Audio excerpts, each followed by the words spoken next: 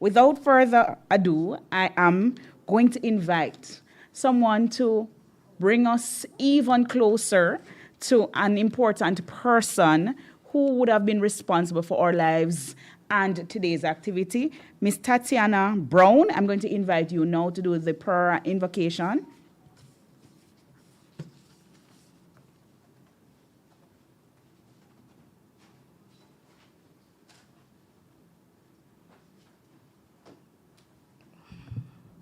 Good morning, everyone. Okay, could we bow our heads in prayer?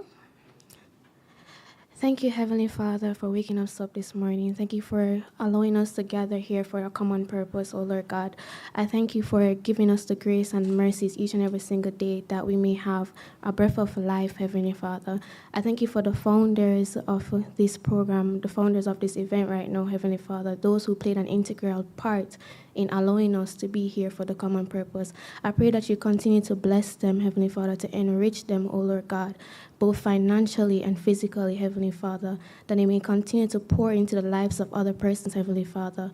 I thank you that not only that we survived the hurricane, Heavenly Father, but that we're safe today, oh God. I thank you that we're here for another day. I thank you for everything that you have done for us and everything that you're bound to do, oh Lord God. And I pray over this event today that we not leave empty, Heavenly Father, but that we leave with something imparting on us, Heavenly Father, that we leave with some wisdom, with a token, Heavenly Father. In Jesus' mighty name I pray. Amen.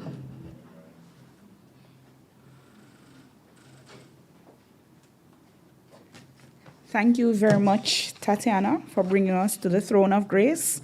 And there's one takeaway from her prayer that I like. And we're talking about building builders. And she said she wants to thank you, Lord, and continue to bless those who are pouring into us. So can you imagine when you're building builders, you give them the resources to build, right? And so we thank the Lord for helping those who are around us to pour into us.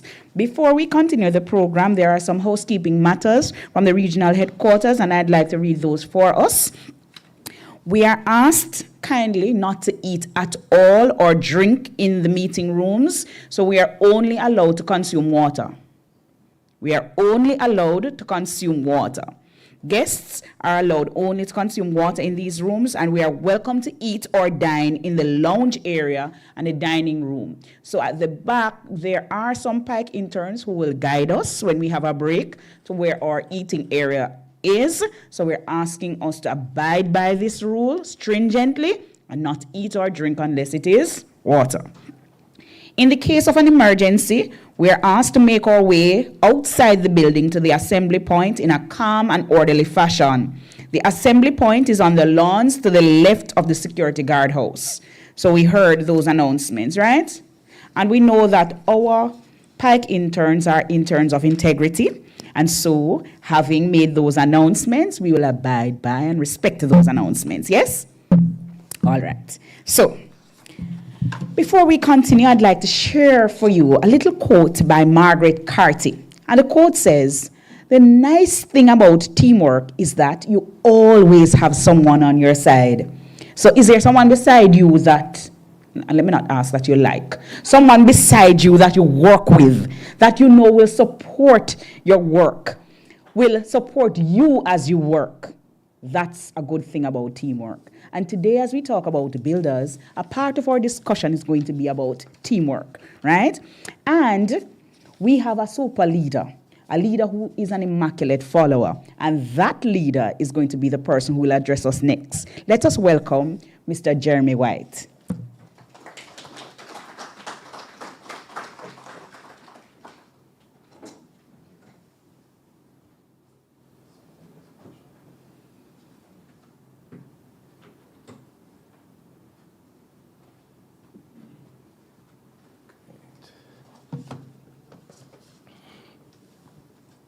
Good. All right, just make sure I am. Great. Thank you very much. Good morning. Thank you very much for the warm welcome. Dr. Henry, I really appreciate that. It is indeed very good to be here. This is the 10th staging of PIKE. I don't know how much of us can actually believe that it's 10 years.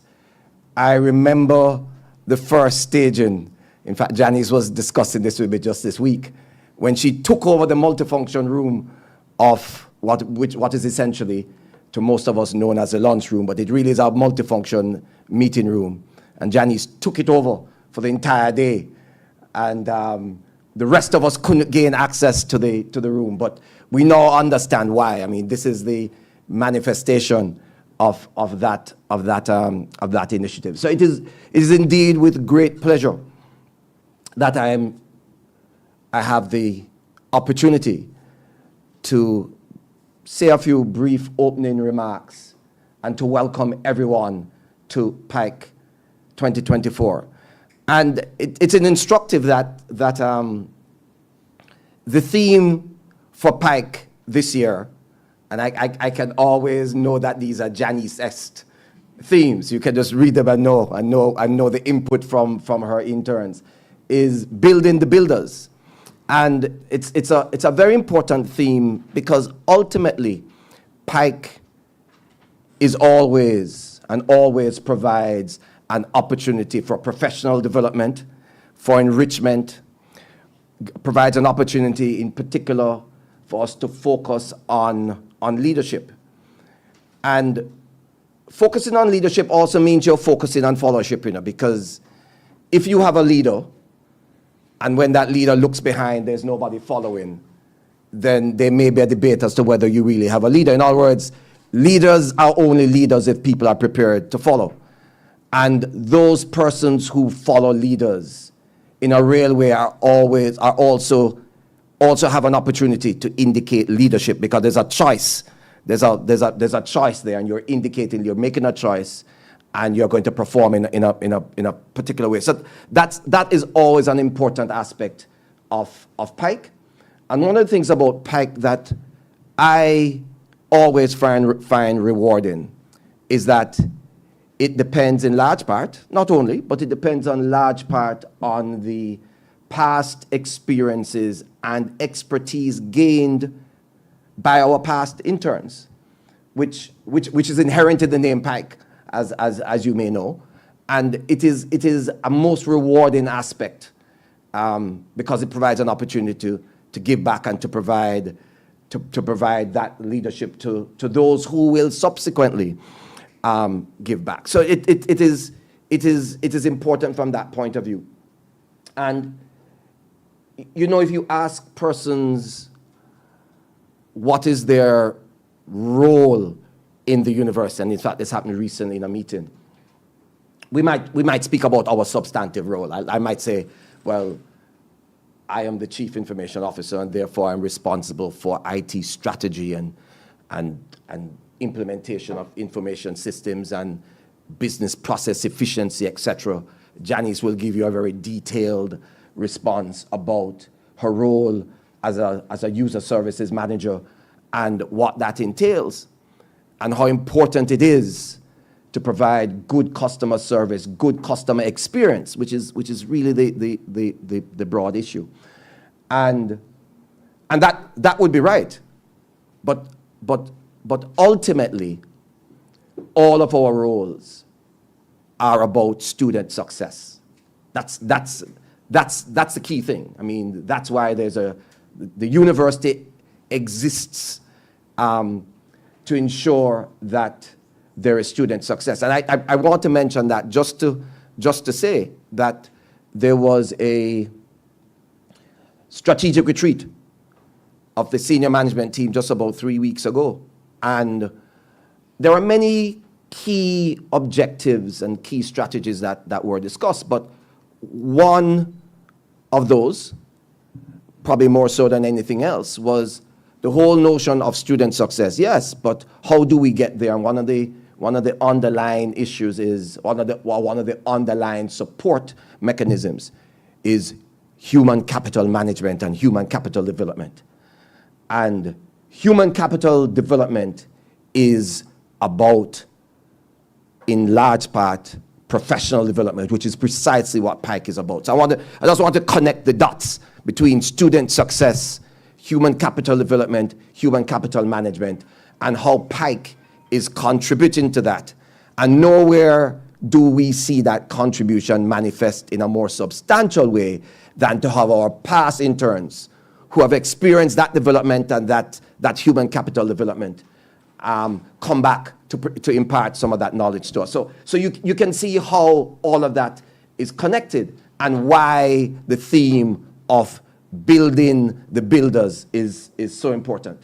And as I look through the agenda and the sessions and the topics that persons will speak to and about which persons will impart their expertise, it is very clear that in a real way these issues are aligned to those issues that came up in our strategic retreat, even though you may think the strategic retreat is happening all the way up here and things like PIKE are happening all the way down here. You can see that there's a continuum and a connection between those, from the issues that are being looked at the strategic level to some of the issues which are going to be dealt with in this particular edition, the 2024 edition of PIKE. So let me just say welcome. It is obvious from the program and also from my own past history and involvement with PIKE that this is going to be a most rewarding day and that persons are going to leave with one, two, maybe more areas that are going to help to germinate and foster and drive and provoke thought and thought leadership, very important, about strategic things having to do with your own professional development and maybe even personal development as well, and how you see that manifesting itself in your life going forward. So with all of that said, I just want to wish all of you, Janice, to whom I tip my hat for what I know is going to be another successful edition of PIKE. Thank you very, very much, Janice. I wish for all of you a most rewarding experience, that today will be a most rewarding day and will manifest itself in fulfilling all of the expectations with which the event has been endowed. Thank you very much, and have a fantastic day.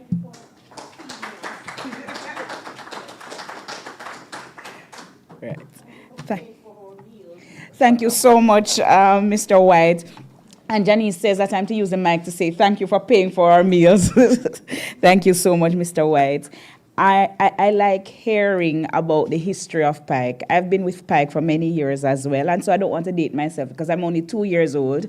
But to hear that it's the 10th staging, and to hear that it started in what was the lunchroom, the multifunction room that Janice took over, and the police couldn't get her out. So this 10th staging, where we're using the regional headquarters, is an achievement. It really is something that it develops staff each and every year. And as interns leave, they're able to come back and interact with current interns about things they would have learned and to grow and develop you. And I'd like to borrow Mr. White's words. He said that this is a process of human capital management and development, right?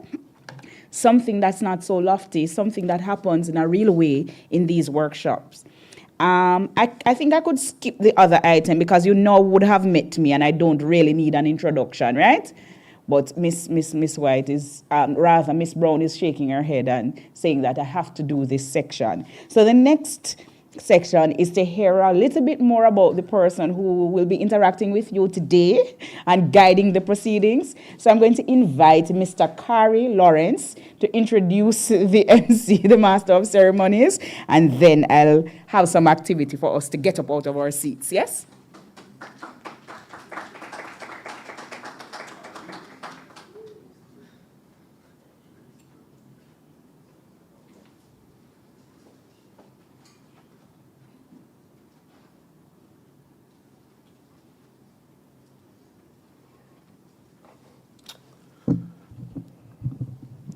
Good morning, everybody. Not gonna lie. When I saw the person speaking already, I was like, oh, my job for the day is done. But she didn't say anything, so you don't know who she is. So I'm here to tell you guys who the morning's MC will be. So Dr. Donette Alicia Wright, PhD, MSc, PGDN, BSc, RDN, RN, JP. Dr. Wright can be described as a dedicated, results-driven, open-minded, and creative professional who takes great pride in achieving coordinated goals in life. She's passionate about community work and helping others, particularly unattached youths, to achieve a better quality of life, as demonstrated by her spirit of volunteerism delivered through her collaboration with several nonprofit organizations. As a professional, she currently lectures at the UE School of Nursing Mona campus. She has been teaching nutrition and diet therapy to undergraduate nursing students for more than 13 years and collaborates to teach graduate students at CARE, Public Health and Clinical Nutrition. And in August 2021, she was awarded a PhD in nursing, and in October 2022, she completed her postgraduate diploma and internship in nutrition. She has published many research papers. She has authored 3 books on nutrition and education and 3 book chapters on nutrition in secondary care settings. Her research focus centers on nutrition, critical care, nursing, and sickle cell disease. She's a 3-time alumnus of the University of the West Indies, earning several honors. In her formative years, immediately after completing her BSc, she was nominated and shortlisted for the Prime Minister's Youth Award. In 2017, Dr. Wright was awarded the Governor General's Award for Excellence in the 19 to 30 age group category. Between 2012 and 2018, she worked with Nestle Nutrition Jamaica in their bid to improve nutritional well-being of school-age children. Since 2007, Dr. Wright has consistently volunteered and partnered with the Rotaract Club of New Kingston to provide nutrition, public health, and nursing services to individuals in low-income communities. She's a member of several professional groups / organizations, including the Justices of the Peace Association of Jamaica and the Governor General's I Believe initiative, just to name a few. As a registered nurse with 17 years of nursing experience, her perioperative nursing experience, including oncological care, are tied into academia, reflective in graduate research supervision, undergraduate, and blended learning facilitation in adult education. So central to her teaching strategies is a principle espoused by Robert Frost, which says, "I am not a teacher, I am an awakener." It is a fitting principle of problem-based learning and student-led teaching approaches, which are predominant features of her teaching practice. Using these methodologies, and she has more recently attained and continued to maintain a 96% to 98% pass rate within her classes. Her adjustments have led to recognition from the university, and in 2018, she received a Distinguished Teaching Award. So ladies, gentlemen, and distinguished guests, please welcome your MC for the day's proceedings, Dr. Donette Alicia Wright.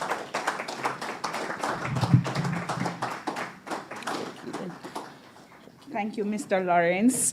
I was just hoping to be the MC who spoke without the fluff. All right. So we've had those things underway, and Mr. White has given us the approval to have today's activity. And so we want to start with some activity, right? And so can I get a team of 2 teams of 6 persons, meaning 2 teams of 3, 6 persons, quickly. Miss, can I get the register? I usually do it this way in class. So if I don't get volunteers, I usually volunteer people quickly. There's a lovely gentleman coming, 2 gentlemen coming. I still need 4 other people. Where are they? Oh, there's this nice gentleman in white at the front who's willing to come. There's this gentleman right here in the orange who is scratching his beard who wants to come. There's that lady at the back who seems to turn her face away from me, but she's coming. That's you right here. Peach, orange with polka dots. So you're coming. Yes, you're coming. Right. So there's this beautiful lady on that table there in brown with black embroidery right there, and you're looking at me, right? How many do I have now? 4. I called you, so I have 5. I know I called you. 5. I'm doing well. And at this table, can I?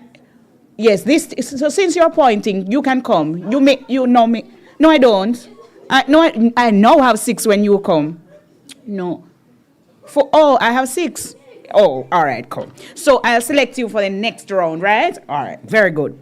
So here is, first of all, leaders follow instructions, right? Right? Leaders give instructions, but they also know what the instructions are, right? So here's the task. You are to assume that you're in an interview, right? Right? Listen to the questions they ask in the interview now, because you might take them to the interview, right, Miss Brown and Mr. White? So you're just assume you're in the interview. You've already looked at their documents. You're qualified for the post. But you have one question that you can ask. And you can only ask one question.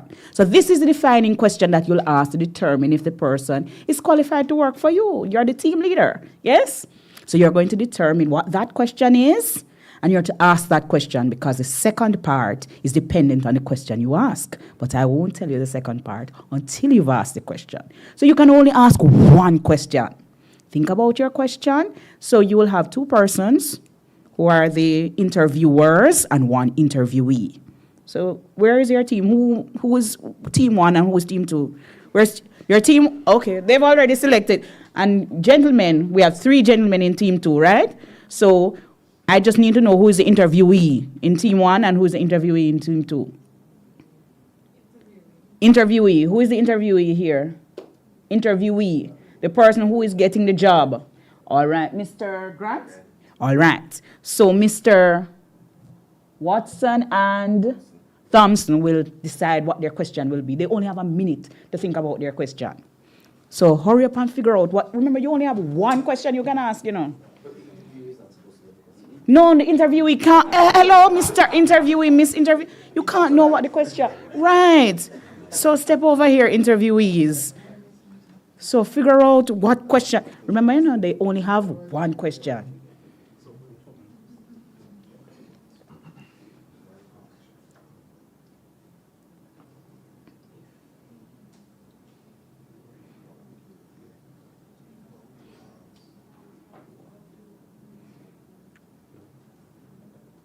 Everybody's timing for me. They only get a minute to prep, 1 minute.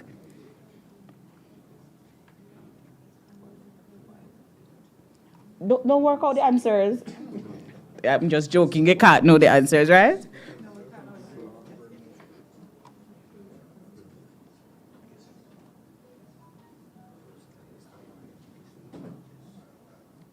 Ten seconds, right? Only 10 seconds left, right? All right, we're ready? Wonderful. Let's gather our interviewees. Wonderful. So they'll ask aloud so that we all hear in the room what their one question is. Who would like to go first? Which team? I'm giving you a choice. Who would like to ask your interviewee your question first? All right, go ahead. Come together. Come, ask at the microphone so that the entire room hears your question. Sure. All right. Miss Williston, thank you so much for your time. Thank you for being here for the interview. We do have one final question to ask you before giving you our decision. We would like to know, why is it you chose us? How would this position improve your career? No, I can't. Go right ahead and answer the question. Of course. Well, thank you so much for that question. I believe that given my experience, my future focus on human resources in ensuring that talent is not only captured or acquired, but it is developed and it is also managed in a way that provides value for the company. And given that your company focuses on not just results in terms of profits, but I see where in the past that you've had corporate social responsibility activities done, you give back to the community, and those are things that I'm passionate about. And so I see this as something that is in alignment with where I'm going. Thank you. Thank you. All right.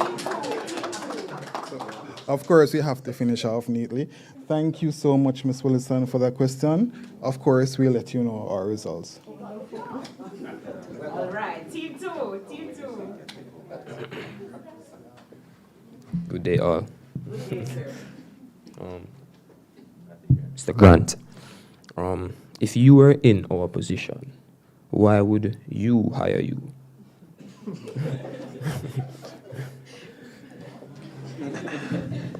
Well, that's a wonderful question, yes.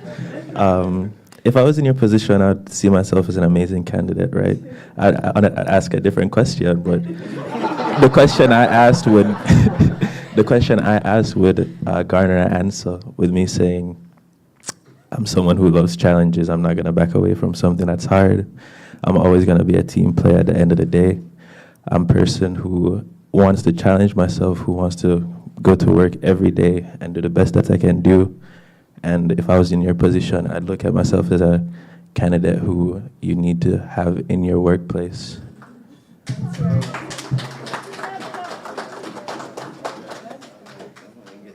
I love these professionals. Now for the fun part, right? So these employees are now in the period of probation, and they must use what they've learned about the candidate to do one activity to motivate or build the client, and they can only use what they've learned about the client to do that. Let's go. The employees are back. Employees. Yes, the employees are back. That is why your question was important. Do you think you need a minute? Yes, I think you need a You need a minute? No, right on the spot, I'm told. Right on the spot. So based on what you've learned about your employee, this is a period of probation. Let's build and motivate our employees.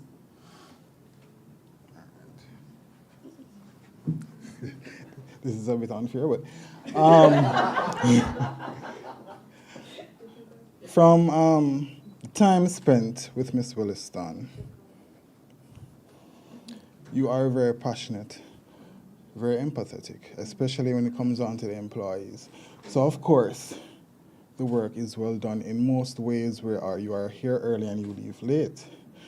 You care about not only the company, but our clients as well.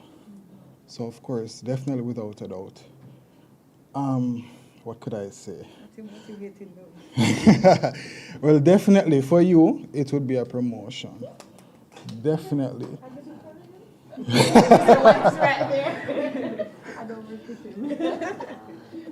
But first, before reaching the promotions, of course, we would like to offer you the increments leading up to your promotions. So that would be the first step. So we hope that you continue your good performance and continue to stay with us. All right. Thank you. Stand right there, team one. Team two. Based on what you've learned. Good morning, all. Good morning. So, Mr. Grant, it has been a pleasure having you here with us. Thank you. I would like to implore you to continue being a team player, keeping your head held high, coming to work each day, working hard, as you stated when you just started. As I said before, it has been a pleasure having you here. You have contributed so much to our team, and we would like to make the position permanent.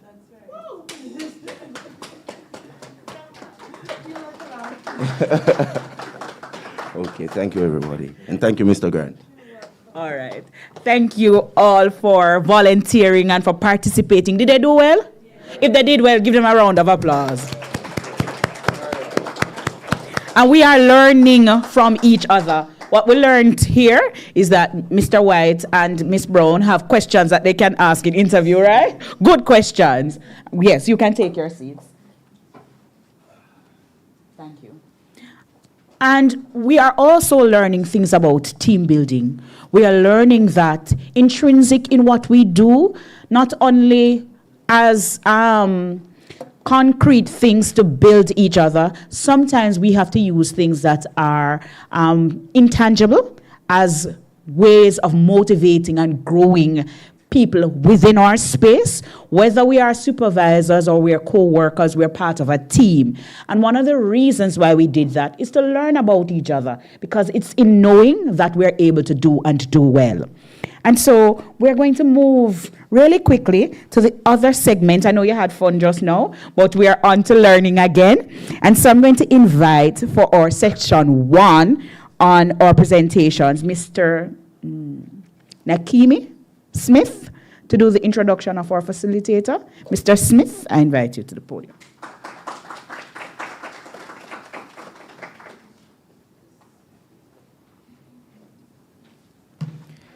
Thank you for extending the warm invitation, Dr. Wright. Greetings, ladies and gentlemen. It is with great honor and excitement that I introduce to you our distinguished first speaker for today, Bishop Paul Morris. Now, Bishop Morris is an esteemed educator and an ordained minister of the New Testament Church of God, bringing over 25 years of dedicated service in both national and local roles. Bishop Morris's academic achievements are a testament to his commitment to education and personal growth. He holds an MA in Educational Administration and a BA in Geography from the University of the West Indies, Mona, as well as a diploma in teaching from Sam Sharp Teachers College. This formidable educational foundation has empowered him to make a substantial impact in his community and beyond. From 2014 to 2020, Bishop Morris served as a national coordinator of the Universities and Colleges Christian Fellowship, UCCF, Jamaica, and International Denominational Student Ministry.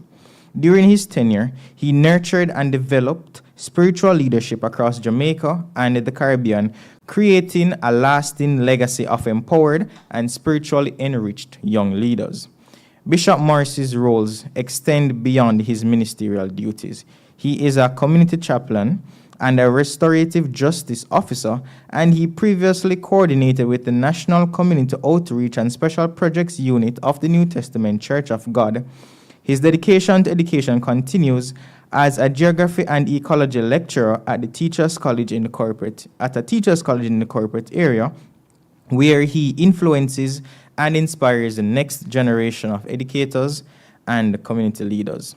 His passions include reading, historical literature, creating art, traveling, and meeting culturally diverse people. Now, these hobbies reflect his profound curiosity and love for humanity. Bishop Morris is also deeply passionate about missions, mentoring, and community transformation, a passion that is evident in his relentless dedication to his ministerial and educational roles. On a personal note, Bishop Morris is married to Lady Sandra, a nursing educator, and together they are devoted parents of twin girls, Alejandra and Alia. Forgive me if I butchered the names. Are great. His life motto: no retreat, no reserves, no regrets.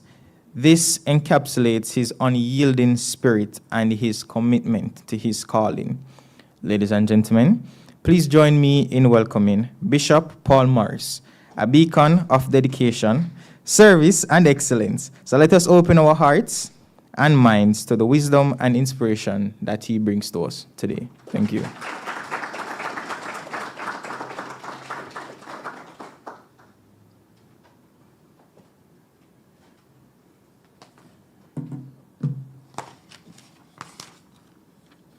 Thank you, Mr. Smith.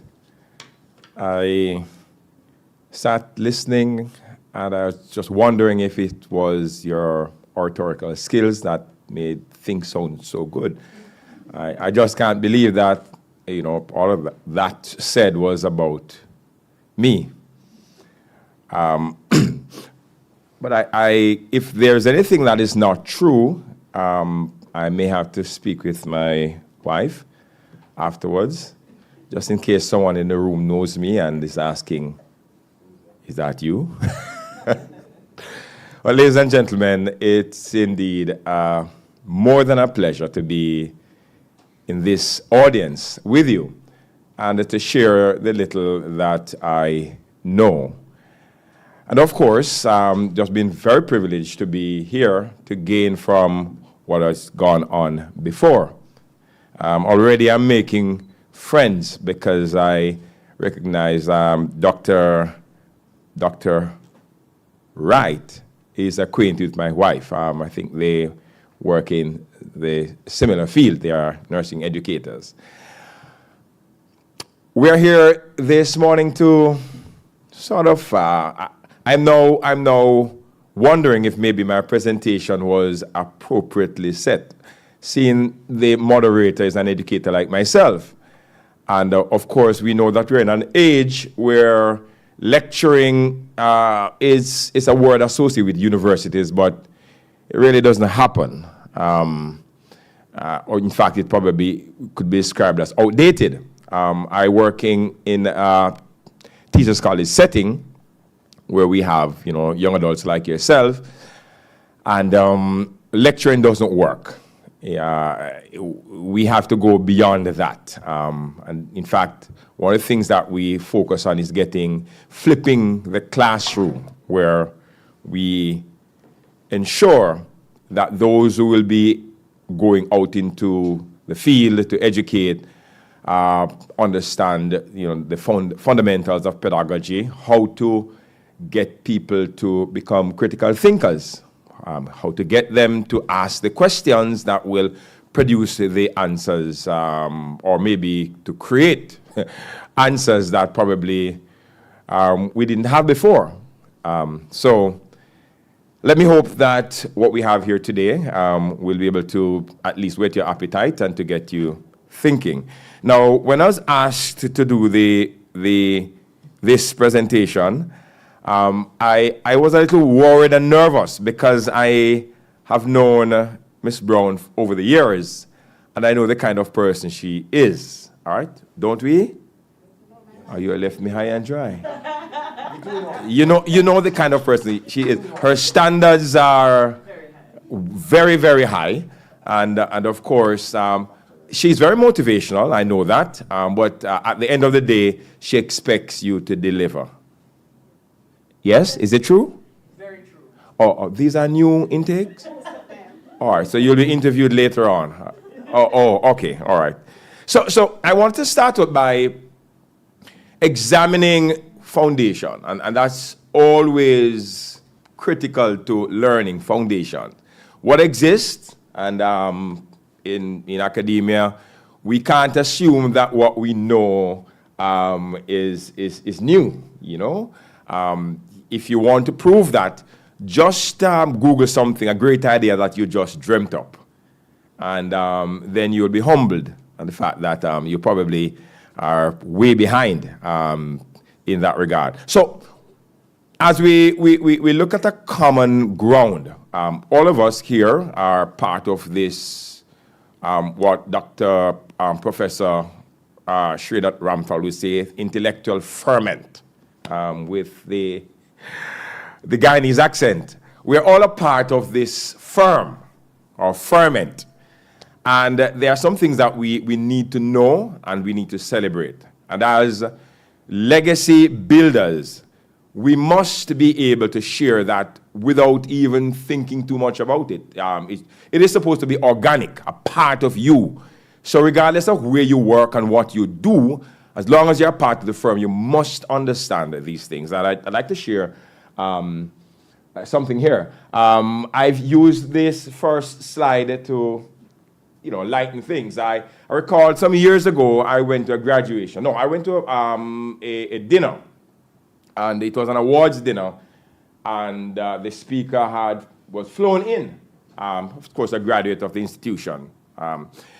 And he said, just before, in planning to be part of the function, he thought that he looked around and to see what the institution really needed. And he went at length to get those things, and they were not easily, procured or secured where he was living. And so everybody was happy, an institution wants to have donations, so he had a very nice package, and he invited students to come and open, and they opened and opened and opened, and then finally they revealed the gift, and I want to share that with you.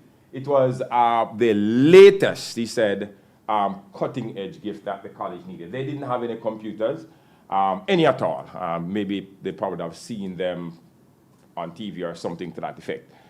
But when the final revelation came, they took out, he said, well, I brought for you an abundance of files.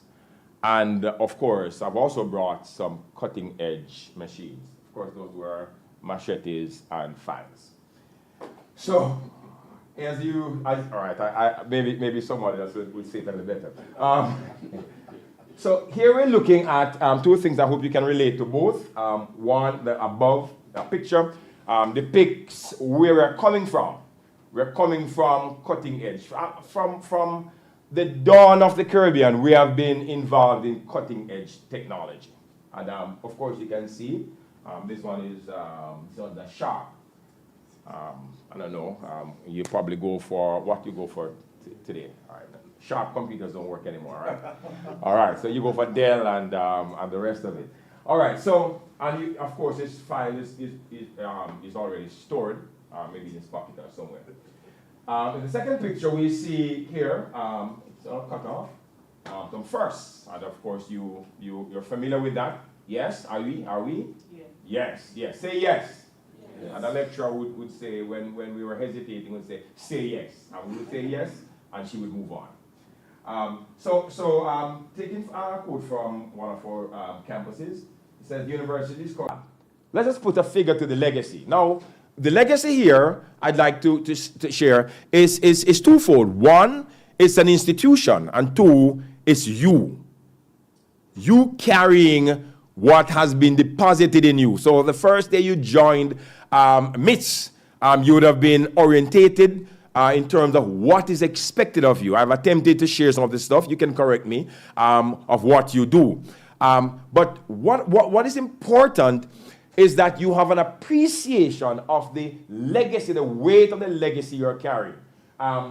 The data that I drew show that over 300 million, the budget, and that's old data, I'm sure senior management could help me up here. We're talking about 300 million US dollars. 300 million US dollars.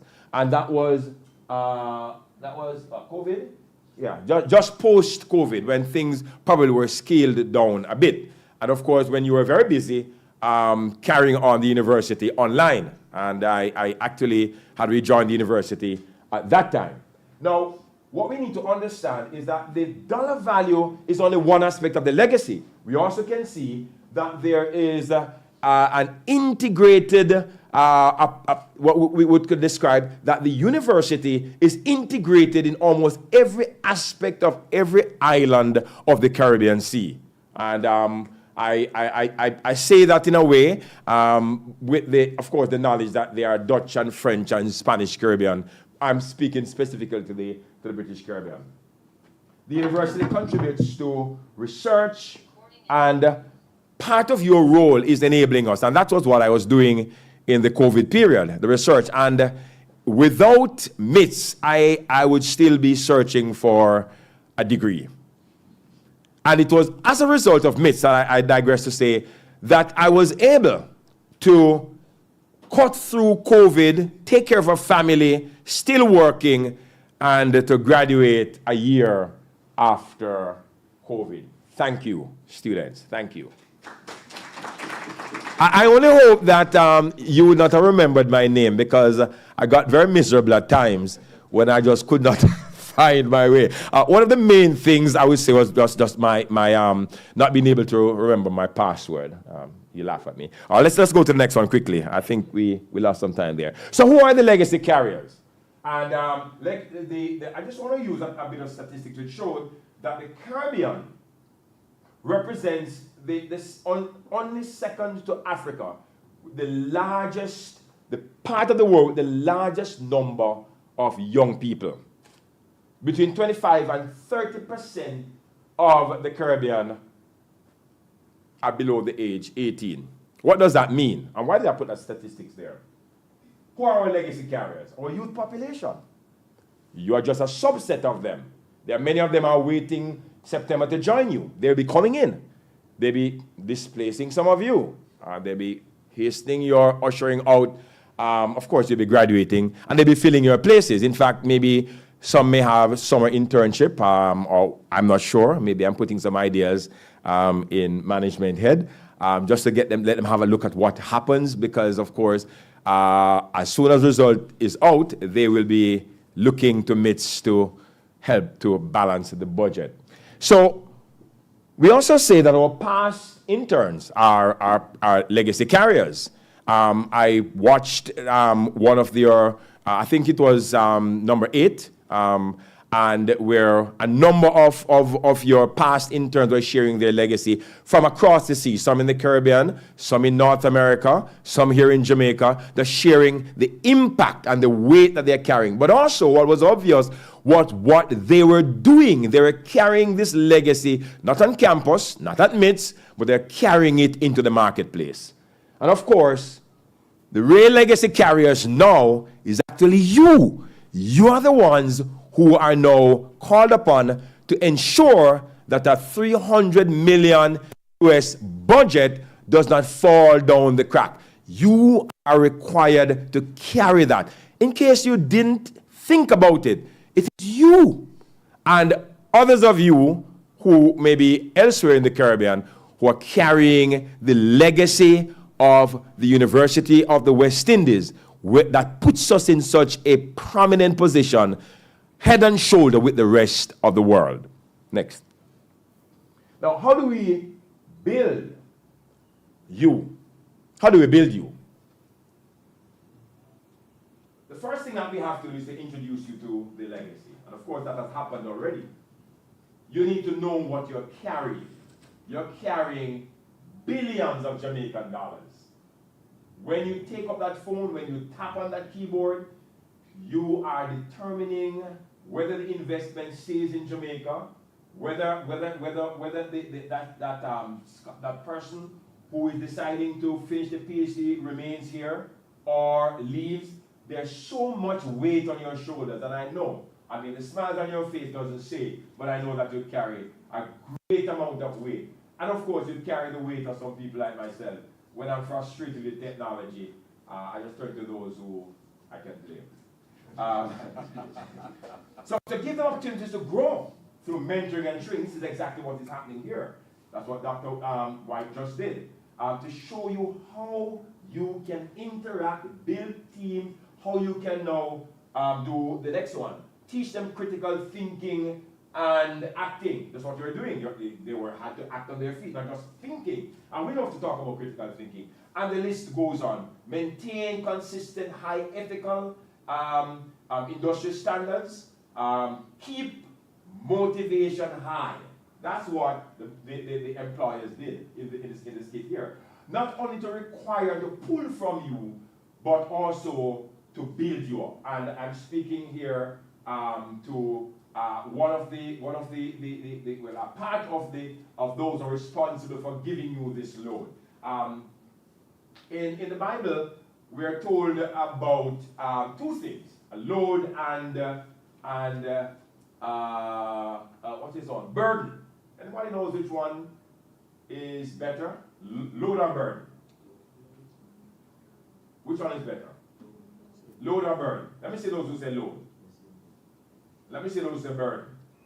All right, yeah, load is actually a little better. All right, so the Bible says that each person must carry their own load, but we must bear one another's burden. And that is what you can do. As you serve, that you motivate each other. Don't wait for senior management to motivate you or supervisor. Find ways and means of motivating each other. Build soft skills continuously. I was so impressed by the presentation of the bosses. I mean, I already see you taking up, starting your companies or working at senior level, not at junior level, in your companies. And this was just a random sample. I can't imagine what it's like if we should have an interview of all of you. We're going to move on in the use of time. So why are you so important to this firm? called the University of the West Indies, and to me, why are you so important to Jamaica and to the Caribbean? And these are a couple of ideas that you could think about. I think I skipped a slide, I'm not sure. One, you represent innovation and creativity. And you might say, but I'm not a creative person. I just do this for the money. I just do this to pay my fees. You represent the generation of creative persons. If the richest man in the world, the last time I checked, he wasn't the richest man. Okay, I think Bezos overtook him recently. But of course, the one we're talking about is Elon Musk. Elon Musk is not 60 years old. He's not an old man. And he would represent an aging technology specialist. There are persons who are in the woodwork who will soon jump out, whether it is from Silicon Valley or Silicon Glen or from Silicon Plantation. We don't know, but you represent the hope of this world. We are just hoping that you do not leave us too far behind, and we are hoping that you are able to help us to catch up, but you represent the hope of this world. We can just relax and think about retirement, but you are the ones who will determine the kind of world we live in as we go forward. Technology, okay, let's say technological proficiency, and of course that's why all of you here, whether you're arts or law, whichever faculty you are, technology is integral. In fact, I think all of you would have done IT in high school, whether at CXC, CSEC, or up to third or fourth form. You're adaptable. You're adaptable. We saw that happening on the floor a while ago. That's why you're so important to us. When the changes come and when the trees are bending, the old ones will break, like what Beryl did to a number of the large guango trees across Jamaica. But you will move with. You're agile. You're adaptable, and that is why you are chosen. If you look around, you won't see many persons looking like me. In fact, there's not much spot for me. So if I should join you, Mr. Wright may have to take early retirement, or Ms. Brown may have to call it a day. All right? You are leaders in the making. We saw that as in the presentation, in that presentation you did here. You represent economic contribution. Don't think that the university is just helping you out. If you should be replaced with permanent staff at MITS, what would the budget be again, Mr. What would it be again? Last time we checked it, how much did he come out with that? You mean the ICT budget for the camp? Yeah, so we replace all of these with people with families like myself and grandchildren and so on. How much you said it would have worked out to be? Well, the ICT budget for the campus is approximately 300 million J, and it is approximately 40% of what's actually required. So that gives you a sense. What would it be like? Give me a ballpark figure if we should replace our students with permanent workers. I can't let them hear that. That's the point. So you're important to this firm. That's how important they are. Because of the economic savings that are accrued. And of course, senior management will not tell you. So I'm going to suggest to you that you double up in the coming semester and then ask for a raise. Yes. Okay. And of course, sustainability. We'll have more of you and more of you. And more. As soon as you go, another set will be coming in. That's why we love you so much. Let's go to the next slide quickly. All right, so the critical nature of your job. Please, senior management, help me to correct me here. Just a couple of them. And of course, it's not an exhaustive list. You are IT service enablers at large. All of us. Doc, even with a PhD, we have to proverbially quat. We still have to come to you.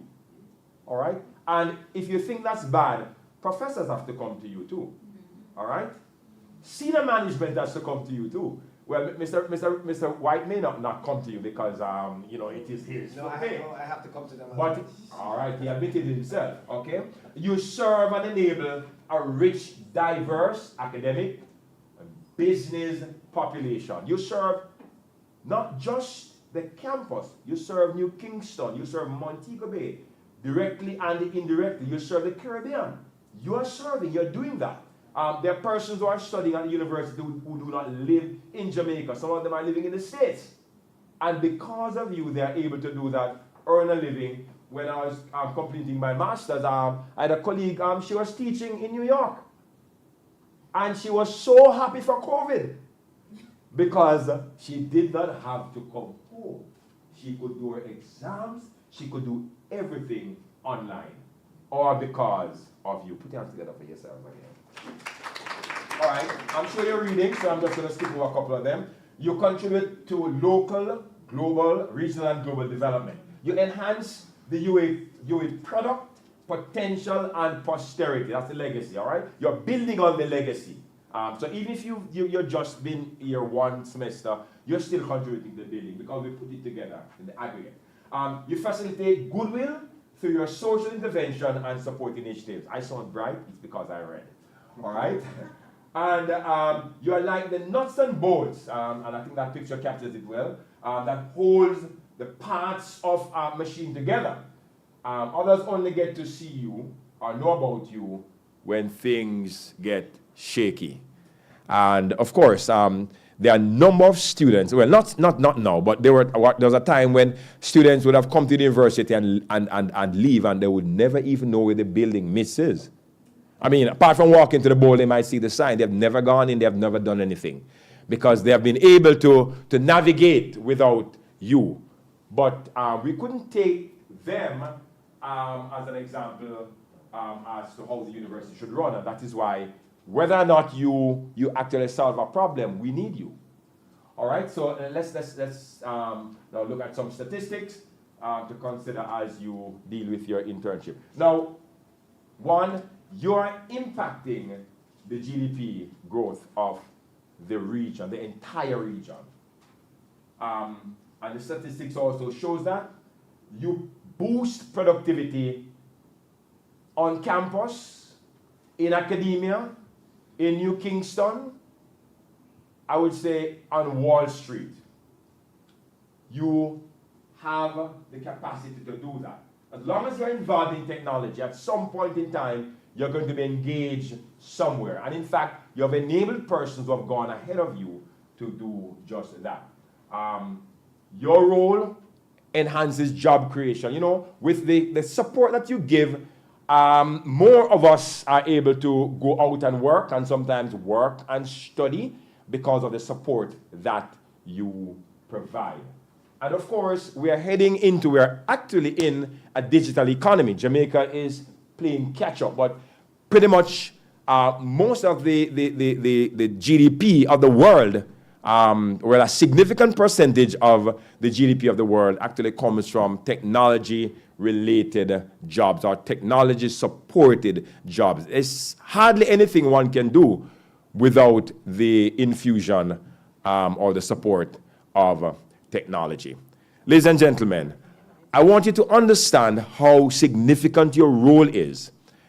And not just your role, but the legacy that you carry, and how important it is for you not to cut corners, for you not to take this as just a little moonlighting, but to see yourselves as part of the new Caribbean, part of the new quote-unquote world order. I say that advisedly, that we are heading into, even as we contemplate what to do with AI.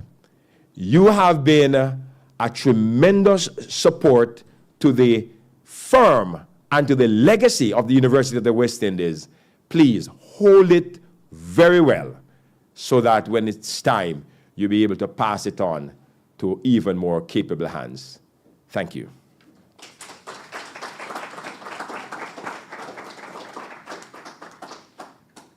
I have an easy question to start. And I have a facilitator or an assistant, Miss Burnett. She's going to help me to identify those who raise their hand first, if I wasn't looking up, so that there is no bias with this process, right? So, Reverend Morris spoke before, right? He was our first facilitator. And he spoke about legacy carriers, right? Yes? And so he didn't quite say who a legacy carrier was. He spoke about the tenets and the skill set of legacy carriers, but he didn't explain specifically who a legacy carrier is or was, right? So I'd like you, having listened to his presentation, to tell me what you think or who you think. And I'm glad the expert is still sitting in the room to help me to say, you know, that person is right. Who is a legacy carrier? Everybody's hands up, right? Oh, there's a gentleman right here. Thank you. Yes, sir. And you are? Yes, Mr. Buchanan.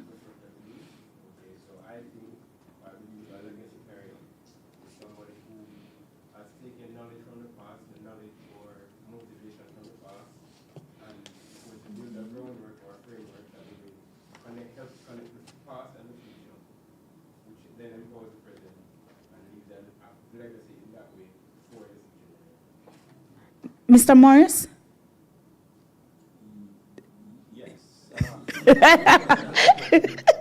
Mr. Morris, he did well, right? Yes. Yes. Clap Mr. Buchanan, man. So Mr. Buchanan is telling us that a legacy carrier understands our history, uses our history to guide our present and our future, and also build on it to create for them some sort of impact as well, yes? Yes. All right, so you see this pretty lady right here beside me? Miss Burnett is going to treat you to something nice, right? You know Mr. Buchanan? I see his face. Okay, you see his face. Right. All right. So the next question is, or the next comment about Mr. Morris's presentation. He identified people who were legacy carriers and spoke about some characteristics of people who are legacy carriers. In fact, he said, without labeling you, let's say he characterized the people in this room as legacy carriers.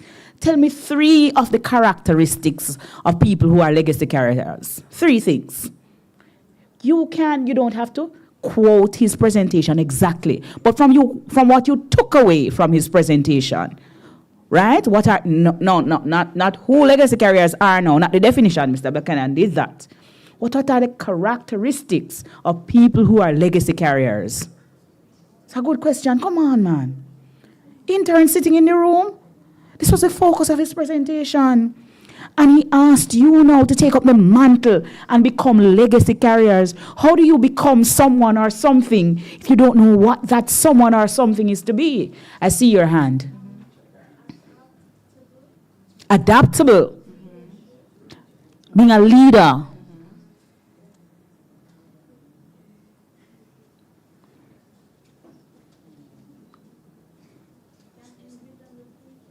Has a vision for the future.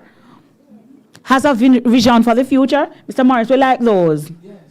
Right? Yes, yes, yes, we like those. We like those. So the persons who are in this room who intend on becoming legacy carriers, we need to be creative. We need to be innovative. I'm not quite so innovative, right? And he said that those characteristics reside with the people who are in this generation, right? Yes? In this generation. And so I'm going to give you a freebie now. Tell me from your recollection, what would have impacted you most about Mr. Morris's presentation? So that one is, I'm not leading you down a path. I'm not asking you a specific question about something that you would have recollected. I'm asking you now to think, introspect. What was the most impactful part of Mr. Morris's presentation for you?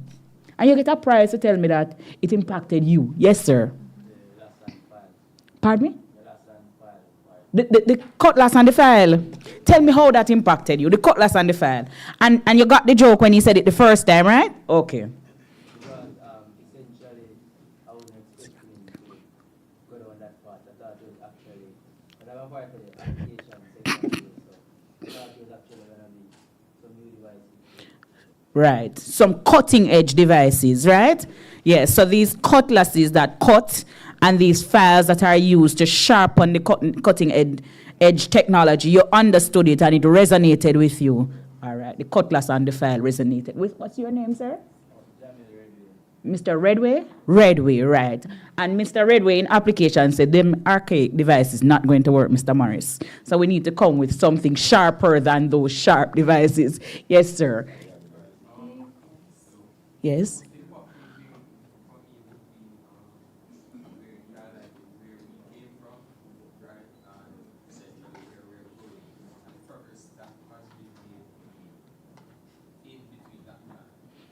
"70 years.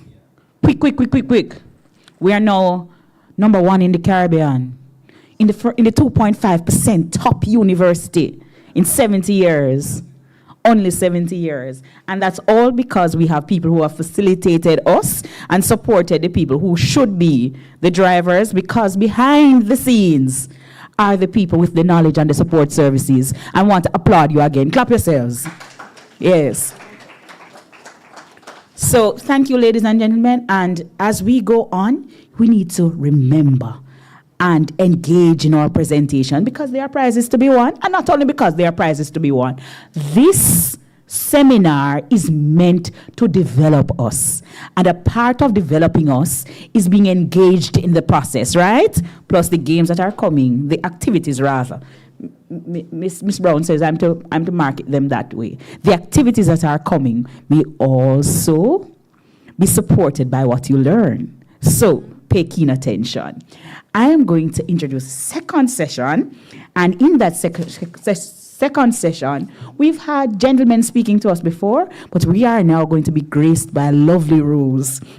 And so before we hear from our facilitator, I didn't ask Miss Brown how this name is pronounced. So pardon me if I butcher your name. A wonderful intern, whose name is next on the list, will come to introduce the guest speaker, and she'll also pronounce her name for my benefit, right? A beautiful Rose will introduce the next facilitator. Thank you so much for coming.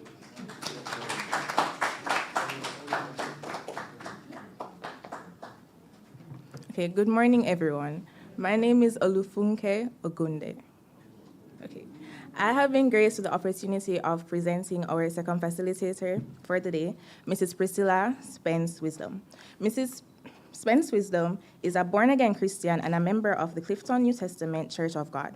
She has a passion for discipleship and youth ministries. She currently serves at her local church as the Assistant Local Youth Director, and at a district level as the District Youth Director for the Clifton District of Churches. She also serves on the Usher Board. In pursuing her passion for discipleship, Priscilla has served as a coach on the Children and Teens Bible Quiz teams. Professionally, she is a chartered accountant and a certified fraud examiner. She attended the University of the West Indies, Mona, where she attained her Bachelor of Science in Accounting. She's an entrepreneur specializing in accounting, auditing, and fraud examination services, which she operates under her own firm, PSW Assurance and Advisory Services Limited, which she started in 2023. Some of Priscilla's hobbies include studying the Bible, going to the beach, teaching, listening to podcasts, and cooking. She is married to Monroe Wisdom, the love of her life.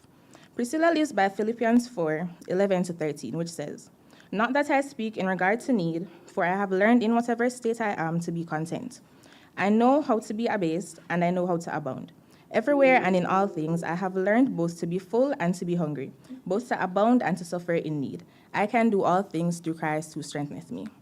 Please help me in welcoming our second facilitator for the day, Mrs. Priscilla Spence Wisdom.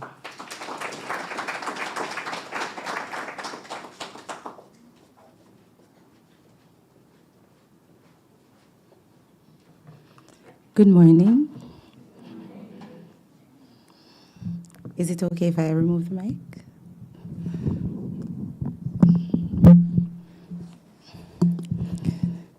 All right. This is more like me. Good morning, everyone. Good morning. I thank you for having me this morning. It is indeed a privilege. I must say, I do not love public speaking. I do it when I'm required to do it. I do not love it. And I pray that you work with me as I work with you. All right? Now,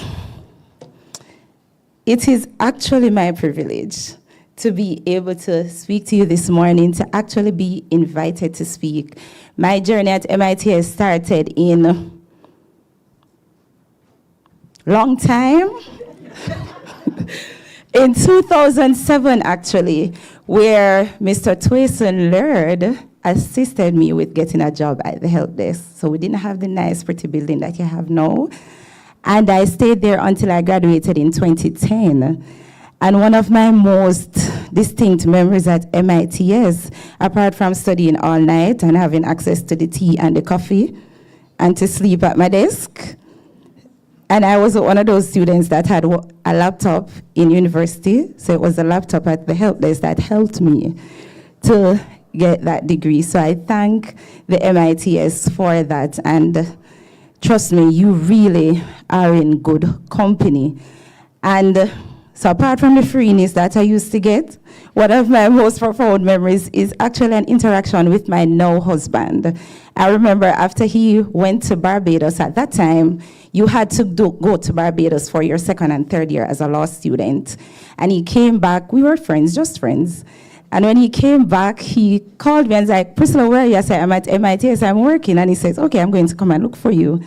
And he came and looked for me and sat right at the desk, right at the little chair beside my desk.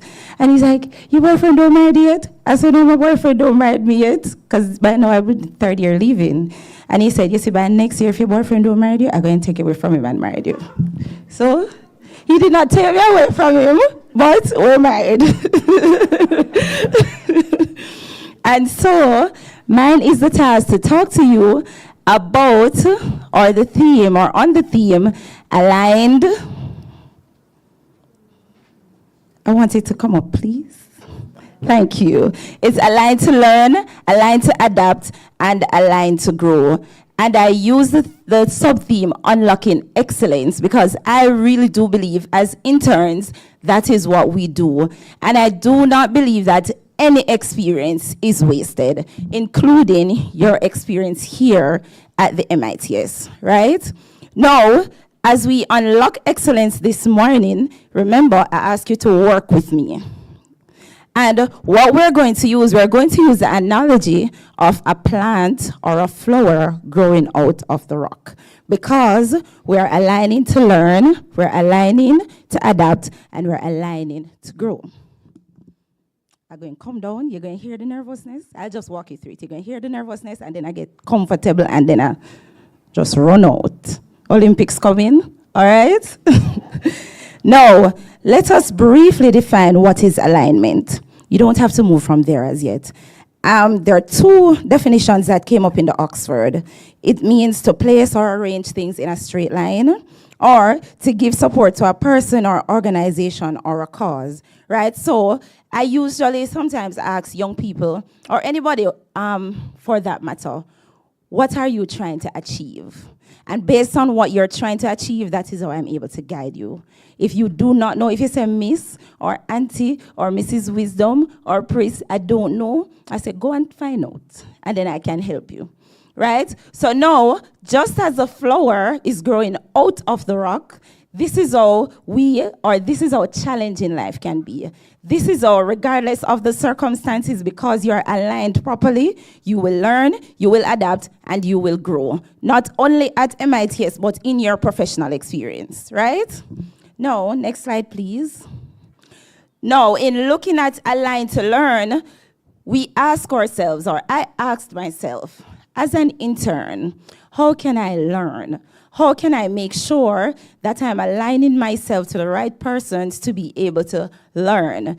And we're at university, so you may say, but I'm learning while doing my degree. But we know how the help desk is not just about doing a degree. And I still remember when Mrs. Roberts used to have us in the summer dressing up very professionally in our jeans pants and shirt blouse, come in, and Mrs. Roberts used to say, you're interacting with customers and you ought to look professional.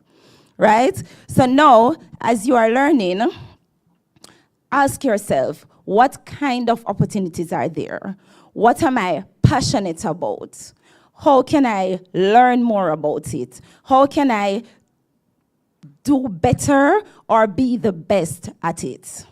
right? And somebody, a media personality, she always says, don't watch the noise of the market, watch the profit. There are always opportunities. And when you think about your career or your role as an intern and where you want to be in your life, what opportunities are there? For me, while I was at MITS, I not only served as the help desk, I was also a procurement assistant. So at that time, it was led by Mr. Chambers. No, it's Marlon, right? So I was there from before Marlon came on. And while there, it is those opportunities that I saw that I said, you know, I don't know how many of you are very poor in here, but I was one of those very poor people. So every opportunity that I had to learn and to earn a little extra income, it was important to me, right? Ethically. Now, as you look for opportunities, what are your skills? Assess your skills, and you have to be honest with yourself. If it is that you're not good at something, you're not good at something, work on it. If you need to work on it. If you're not good at something and you need to drop it, you say, well, maybe I shouldn't spend so much time there, right? And you will know when you need to drop something. Like, sometimes we're barking up the wrong tree. Like, if you just can't do it, you probably can learn, or you just can't do it. Maybe that's not your calling, right? No, practice. Practice makes perfect. Remember, you're trying to learn, right? You are aligning yourself to learn. And after you practice, you learn from others. So when I was doing my accounting degree, I learned from Twayson a lot because he was also in that faculty and he was also working. So though you would never see me and Twayson having lunch or having dinner or anything like that, but whenever he achieved something or whenever he said, okay, Priscilla, let me align it to this person. Because at one point, I was even working in accounting at the 22th wing. Like, what am I doing at the hospital, right? But it's learning from others, aligning yourself with the right people. Now, ask for feedback. And this one is a bit tricky. It is tricky. You know why? Because if you really want the feedback, you're not going to all hear good things. And that is the hard truth.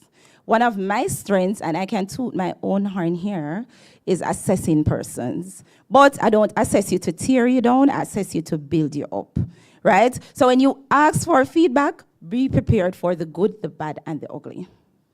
If it is ugly, work on it. Or what you can do a SWOT analysis, your strength, your weakness, your opportunities, and threats. In the workplace, what I do for myself and for my team, I allow them to lead the conversation. Tell me how you feel you performed. Tell me what you need to improve on. And if you're honest with yourself, there's really less for me to say, right? Now, track your progress.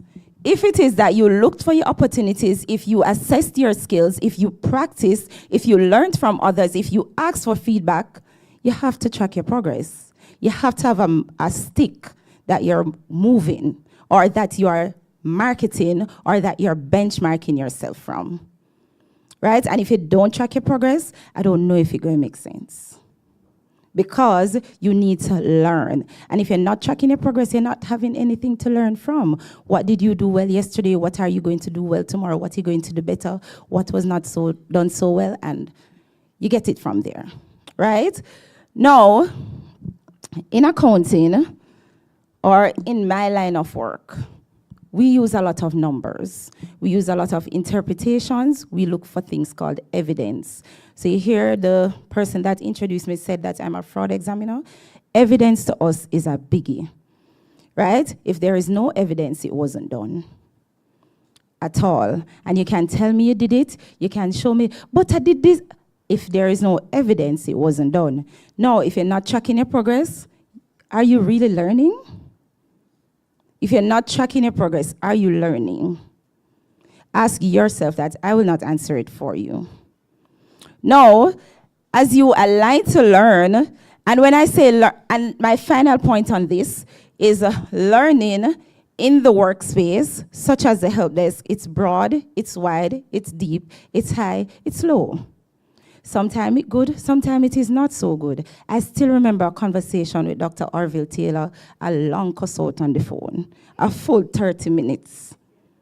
A full 30 minutes, and you would think that I am the one that wasn't doing something right. right? But that is the environment we operate in. When you come here at the help desk, you are learning. You're not just learning about IT, you're learning about life. You're learning about different personalities. You're learning how to interact in the workplace with people that you like and people that you don't like. That's just how it is, right? Now, let's look at align to adapt. Now, when we say align to adapt, we look at change. We look at change. What is happening at the help desk? What is happening in the professional space? What is happening with where I want to be that I need to adapt to? Right? And when I say align to adapt, I don't look at it like, oh, you're going to flip the script just to fit in, or just to obtain a favorable review, or after university and your employer asks you for a recommendation just so you can get a nice one from Miss Brown. That's not how we're looking at it. Because we know change is inevitable, and because we know that this is IT, it is changing all the time, clearly there has to be change. Now, remember what the definition of alignment is. How do you use that definition now to adapt to the circumstances? What if you even need to change the department that you're in? What if you need to move from the help desk to the media team? Right?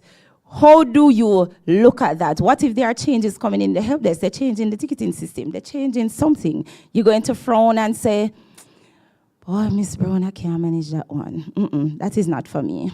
That is not for me. So how do we align to adapt? We maintain a positive attitude. We maintain a positive attitude. We ensure that there's a communication plan, and we focus on the bigger picture. This change is not about you. It is about the company. It is about the organization. It is about what will make you better.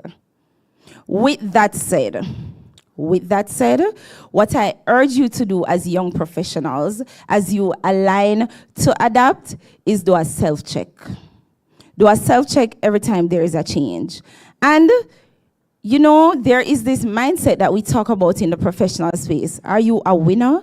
Are you a player? Or are you a victim? Are you a victim? Do you look for every opportunity to complain, or do you look for every opportunity to make the best of every opportunity? Right? How do you view it? How do you align yourself to make sure that when the change comes, even if you're not ready, you're going to get ready? Right? You think about that as a professional. And the truth is, some of us, we may never work in an environment like this again. I know I didn't work in an environment like this again, and sometimes I really, really miss it.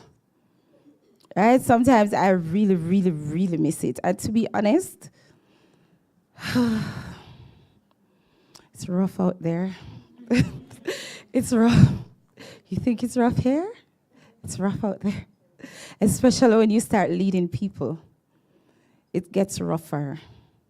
Okay? When you have to be leading multiple personalities to achieve one goal, it gets rougher. So no opportunity is wasted. And I want you to look into your professional self. And how can you make sure that whatever is happening, you bring your best self as you are aligning to adapt to whatever is coming. And we may not like the sound of this, but sometimes if you cannot adapt, you really have to leave. If you really believe that you're not for this, or you're causing your victim mindset to poison others, maybe it is time to move on. You may never know. And sometimes it is a hard pill to swallow, but it is what it is. You know when it's time. Well, I know when it's time to leave an organization.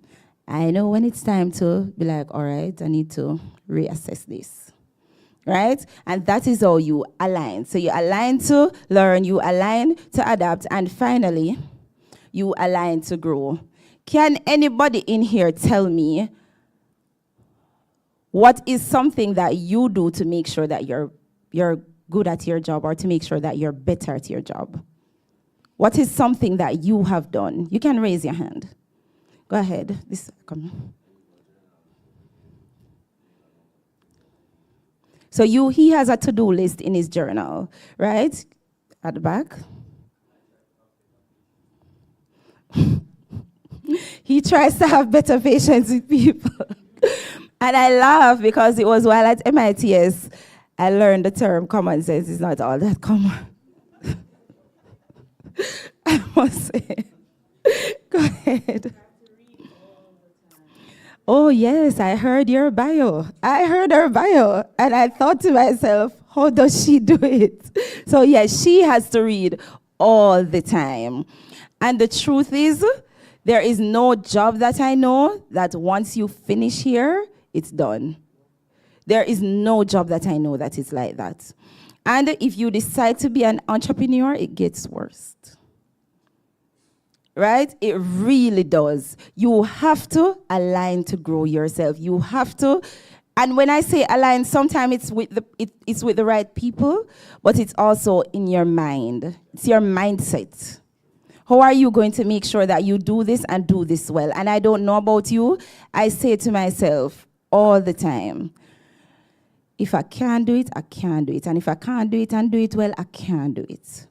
I want to know that if it was not done well, it's because I just missed it. But I want to put out the best effort that I can. I don't always get it right, but put yourself into it so that when you stick your name up, you're proud to stick your name up.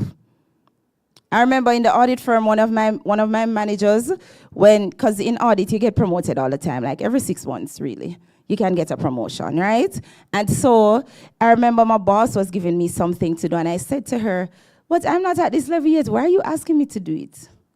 And I think at that time I was an assistant accountant and I could be an accountant, or I was an accountant, I could be a senior, or I was a senior and I could be a manager. That's so many years I worked with her.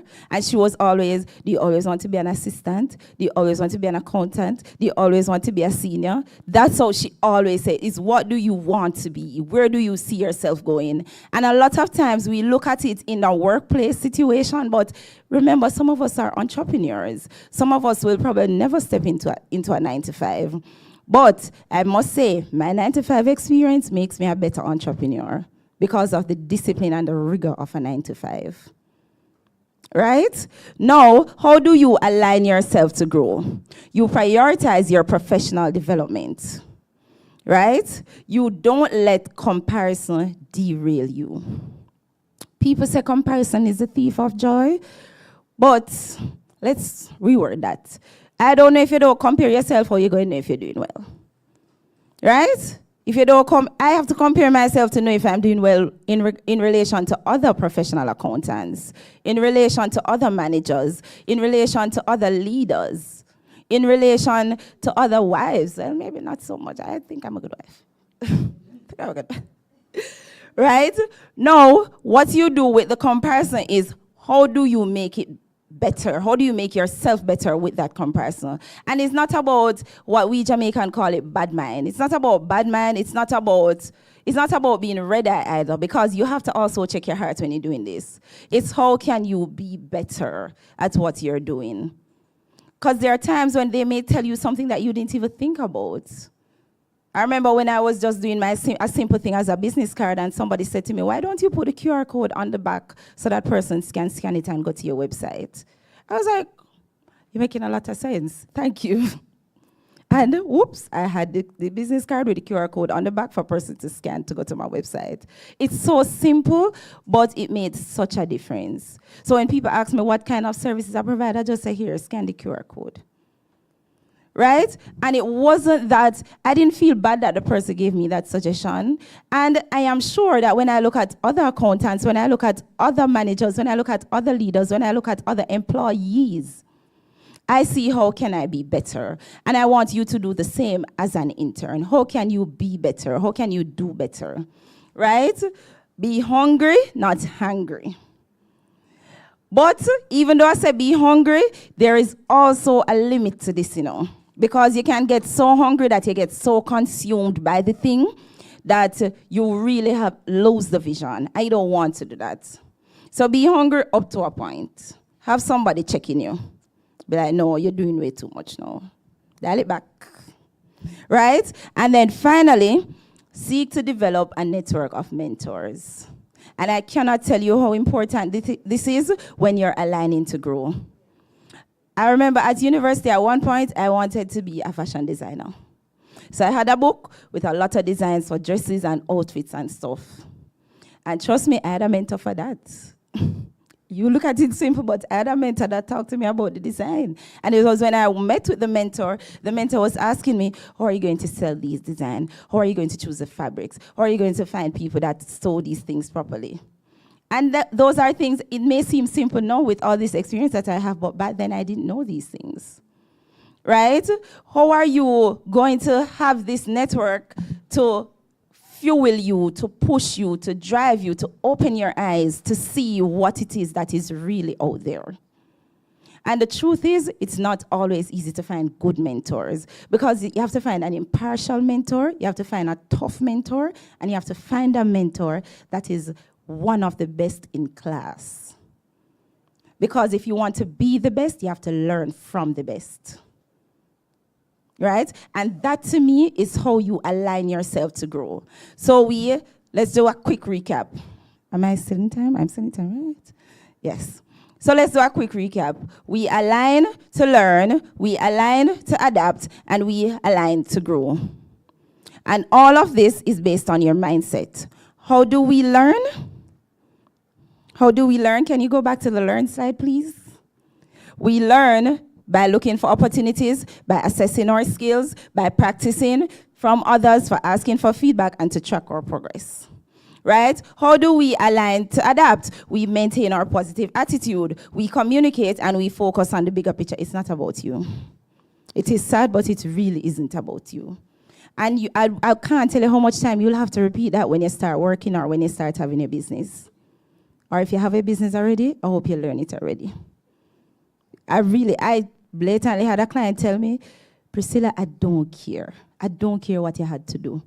This is my deadline and I want it. I don't care if you don't sleep, I don't care. This is the deadline. And the truth is, I didn't feel anyway. It's not about me. It's really not about me.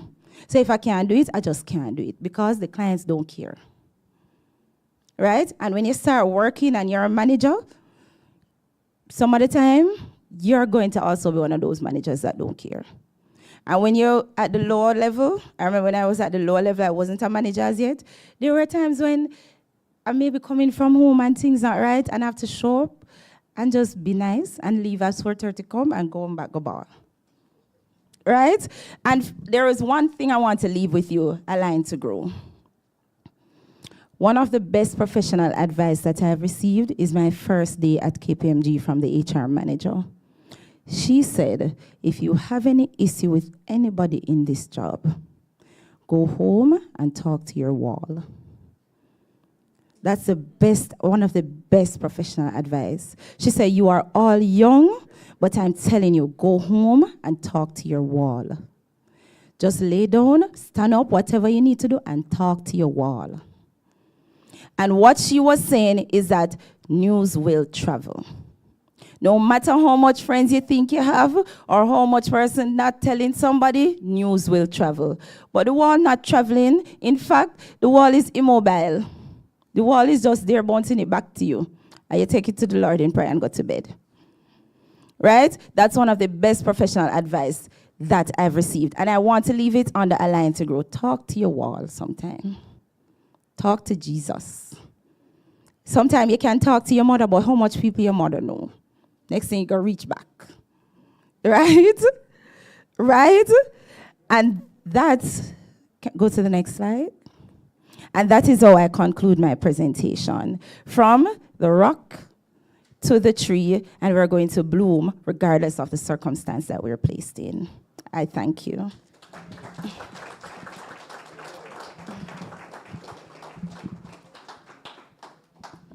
No, man, that clap finke.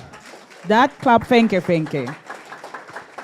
Look how much we've learned about learning, we've learned about adapting, and we've learned about growing. And we've gotten some gems. We've gotten some processes that we can use to learn, to adapt, and to grow. Where does looking for the opportunities come? Where does that one fall? Adapting to learn. Adapting to learn. Where does looking at the bigger picture come?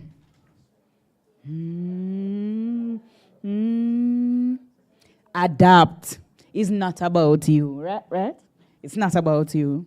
You see, I was paying attention. Let me see if you were really paying attention. Where does assessing your skills come? Learning. Very good. So we were really, really, really paying attention. Where does finding the best mentors come? Adapting to grow. Adapting to grow, right? Yes. So a lot of us are going to put some things into place, right? So we won't talk to a granny anymore. Yes? Because things come back, right? We are going to be seizing the opportunity, but in a context. Because she said sometimes we move from being hungry to being hangry. You saw that one? I saw that one too. Cross. Reverend Morris said cross and angry. But I'm not going to steal the thunder of the person who will come and give a lovely vote of thanks to our wonderful speaker. Oh, yes, I'm going to give you an opportunity now to interact with Miss Spence, Miss Wisdom, right? Miss Wisdom, is it? Yes. And so she's open to hearing from you and probably giving you some more practical advice. So I'm going to hand back the mic to her, and I'm going to give you an opportunity, perhaps about 5 minutes, to interact with her. Miss Burnett, Miss Burnett, I don't finish give the advice. You want it? Yeah. See, Miss Burnett have a burning issue. She really wants to interact with you, Priscilla. So I'm going to hand the mic. We don't have a roving one, so you have to project. We do. So we would be able to speak. This. We all can benefit. Thank you. My question is, what was the hardest decision you had to make in your process of becoming an entrepreneur? My hardest decision was, do I really want it? Because I was an accounting student, so I know about business from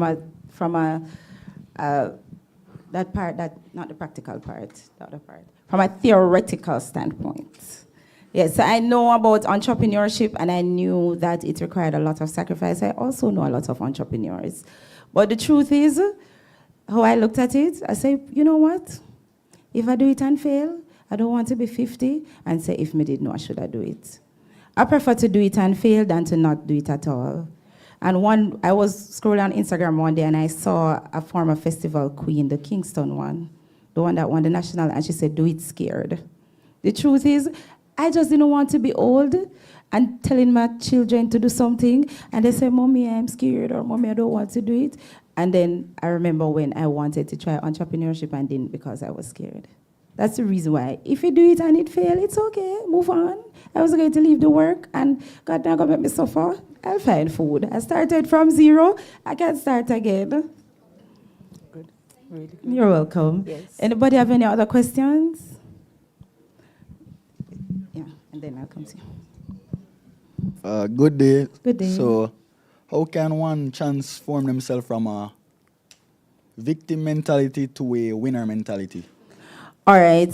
Thank you for asking that very important question. So a victim is somebody that is always complaining. They always find the negative in every situation. Every time something come up, it's always a negative stance. But winners, even if they cannot get it done, they find out how to get it done, or they seek assistance. But it all starts with your mindset. And I think what a lot of us lack, and I say us because I was there, is ownership. When you own your job, when you own your role, when you own your career, whatever you own, it is yours. And so you have to do everything you need to do to make it work. Because at the end of the day, people don't care. They want to see results. So how do you transform that? It starts with your mindset. Start with one thing. What is one thing that you're always complaining about? And when you think about that, okay, how can I fix it? And then you start with another thing. I usually start small. So start with one thing, build up until you get to the bigger things. So in the workplace environment, you may don't think about work first, think about your personal life first. Because usually when things affect our personal life, it spills over into work. Right? So what is one thing in your personal life that you're always complaining about that you can do something about, you ever complain still? You do something about it, now look at work. What is one small thing at work that you're always complaining about? But the truth is, if you change your mindset and do 1, 2, 3 things, it can be better. To me, that is how you transform. You start small and then build up to the bigger things. Go ahead, Miss Pretty Name. Mm-hmm. Okay, thanks. Mm-hmm. So my question is, seeing as though you seem to be a very forthcoming person. I always was. It wasn't always a good thing. Yes. What would you say was the biggest sacrifice that you had to make to get you to where you are now? The truth is, if you decide to do accounting, and I don't know if there are any accounting majors in here, doing accounting is a sacrifice. The entire major. If you really decide to pursue this as a career, it's a sacrifice. I mean, the good thing is that it's maybe a good and a bad thing. I've always been a career person. So I've worked from when I was 19. I'm not going to tell you my age now, but I've always worked, and I've always looked at my life like, okay, Pris, where do you see yourself? Because I grew up extremely poor, like below the poverty line, right? And because I grew up below the poverty line, not because, a plus with me growing up on the poverty line, my mom, I grew up with a single parent, but my mom wasn't like a normal parent. It's like we were in the garrison, but she never pretended like we're in the garrison. So I think the driving force was my mom, because she was somebody, she couldn't read, but from as long as I could remember, she always asked me, do your homework? Go and do your homework. Or go ask somebody to help you. She couldn't read, so she was not that parent that could sit down with me and do it. Another thing was that for PTA, she never missed a PTA. She never missed a PTA. She never missed a report day. Never. And there was one point in 10th grade, in 4th form at the Convent of Mercy Academy Alpha. There was one time in 4th form when I started having boyfriend, and my grades tanked. And as a poor person, you think that education is really the way out, right? So my mom thought that because she felt if she had finished high school, she wouldn't suffer so much. And when she came to collect my report card, I saw her cry. And from I saw her cry, I never let that happen again. From I saw her cry. One of the biggest sacrifices that I've had to make is sucking it up and being like, Pris, it's not about you. So nothing at the workplace, you're not going to hear me go home and take it to heart. It's not about me. It really is about getting the job done. And there was a job that I was in. I remember the first week I went to the job. By day 3, I knew I couldn't stay there. And I went home. At that time, I wasn't a Christian as yet. I had a boyfriend, and I went home, and I said to him, I can't stay there. And I bawled the night. I bawled so much, because nobody at work not going to see me bawl. Hello? No. I went home, and I bawled. And the big sacrifices that I had to make was just making it roll off my back. In church, they always say you have to have a duck back where things just roll off. Things just roll off. And there are times when my clients can say, Priscilla, it's not you I hate, I just hate what you have to do. I just hate what you have to do. You really have to get to a point where it's really not you and your work you do. So you're going to have to make a lot of sacrifices. I can't think of a big sacrifice that I had to make. I got married late. I haven't had any children as yet, so I haven't had to sacrifice marriage or children. I haven't had to sacrifice much, and I really do have a supportive extended family. And my friends, they really do believe that we can do anything. Like, once we're doing something, they say, yeah, girl, you can do it. And we are going to might do it and fail, but we'll try something. So I haven't had to make any major sacrifices. I just got tougher. That was it. I got tougher. Yeah.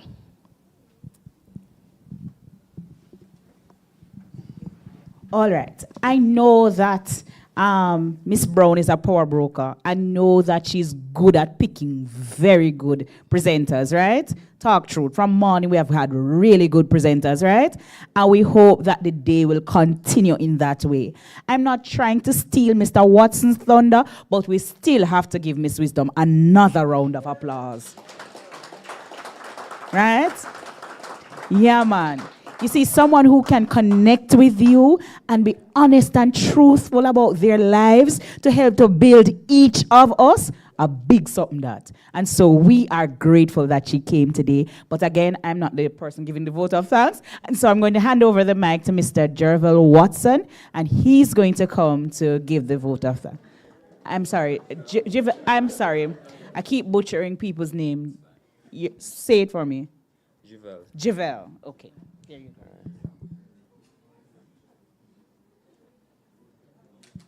Hello. Hi. Hello, everyone. How are we? How are we? Good? All right. I wrote this down because it was that important to get every word correctly. Right? All right. So, honorable guest, respected organizers, distinguished speakers, such as yourself, right? And dear attendees, welcome once again, right? The name is Javel Watson, as I just said before, right? And it's my honor and privilege to extend a heartfelt thanks on behalf of the PIKE team, right? To everyone who has made this event successful thus far. Give yourself a round of applause. All right. To our esteemed speaker, Miss Priscilla Spence Wisdom. All right. Did I get it right? All right. Who has shared her valuable wisdom and expertise to us today. From being a past intern to now contributing your incredible and enlightening insight to which added depth to how we see ourselves, of course, right? And the saying goes, give a man a fish, feed him for a day. But teach a man how to fish, feed him for a lifetime. We came here expecting to get a fish, and we left as fishermen. Is that right? All right? Sorry. All right. So to conclude, right, let us carry this insight that has been bestowed on us. Thank you once again, right? And we look forward in seeing you in our future PIKE events.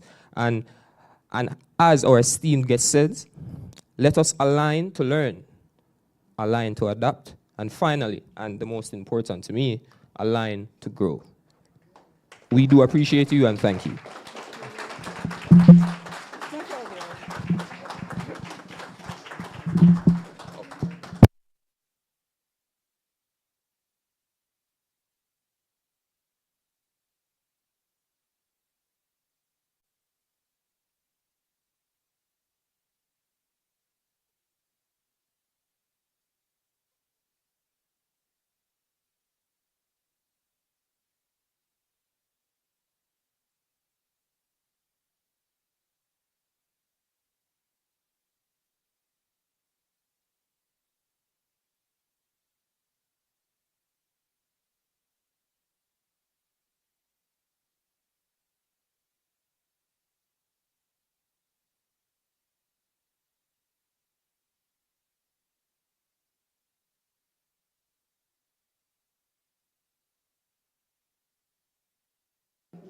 Star 121 07619 1374 58959. And the winner is?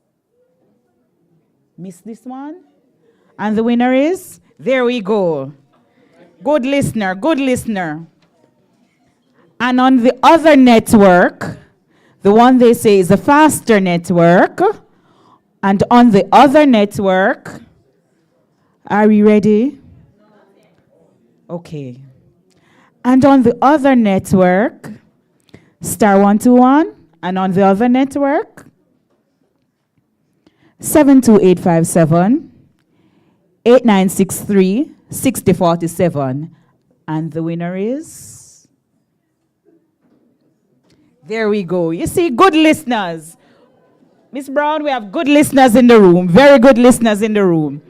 All right. Because the gentlemen were so good just now and the lady in asking the questions at the end of the interaction, I have no questions to ask. And I'll ask Miss Burnett to give out the prize to Miss Burnett.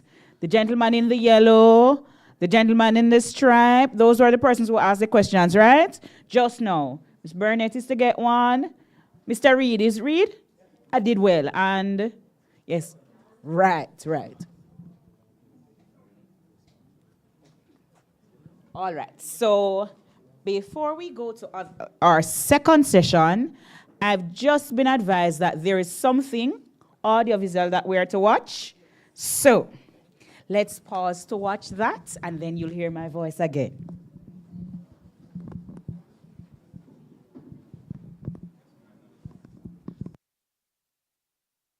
Hi, Mrs. Roberts. I'm the User Services Helpless Team.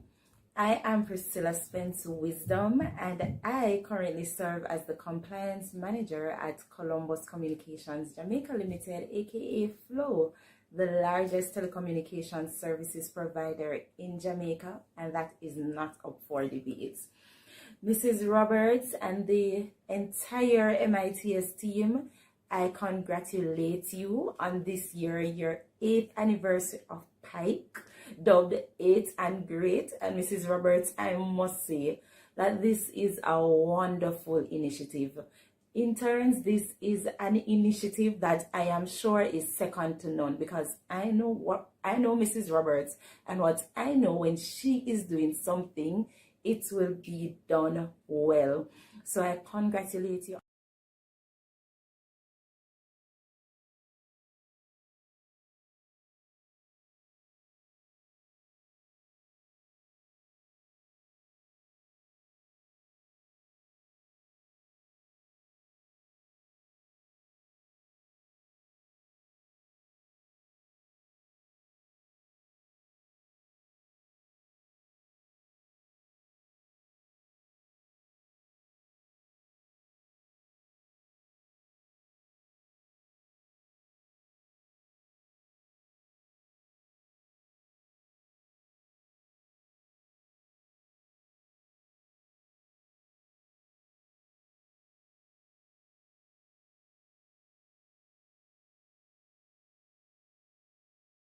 We're just going to tell Miss Wisdom that we are 10, right? We're 10. But Mrs. Wisdom looked 2 years younger when she sent that message, right? Yes, and she's aged gracefully. She just looked 2 days older than that particular presentation. But we're 10 years old. Let me see, who remembers what PIKE stands for? Don't read the paper. Who remember? No, educator, Mr. Morris, something wrong with the education. How we don't know what PIKE mean? What does PIKE mean? Yes, what does PIKE mean? We not sound like we're so sure. Can we have a chorus? The P in PIKE. Past. The I. The K. And the E? Oh, so we know what PIKE mean, right? And we are getting all the... You want a gift? Miss Burnett, you see that lady with her hand right there? Yes. All right. So a part of what we do is building builders. Why is that significant today? Miss Brown, you know, right? A part of what we do through these seminars, and in particular this year, is to build builders. And we know, right? We know why that's significant, right? What is today's theme? If we come to a session, at least the theme we must know. What is today's theme? Yes, building the builders. It was Mark Twain who said, the secret to getting started, the secret to getting ahead rather, is getting started. And this is a part of the process of getting started. Yes? And so, in a little while, you'll hear from another facilitator. But so far, we heard about legacy carriers. And in fact, I was told that I'm not a legacy carrier, but you are legacy carriers, yes? And then we learned that we're going to do a bigger alignment. We're going to align to learn, align to adapt, and we're going to align to grow. Like seeds or flowers through rocks, yes? It's a whole heap of determination that, aligning to grow. And then we're going to do a little bit more alignment, and we're going to hear that from the person of our next facilitator. But before we hear from our next facilitator, a young lady is going to introduce that facilitator so that we have a context within which we are going to engage with our facilitator. So we're going to hear from Miss Powell, who is going to introduce our next facilitator.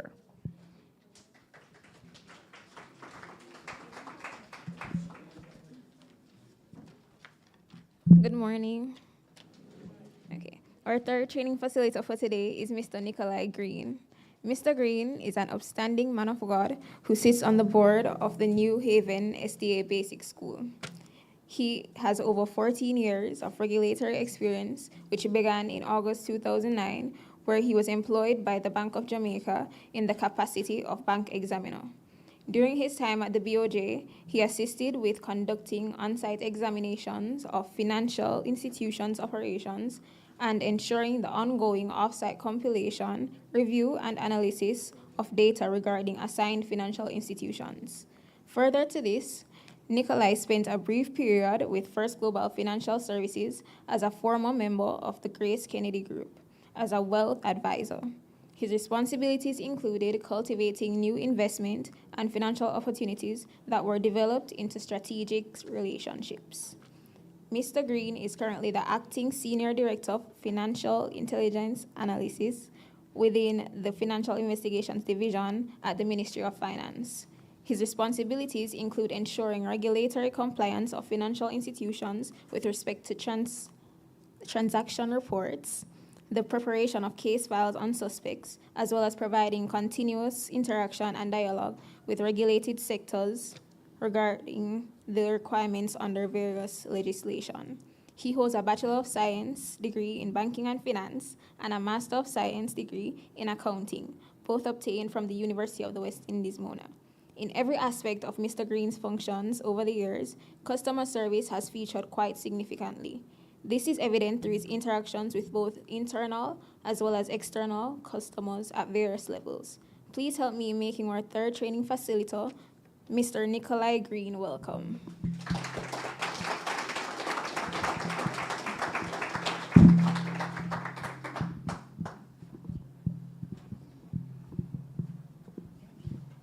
Thank you very much, Ms. Powell, for your introduction. How do I begin? First of all, as Priscilla said, she's nervous. I'm very nervous as well. I don't do well with presentations. I don't do well with interviews. They're not my thing. I prefer discussion, conversation. And you see, no, the card are gonna make me drop. Make it worse. All right, yes. And I prefer interactions, coming down into the crowd and so on. But what will stop me from doing that is to give the cameraman an easy time, instead of following me around the place. So that's the only thing that's going to keep me in this area. I would like to take the opportunity to thank Mrs. Roberts very much for inviting me. She has always invited me to participate as a part of the program, which has gone 10 years. But we've had challenges in the past, why I may or may not have been here. I'm very happy to be here in person today. She is very high on customer service, good customer service. All the years gone by, it's been a very serious thing for her. And I just like to extend my commendations, for 10 years of success. And when I heard 10 years, I said to myself, 10 years, this thing started after I left you, Priscilla and I. And it gone 10 years already. Something right with the maths, because I can't 10 years. But nonetheless, there's a story my mom always tell me about people and their problems. Everybody feel that their problem is the biggest problem that exists. Me have my problems, and if I tell you my problems, I gotta say, I'm probably sure if you're here, or you think your problem is the biggest thing. But she said, if you take your problem and put it in a bag, right? And then you see other people's problem, you quick, ask back for your problem. Mrs. Roberts gave me this topic here now. I have a problem. Because I like customer service. It's very important to me. You know, I'm a human being. I am alive and I interact with people. But it's not my area. You heard my profile. I'm in finance and regulation. Slightly close to, or slightly related to what Priscilla does, in a little bit. But that is my area, not customer relations.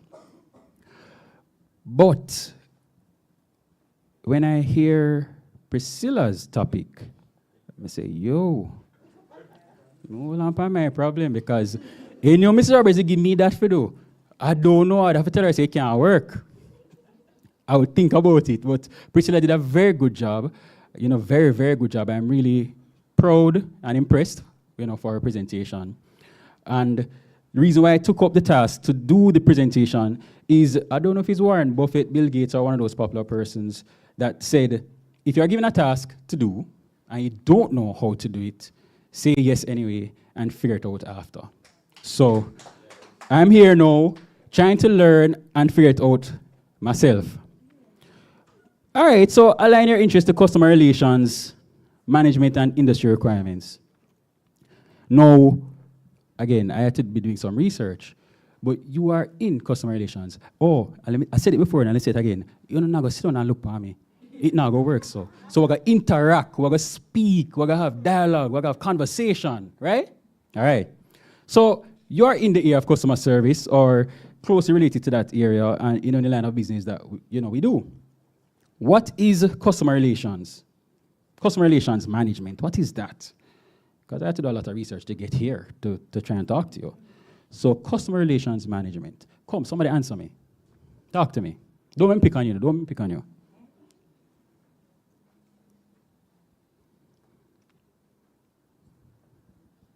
Going once, going twice? I'm not going to choose a person closest to me, I'm going to come down at the back. Hello. Ann Williams. How are you? Customer relations management. Again, you don't have to be perfect. What I have up there, I don't know if it makes sense, So don't feel say I'm an expert at this thing and I'm going to say you're wrong. No, seriously. I tried my best. I don't know if it's going to deliver. So don't feel that I am some expert in the area. No, man. It's just me as a person who interact with people, feels I'm going to try, and do it. So what do you think? What is customer relations? Is when you communicate with customers, help them the best way possible to get forward with their problem. I think that is it. All right, that sounds good. Anybody else? Oh, yes, I have a volunteer here. Wonderful. In my opinion, customer relations, firstly, would be the interaction, the process, and general overseeing of the business and the customers in relation to how each entity would interact with each other. So it would involve things such as business ethics, customer service, as you said. So the management of that would be to ensure effective and efficient operations between both parties, both the business and the consumer. All right, lovely. I like it. All right, you both did very good. I appreciate it. This is what I found in my research, what customer relations management is. All right, this is the general overview. So we're going to touch on go back.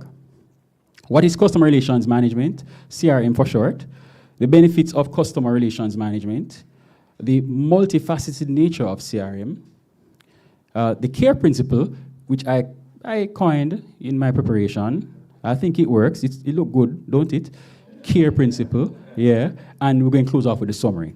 So what is customer relations management? Customer relations management refers to the principles, the practices, and guidelines that an organization follows when interacting with its customers. So from the organization's point of view, this entire relationship encompasses direct interactions with the customers, such as the sales and service-related processes, forecasting, and the analysis of customer trends and behaviors. Ultimately, CRM serves to enhance the customer's overall experience, right? Next up. Elements of CRM range from a company's website, and emails, mass emails, or telephone calls. This mainly happens, in overseas territories, not so much here in Jamaica in terms of telephone calls. We get the spam emails a lot, though, here. The entire point of the CRM is to build positive experiences with your customer, to keep them coming back so that a company can create a growing base of returning customers. The term CRM increasingly has been referred mainly to technological systems. So it's a very specific term, again, learning this from my research, that managers and companies use to manage external interactions with their customers. It is useful at all points during the customer's life cycle, though, from discovery to education, purchase, as well as post-purchase. Stop me if I'm losing you, because sometimes I lose myself as well. So just we can talk and we can clarify and we can learn together, all right? So what are the benefits of a CRM? Because we're doing all of these nice fancy things, because at the end of it all, with the care principle, Miss B say, align your interest to customer relations, management, and industry requirements. I'm going to align my interests, and the passion might come out, but just bear with me. It's not you. It's a situation sometimes that really just get at me. But we're just getting the general stuff out of the way to get down to the meat of the matter. The meat is the nice part, right? You always say that nice part, the meat later, You just hope it's not a piece of ginger, and you save it till the end, all right? So a CRM system, this is the technological aspect now, helps businesses organize and centralize their information on customers, allowing for easier access and customer support. Businesses use the CRM system to optimize sales and marketing and improve their customer relations. Data analytics is also much easier to get done, where businesses can track the success of various projects or campaigns, identify trends and infer associations, and create visually intuitive data dashboards. Whole heap of nice things here with a CRM system, right? Any questions? We're not saving them for the end, All right. So the multifaceted nature of CRM. This is what I found in research. Are boring, Tell me, I can just sit down. So, no, I can't? All right. Have a commitment, have a chance to fulfill it. All right, what I found in research. We have 5 steps in the CRM process. We learn about, hear about generating brand awareness, acquiring leads, leveraging the CRM data to convert leads into customers, build strong customer relationships, and selling more to your current customers. Now, MITS offer a lot of services, right across the board. I touched up on the website to, get a little refresher and get an understanding of what new products and services that MITS offers, and it's quite a bit, quite a bit. I'm impressed and pleased with the progress that the unit has made, with the management team. Commendations to the management team of MITS. All right. The next thing now, 7 critical skills of CRM.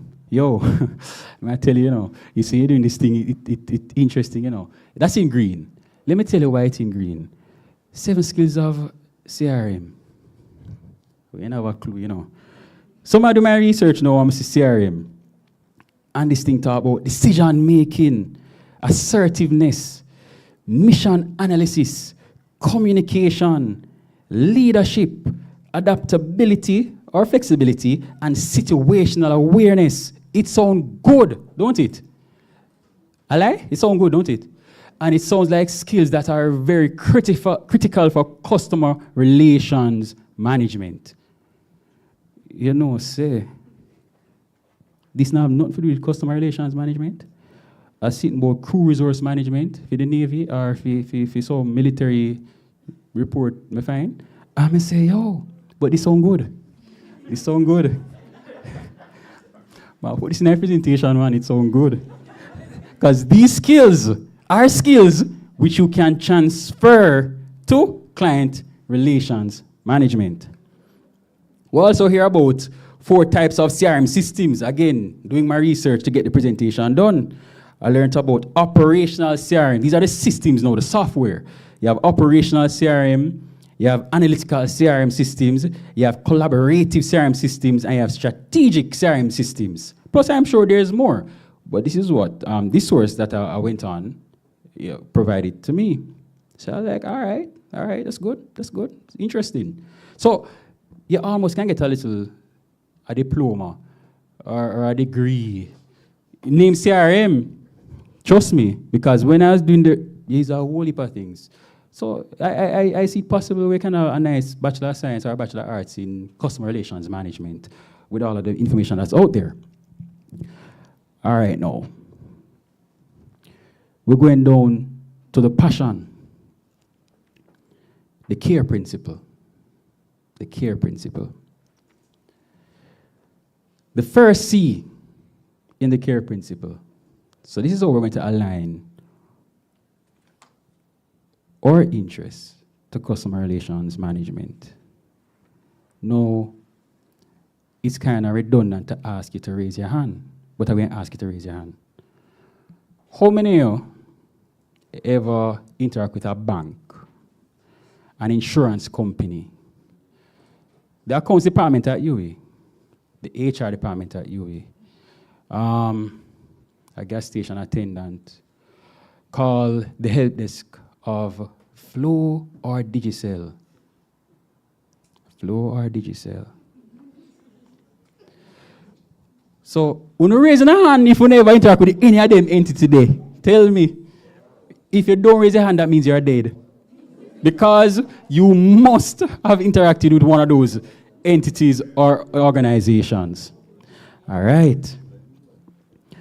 Now, in each of these, put yourself on the end of being the customer. And tell me if you find any of these points which you would disagree with me on. I can almost guarantee you, not one of you will disagree with me. The first C, communication. You call Flo, you call Digicel, you're at the bank. Communication must be clear, it must be concise.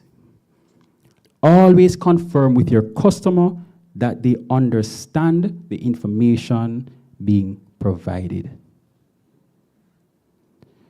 So if you call Flo or Digicel or you're at the bank, wouldn't you want, because sometimes you're doing the transaction and you're doing the interaction, you know, and then there's some misunderstanding that took place because the operator, the bank teller, the customer service rep never communicated that to you.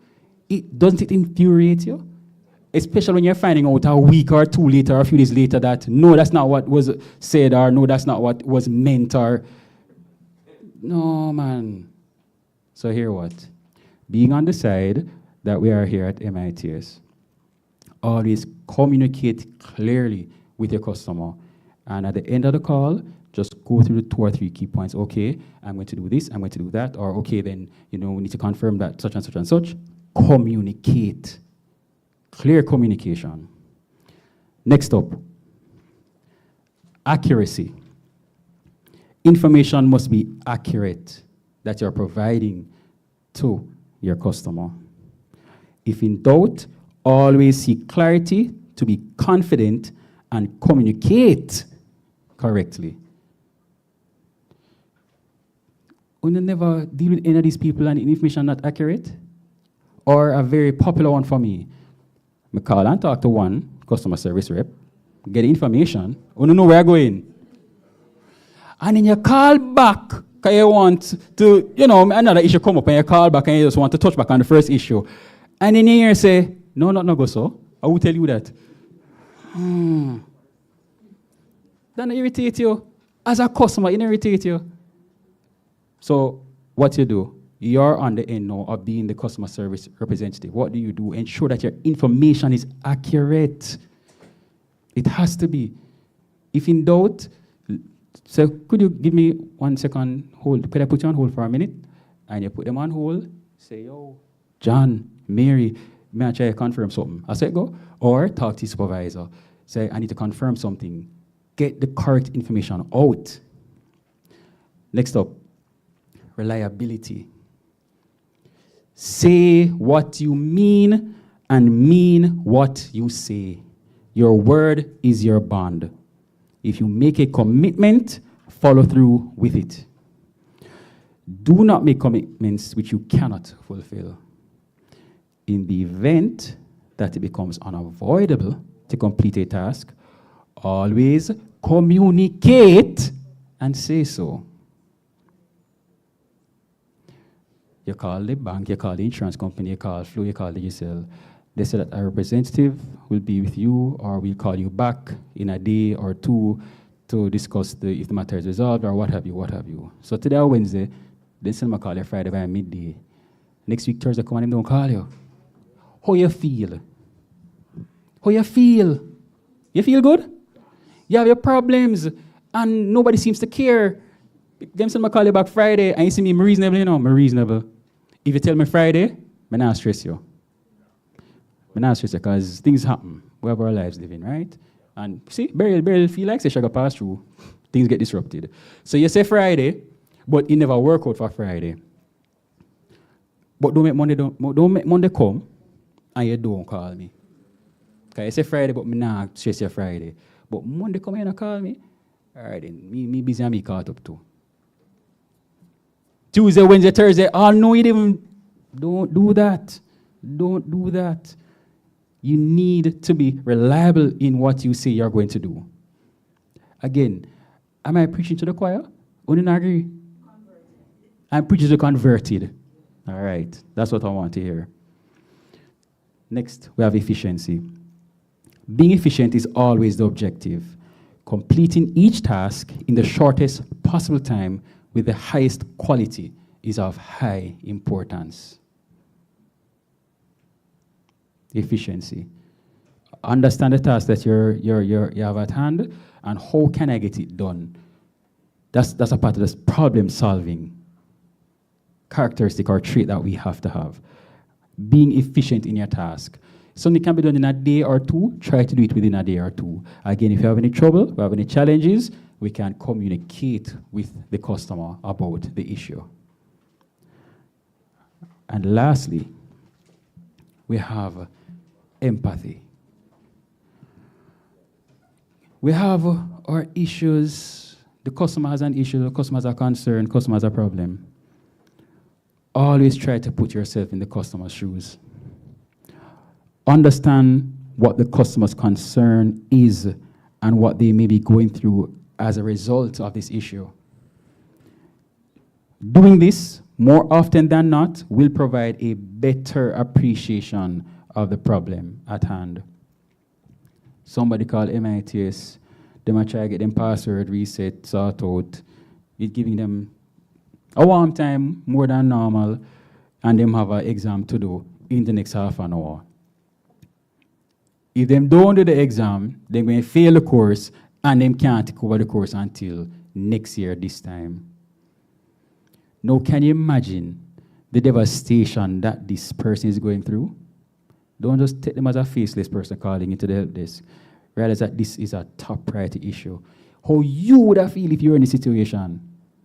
How would you feel? If them just call, put you on hold, call get dropped, and it's just it's neither here nor there. Can you imagine the frustration for that individual? So always try to put yourself in their shoes as a customer.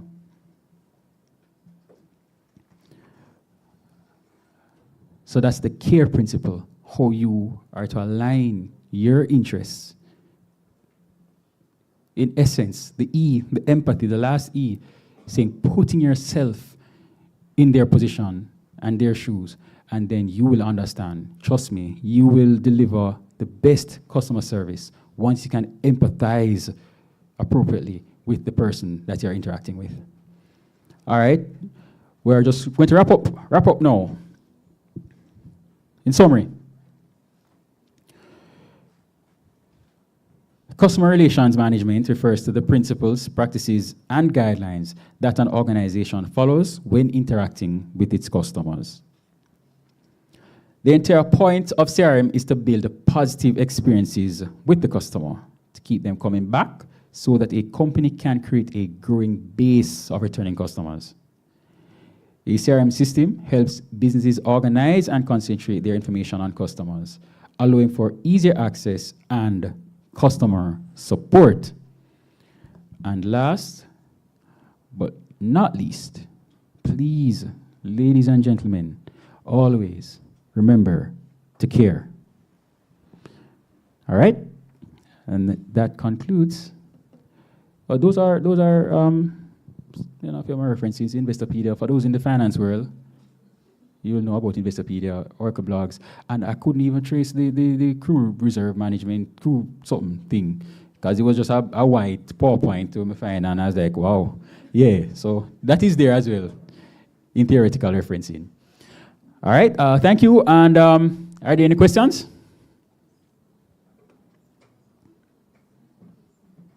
None?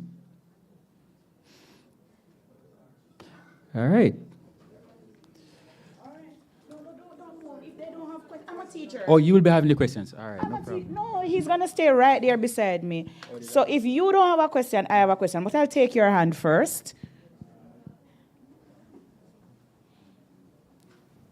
This. Remind me of your name as you take the mic. Hello, everyone. I'm Jada. First of all, appreciate your effort for trying to present on something that you're not really knowledgeable about. I really appreciated the effort. On the other hand, in an effort to get to know you better, since a lot of your personal story and yourself wasn't shown in the presentation, you're a past intern. What's your most memorable moment here at UE working at MITS? Wow. I think maybe getting the job. Getting the job. Yeah. I came in, I didn't know what to expect. I just saw an opportunity. I started to work here at MITS about 3 months after starting on campus. I started August 2006, and I got the job December 2006. Mrs. Roberts, Miss Brown, and Chris and Gale and Angela McClarty were on the interview panel, and I remember giving my responses and seeing the bright glow on Mrs. B's face as I gave my responses. It was very encouraging, and it was a very good moment. And interacting with Miss B over the years, them say when you have a good boss, it makes life a whole lot easier, because I've been in the working world, sometime now, I'm not going to tell you how long, sometime now, and I can tell you, Mrs. B is one of my favorite bosses over the years, because you meet some people, and trust me, it's not easy, but she was always very supportive, very encouraging, someone who we can interact with, someone who we can talk to, open door policy, just a good spirit to have around. So my most memorable moment is getting the job and having Mrs. Roberts, Miss Brown as my boss. Yes, so that's all I have to say. All right, thank you. So we've gotten to know him a little better, so that, getting the job was important. The generation before, the legacy carriers, most of us had to work and do undergrad degrees. So even if we look like we've accomplished something, most of us had to study on the grind work and do the undergrad degree, especially the undergrad degree, because many of us are first generation university graduates. Many of us, right? Many of us. All right. What is the other question you have before I volunteered? Thank you so much. You have another question.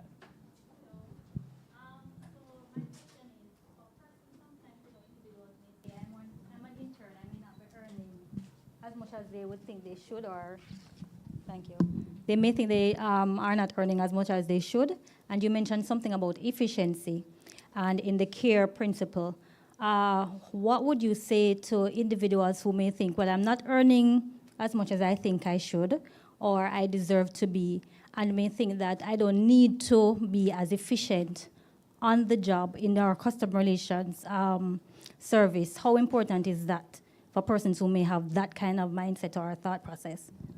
Boy, I'll have to say shake it out of your head. Because, first of all, my perception is, you said intern, right? Internship. It's not about the money. It's not about the money. Actually, MIT, Miss B, did me a favor. So, the thing we're talking about the money, I could have write something on my resume when I done my 3 years at UE. So I actually did something, actually know to interact with people, actually know to serve purpose beyond the theoretical. So this thing where, boy, you're not getting enough, so you don't have to be efficient, and no, what you need to do is you're building yourself.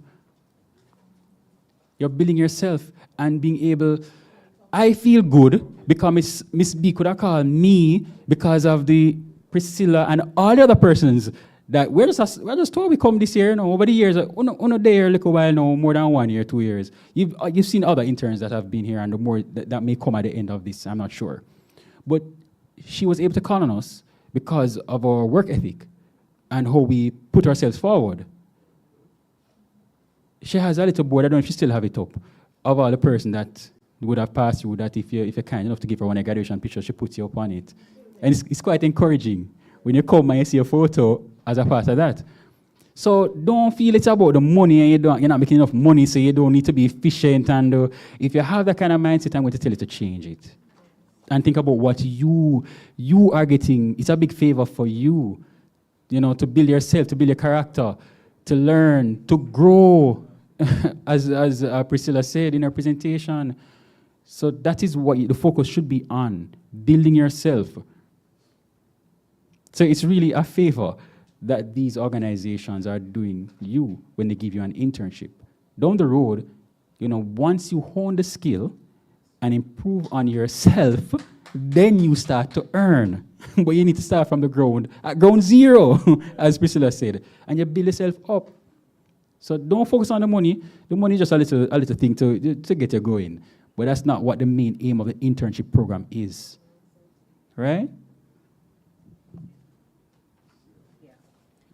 All right, still I'm a teacher, so I have one question for the audience, and you have an opportunity to volunteer before I get assistance to select you, right? So, in the CARE process, we had five letters, right? Select any one of the letters and tell me shortly, in one example, how you have instituted that principle in your process as an internship so far. I see Mr. Reed, and I like Mr. Reed, but I'm going to talk to somebody at that table. You see, this table where the person who introduced the facilitator sits, I haven't heard much from that table. And so I'm going to invite the persons at that table to volunteer to respond to that question before I select one of you. So look around quickly and quickly volunteer before I select somebody from that table, because I want to hear from that table too. Yes? So there were 5 letters, and each of them had a meaning, right? Right. So just tell me how you are currently, or how you plan to internalize that process into your work as an intern. So I need to volunteer, one of you? Going once? Going twice? Going twice? And the person that I select is this young lady looking at me with the glasses right here, with a beautiful blouse that I like, and she'll answer. Just give her the mic, sir. I mean, it just came, I don't know the question. Oh, she don't remember what they mean. So tell her what they mean. So somebody tell me what the 5 letters are. I don't know the question because I stepped out. You stepped out? Yeah. Okay, so we learned about communication. We learned about accuracy. We learned about reliability. We learned about efficiency. And we learned about empathy. Okay. Right? And these are principles in the CRM process. I want to know, how have you been internalizing or demonstrating any one of these skills in your current practice? All right, so for communication, that's one of the main things that I have to do on a day-to-day basis, whether it may be via online chat or face-to-face customers. So I know that we have to be clear on how we're communicating, and we have to be concise and respectful. I see you learned. Those are words that Mr. Green used. Mr. Green, you remember those words? Mr. Green researched them, so remember them, right? So those are good words. So the person who we will hear from next is a person who is going to be doing the vote of thanks, and that person is, I won't butcher this name, Mr. Javin Buchanan. Mr. Buchanan? I did well.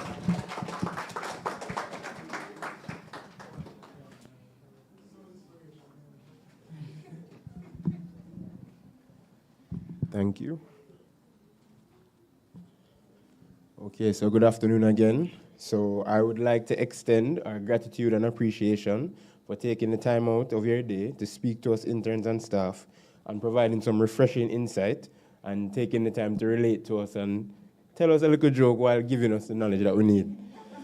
So as Jada alluded to, we also really appreciate the effort that you put into the research and, as I said, the interaction with us. Seeing as customer service is our cornerstone here at MITS, we'd like to say a very, very hearty thanks, Mr. Green, for the knowledge and inspiration that you've bestowed on us today.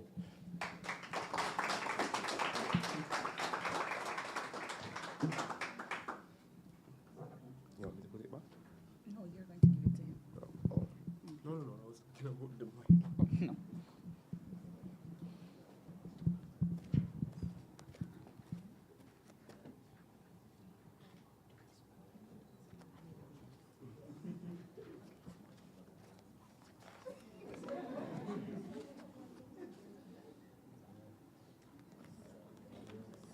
One sec, just one more.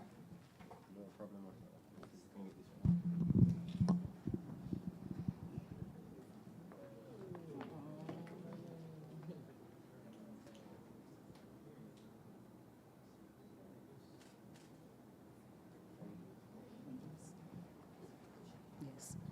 So one of the most important lessons that he taught me, Mr. Green taught me, is that when you're asked to do something, whether or not you know how to do it, say yes and then figure it out. You understand? But then it also tells me about the way Miss Brown is able to interact with people who she has known. She's able to convince people who don't even know how to spell customer service that this is what you are going to present on. She's that type of woman, right? And one of the things we need to do is to applaud Miss Brown for being that type of woman. Yes, right? I won't tell you about my experience being an MC, that I didn't know much about doing it. And one of my colleagues just told her my name, and then many, many years has passed since I've been the MC, but I have no background in being a chairperson, none at all. I'm a nurse and a nutritionist and them other stuff. Know nothing about being an MC, right? But here I am. I'd like to call back to give him another little token, Mr. Morris, who was such a good person to lead us off this morning and to tell us about being legacy carriers. Is he reminding you all? All right. So, Mr. Morris, let me find one nice, pretty lady. Come here. Come here. Come, lady. No, the young lady. Yes, this beautiful lady looking at me, right? Why don't you think you are the beautiful lady I'm talking about? I'm looking for a beautiful lady to hand a gift to a gentleman. Yes, yes. Mr. Morris is tired of seeing me, and so I'm going to just ask you to give him another token that he did not receive this morning. You see how what did Mr. Green say? Even if you don't know how to do it, do it. Say yes first. Yes. Or switch. No, you can't keep those.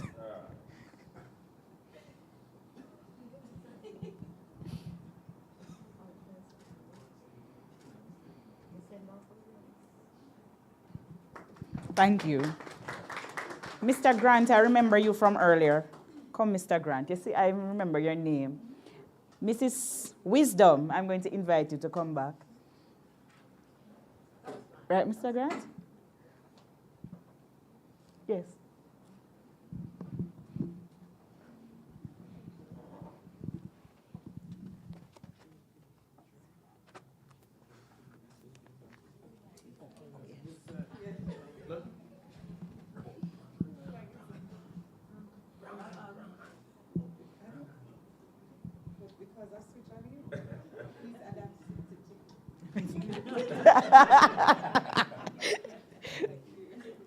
All right.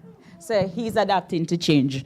That's very good. Thank you, Mr. Grant. I didn't get your name, but thank you for agreeing to do something that you wasn't prepared to do, right? All right. You see, I have to do fillers. I had to learn to do those things. So lunch is on its way, but we get to do something until lunch is here. And instead of asking you to do something big, I'm just going to play a game with you. Who's prepared to play a game? I'm going to have to volunteer people again, not true? Who is prepared to play a game? A game. So I need 8 people to play a game, and it's just a game. All right. Mr. White, join me at the front. Yes, Mr. White, join me at the front. Come again. Lovely lady. Join me at the front. I touch you, so that means you have to go. No, I meant you too. You didn't go before. No, someone from this table, go right ahead. Join me. Yes. You are so outspoken, Miss Vassin. Yes, you'll join me at the front. Mr. Gentleman in Purple, Mr. Salmon. Oh, you're at MIT? He's working? So somebody from the table will have to volunteer. Since he's working, who is volunteer? Oh, they volunteered you? Oh, wow. How many do I have now? 6? I still need 2 more. You went and you, oh, so you're going, right, Miss Brown? Okay, Miss Brown has agreed. I still need 1 more person. I haven't picked anybody. Yes, so go, Mr. Reed. She selected you. So we now have 8, right? So let's ask a nice, easy question. Who knows the human knot? Good. It's even better that you don't know. Nobody knows it, right? The human knot? Nobody knows it, right? So one of the things that we've been learning all day is that communication is important, right? Everybody know that communication is important, right? So you're going to listen to the instructions. You're going to form something called a human knot. The important part of it is to use communication to untangle. Because we have challenges every day, right? MITS, we get some challenges. Sometimes the power goes down, the computer isn't working. There are people like me who call, who say, but I did that already and it's not working. Are you sure you're giving me the right instruction? You understand what I mean? Because it really is your problem and not really mine. But you know what I mean, right? So you have people like us. And so you have to communicate with the difficult people. And sometimes I'm so lovely. I can't see your face, but you sound so lovely. I do that sometimes, you know? Can you take me through this process again? I'll do that. But communication is really, really important. And so we're going to do this process called the human knot. And you're going to listen. They're going to form a circle.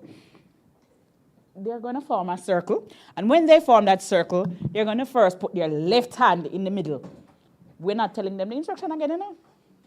Then they're going to put their left hand in the middle, right? They're going to use their right hand to hold someone's hand that's in the middle, but it cannot be the person immediately close to them. It cannot be the person immediately next to them. So the left hand is in the middle, the right hand is holding that hand that is in the middle, but it cannot be the person immediately close to them. Everybody holding a hand yet?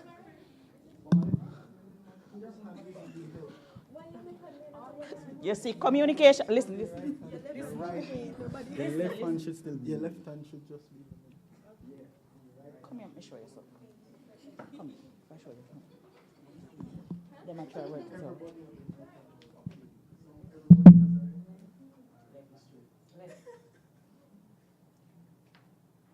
So you are to move that. Use your right hand to hold my left hand. That's all you're doing. All they're doing. I wonder if they find the hand yet? Use your right hand to hold a left hand that's in the middle. Use your right hand to hold a left hand that's in the middle. You see why they need to... Who agrees that communication is important? Everybody hold a hand yet? Take out every hand out of the middle. Take out your hands. Shh. Listen again. Shh. They form a circle. Shh. Form a circle. Put uno left hand no more in a different middle. Lift up your right hand now.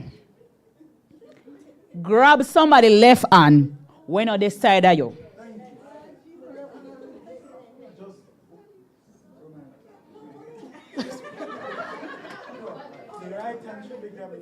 Yes, the hand you lifted should grab a left hand that is not your hand. Perfect.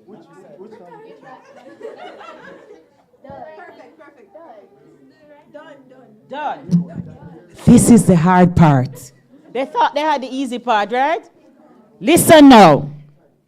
Listen. Try your best to untangle yourselves without breaking hold.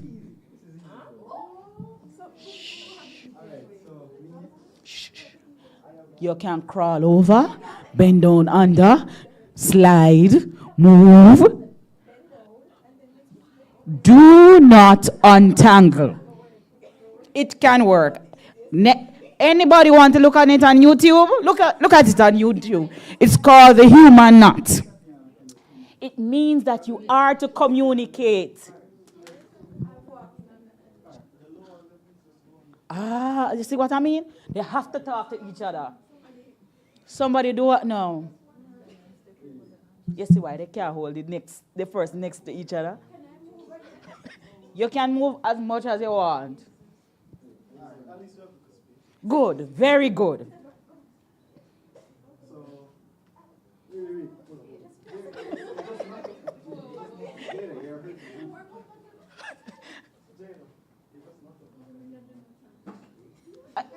Mr. White, how you look like you're letting go, sir?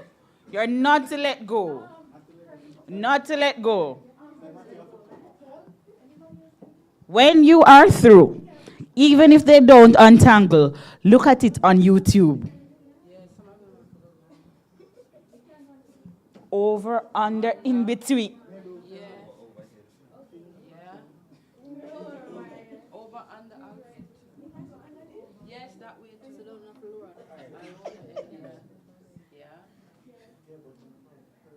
So we're going to time them wherever they are, whether or not they're finished. We're going to time them. Somebody can put on 5 minutes for me. Put on 5 minutes.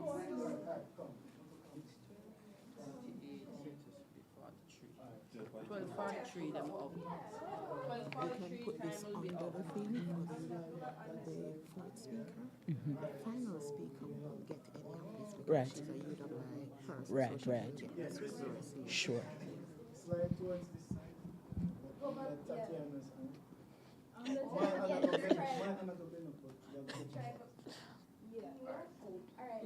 Who next slide under so we have space to come under?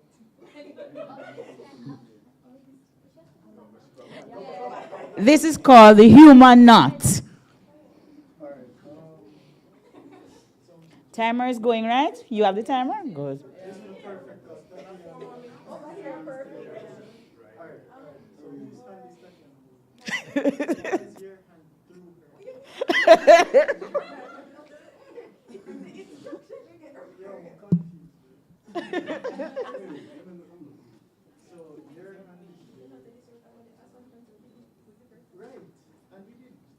Yes, you were to do it that way.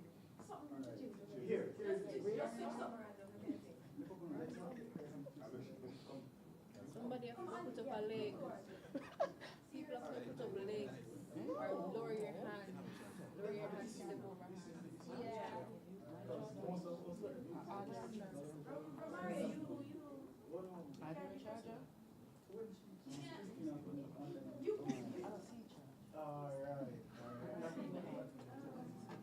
You said a circle, right?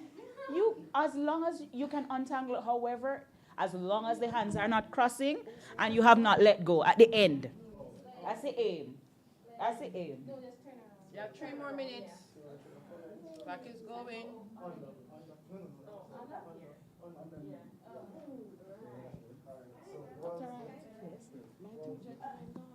Yes, all of them, three persons are gone. She left as well. I didn't even get to her. Yeah, you can bend and jump over. You're allowed to do anything. Only thing you're not to let go.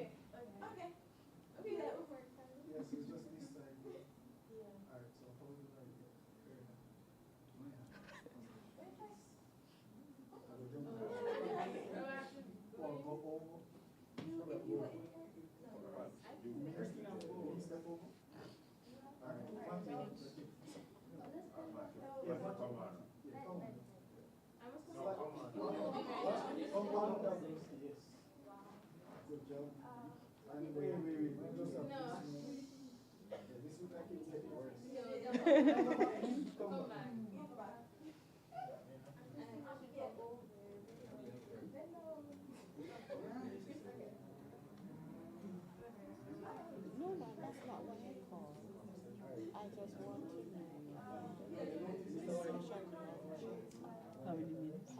1 minute 50 seconds. 1 minute 50 seconds.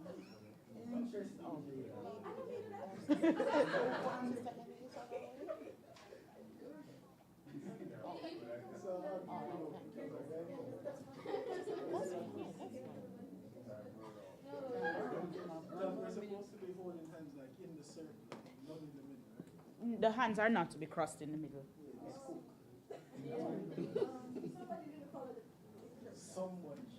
All right. Okay, so there are 2 questions. There are 2 easy questions for anybody in the group.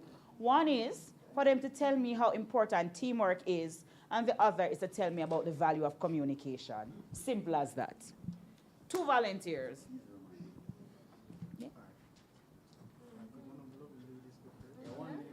Hold on, let's start an easy thing. Did you enjoy the task that you had to do? Yes.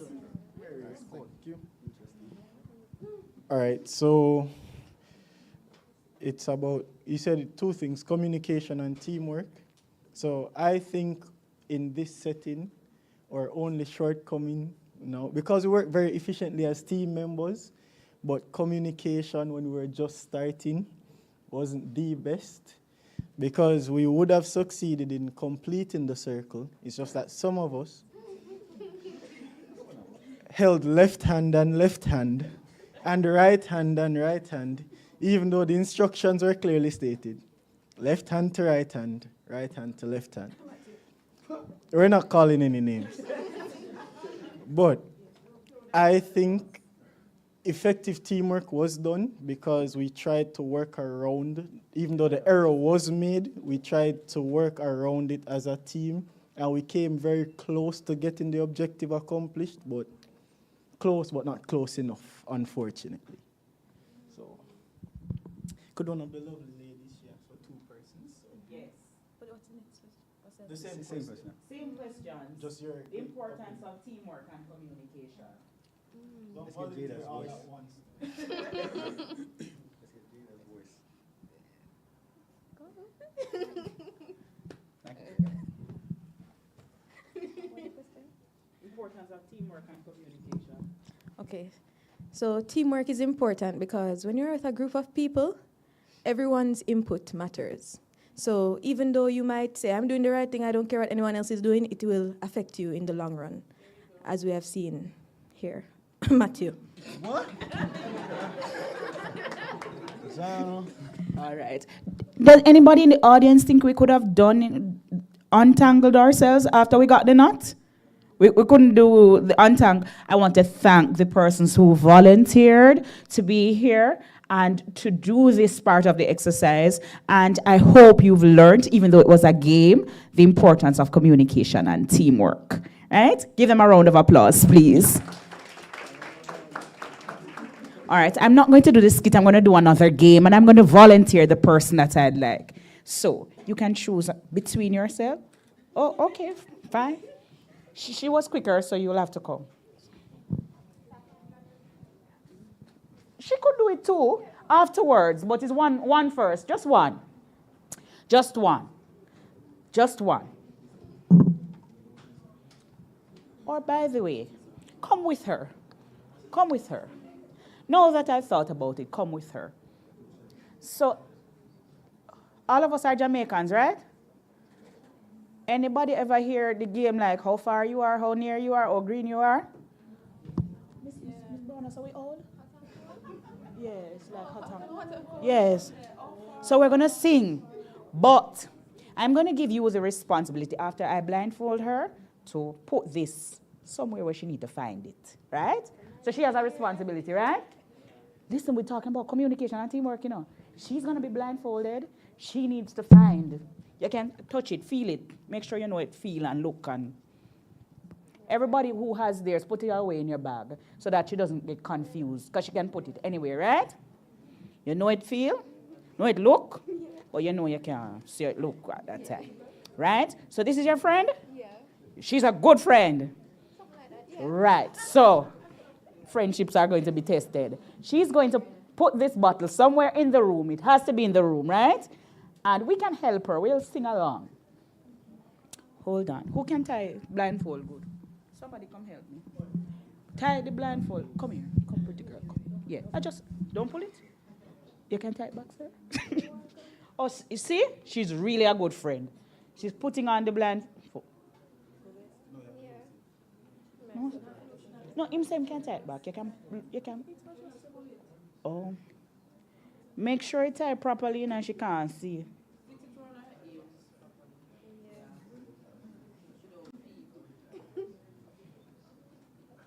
Yeah, but I think it's going on. But yeah, can you tighten it now? Never so cute, Would you like to hear the conversation? All right. Put your back. Turn that way. Turn. Let me turn you around. I'm sorry. Communication, right? Go ahead. Go ahead.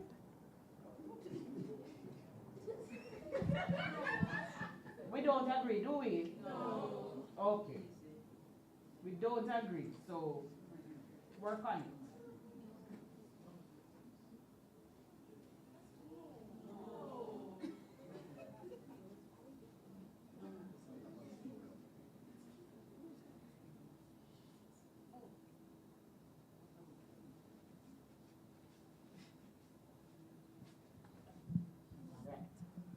So, we are going to adapt it.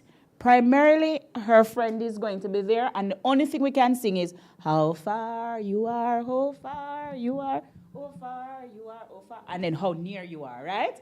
So, come with me. I'm walking you. So, we're starting from right here. I must make sure you look up, you know. Don't make you fall. Come.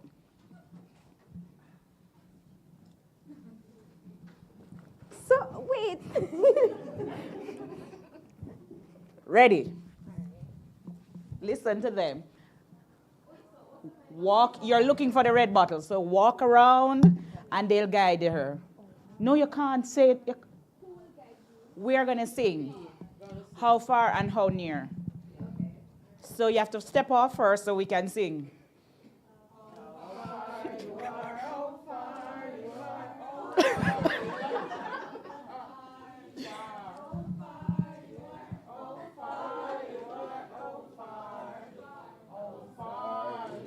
Oh, very far.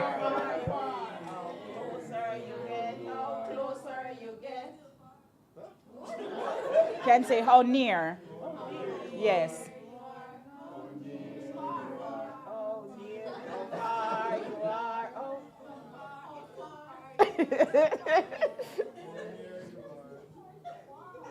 Walk. You have to walk. Walk and you'll get the song.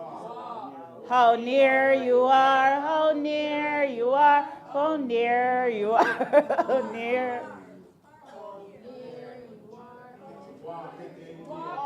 Walk. Yes, walk.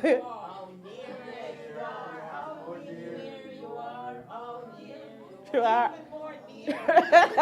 Miss Brown is cheating. Continue walk, continue walk. Nearer you get, how nearer you get, very nearer you get, how nearer you get, how nearer you get, oh nearer you are, oh very near you are, oh very, very near. Very near, very far. No, you're straight. Oh near you are, oh nearer you are, oh near you are, oh nearest. Oh near you are, oh near you are, oh near. Very near, very near. Very near, very near. Remember the bottle you're looking for. Yes, very near, very near.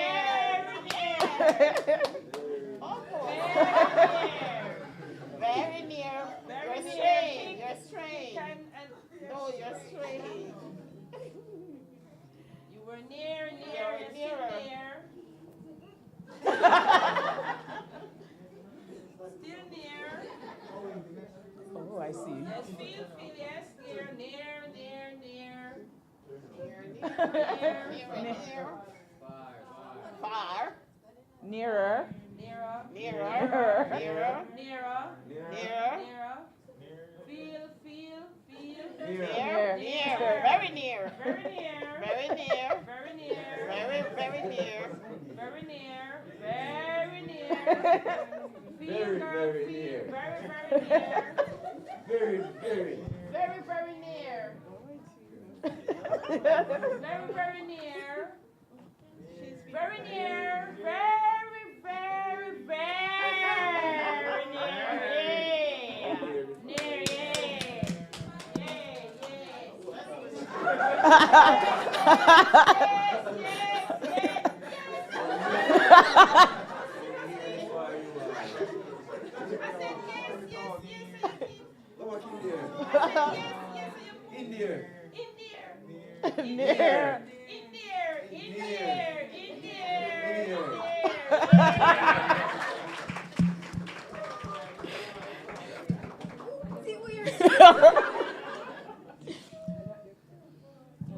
Okay. No, she gets the answer. Tell us about teamwork and communication.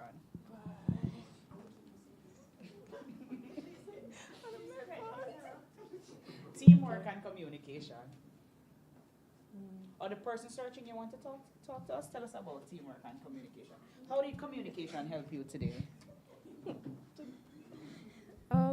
It was confusing at first because some people were cheating. But it really helps a lot. And listening is important as well. That's what I learned.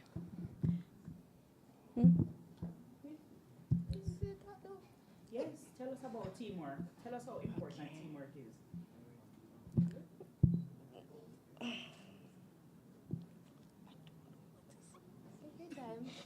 Very good. You see how motivation is working? Yes. Okay, I think teamwork is very important. So initially, I tried to really help her, but other people had other, opinions. But yes, teamwork is very important because it can help you to either achieve things or make your life difficult. Yes, indeed. Thank you. You can keep it. Battery's going down. lunchtime. And guess what? I have many resources. So I need 8 people, 8 different people. You know that I'll come find you, right? So just come quickly. It's an easy one. This one is easier than the 2 that just went on. 8 people, come quickly. Come quickly, 8 people. Come quickly, 8 people. And this one is fun too. And it's easier than the 2 that went before. Come, 8 people. I only have 3. 8 people. 8 people, quickly. Lord, I have to go and find. She coming already. Come, 8 people. Come, 8 people. Even if you came already, come. 8 people. How many we're up to now? 5. I still need 3 more. Still need 3 more. Pardon me? Come, Mr. You're nominating? Okay, these 2 that are nominated, come. Pardon? So we're now at 7. I need 1 more. Need 1 more. Easy. This one is the easiest of the 3 that we've done so far. I have 1 more that's not so easy, but this one. You have 1 more person? Okay. Carry the other person. Easy, easy, easy. So because I don't want to give it away, you have to time for me. Coming, you have to time for me. They get 1.5 minutes. You see? You have to time for me. This one is so lovely. 1.5 minutes. He's coming? Oh, he was pretending. Okay. Put down the phone. So listen, we only get to give the instructions once. As soon as I'm finished giving the instructions, you start the time. This is about communication and teamwork again. So the instruction only goes once. This game is called Form the Order, right? So they are going to form a line. And they're going to form the line based on a number of things. Who has done stats? Who's done stats? So you know that they might say to you that you have to do it by this and then this, right? For instance, you're aligning something and they say use this first as the first guide and then this. So for instance, if I said to you that you are to form the line based on the length of your name, that is the first part of the line, right? So if 2 persons have 8 letters in their name, the other part might be and then by shoe size, right? So they have to form the line by age and then shoe size, by the length of the name and shoe size, right? So listen, it is called form the order, right? You're going to make the order in descending order. See the instruction is specific? In descending order by length of first name. Nobody don't talk. You only have 2 minutes. Shh, shh, shh. By length of first name and then by graduation date. Quickly. You are to form the line in descending order by length of first name and then by graduation date. And should you still have 2 people in the same order, by shoe size. Quickly. Descending. Your timing, right? Let us see.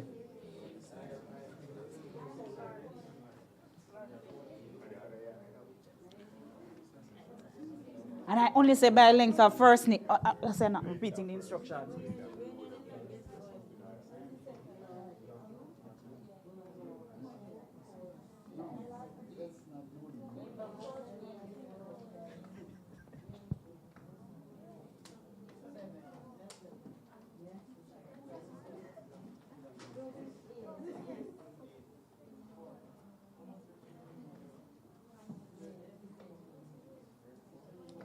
We know what descending mean, right? Okay.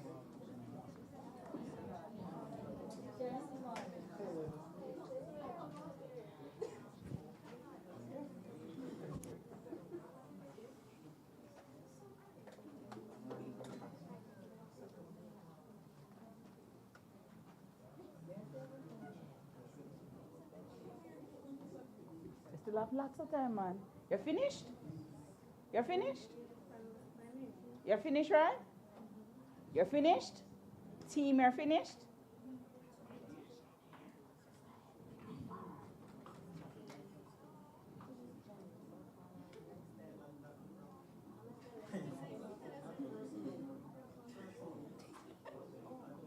Letter first name.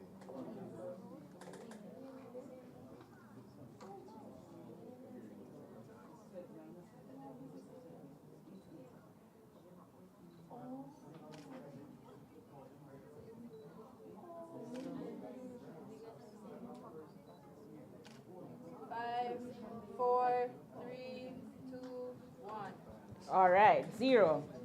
How many letters in your first name? I think it's 8. How many letters in your first name? How many letters in your first?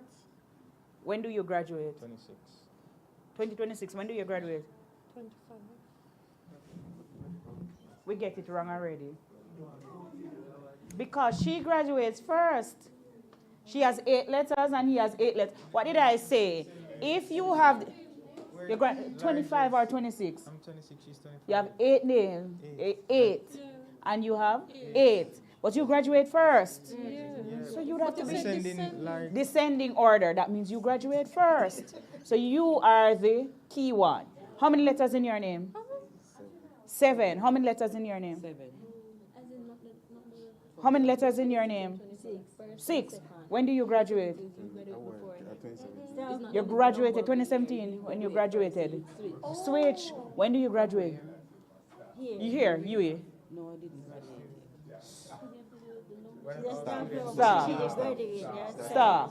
Stop. So then, what's your shoe size? You remember the other part of the instruction? And then I said, by shoes.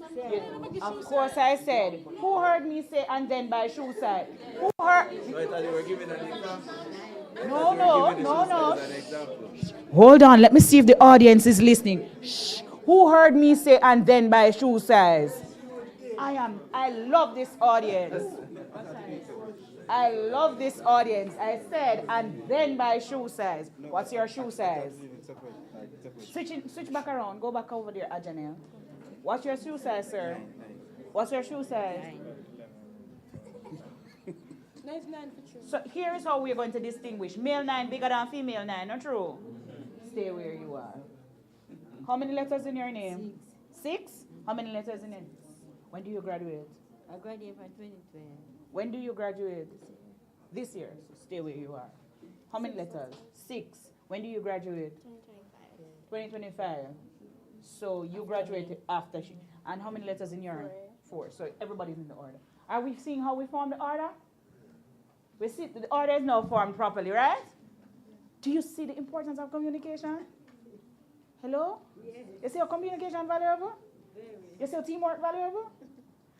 We have to work in teams, and we always have to be talking about things that matter and things that are important, things that get the process done. Yes? Thank you so much, volunteers. How are we? Where are we? Now that I've seen Dr. Barton Gooden, I'm going to tell you the story. How many years ago was it, Miss Brown? 6? 6 years ago. 6 years ago, I was at USON minding my own business. But there was a conference that was happening, and I was asked to introduce a guest speaker and then do the vote of thanks. And I suppose that Dr. Barton Gooden, she just joined us, that Dr. Barton Gooden would have met me, right? And heard me in the conference doing the vote of thanks and introducing the guest speaker. I was minding my own business. And PIKE was happening. And Miss Brown knew Dr. Barton Gooden. And Miss Brown called Dr. Barton Gooden and said, you know, there's this professional conference happening every year and so on. And perhaps you know someone who you could advise could be the MC. And I was minding my own business as a little nurse and just being asked to do the vote of thanks because my boss said so. What you do? Say yes and then figure it out. And so Miss Brown called me, and Miss Brown said, a little birdie told me, I didn't even know who was a bird, that you could do well as an MC. And there are past interns and people learning about professionalism, and you're imparting knowledge, and you have to be active and engaging and make people laugh and make sure nobody's sleeping and make sure that the conference is vibrant. And I said, my goodness, I don't know what she asked me to do. I've never led a session for 6-7 hours straight and know how to give fillers and do all of this and understand the theme and engage. And then she said, somebody told me that you could do it. So I said, okay. When and where? What's the theme of this year's conference? And I said, yes. And then I said yes again and again and again and again. And 6 years since, I've been saying yes, but I still didn't know how to be an MC. And that birdie who started that, who told and whispered to Miss Brown, was Dr. Barton Gooden. That's my colleague, right? Yes, and that's how the story of my engagement with PIKE started. So there's another game before lunch. This one is a little bit, just to think. It's just about thinking. It's not hard. See how many volunteers I want. A team of 9. Anybody, whether you volunteered already, can do it. Are the games hard? Who said yes? Are the games really hard? They're not hard, not true. You have to think and communicate, right? So there's another game. I need 9 people. 9 people. And it's not so hard, it's just thinking. Or you want the one that is the skit, where you have to perform and engage and think about what I said and demonstrate using the skit. Which one do you want? You want the game or do you want the skit? The game or the skit? The skit, okay, all right. I will need a team of 4 persons or 5 persons to do the skit. Easier then. 5 persons. Not 9, but 5. 5 people. Let's get 5. Miss, can I get the register? Oh, there's Mr. You're volunteering to come, right? Thank you. 4 more. 4 more. 4 more people. So do I need to pick them? How many tables do we have? 6? All right, I'll take 6 volunteers, which means that I must see someone from each table standing here with me. There must be someone from each table. This solves everything. And should there not be someone from each table, I'll just ask Miss Brown to tell me which table is not represented and to help me to get a representative. So there must be someone from each table. I have 3 persons here. Are you from the back? Who's from the back? Oh, yes, you're from the back. Someone from your table here? Yes. Someone from this table has not come yet. Yes, but you must come again. Someone from this table must come. So, Mr. Grant, talk to your table mates and make sure someone from your table comes. So I now have 5. So this is the only table not yet represented. Okay. So you're selecting the lady because she has not come as yet, right? Thank you very much. So we now have everyone here. And this is again, leaders must also know the instructions. And they also must be cognizant of what needs to be done. Not true? True? Leaders must be cognizant of what needs to be done. In order to equip the people who are following you and working with you, you must know what to do. So the leaders have to listen very well. So we're creating a scenario for you. And guess what? You can all now be potential leaders. In the end, you'll select who will lead, right? So this is the ISS department. And you have a customer like Dr. Wright. You know her, right? Nice person, right? You have a customer like Dr. Wright. And what we found is that there are many customers like Dr. Wright who are forgetting them email password every time, every single time. And they get locked out of their email. It's a plausible situation, not true? And they get locked out of their email. What you're going to do as a team, you're going to devise a strategy, whether or not it exists, you're going to work together as a team to devise a strategy to help us to remember our passwords or to make passwords that are easy to remember. The leader, the team leader, must communicate a way to deal with those customers that are less easy to manage. We're not going to call them difficult, because I wouldn't like to be labeled as a difficult customer, right? Those that are less easy to handle, and motivate the staff as to how to do that. Who wants to be a very difficult customer? Because we're going to see, Mr. Reed, thank you so very much. So we're going to see that this strategy is working. This strategy that they planned is in place. Mr. Reed, you understand the context? You must call. All you need to do is to call and be difficult. So we give them, how many minutes we need to give them to work out the strategy? Let's work as a team. How many minutes we give them to work out the strategy? 5 minutes. So Miss Brown, you're hearing MIT's problem solving, right? So whatever the issue is, they're going to problem solve. They're going to talk about the strategy to handle difficult customers and how to help them with this particular problem. And then we get the difficult customer. We're going to see it in play right here now. All right, the timer is going on.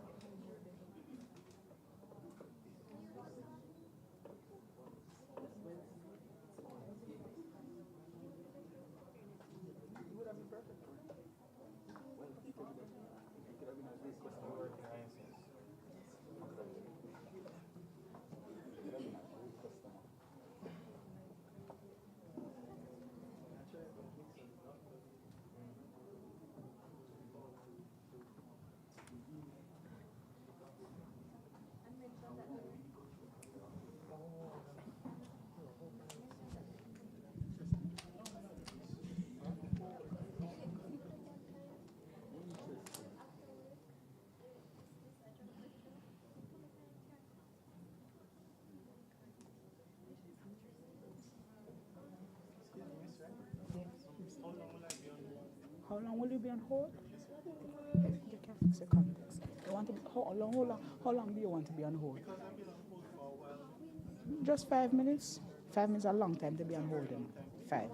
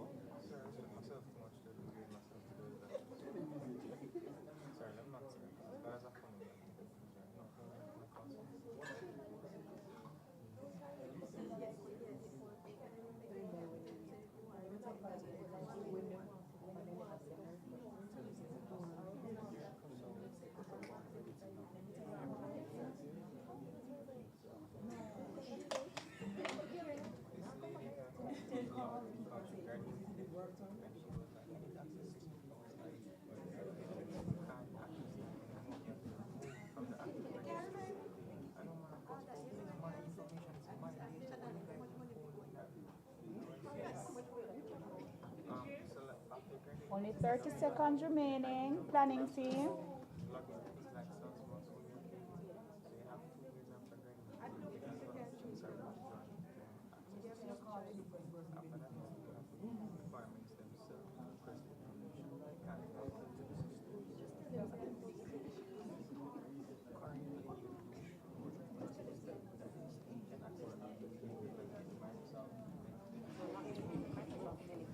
Okay, team.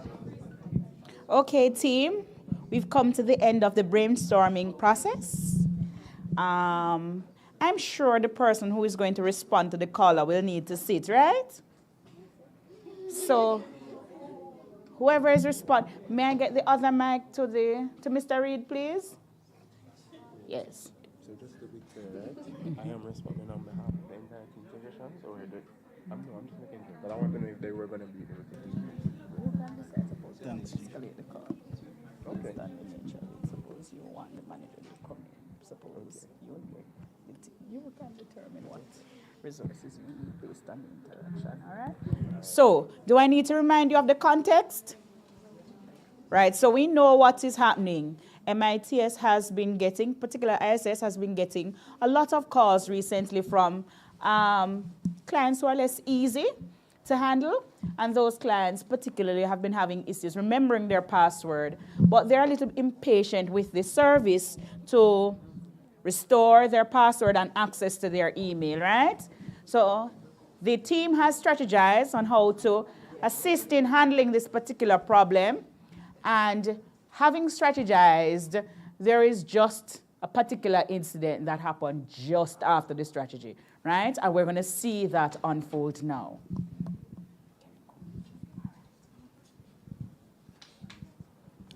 Burp, burp.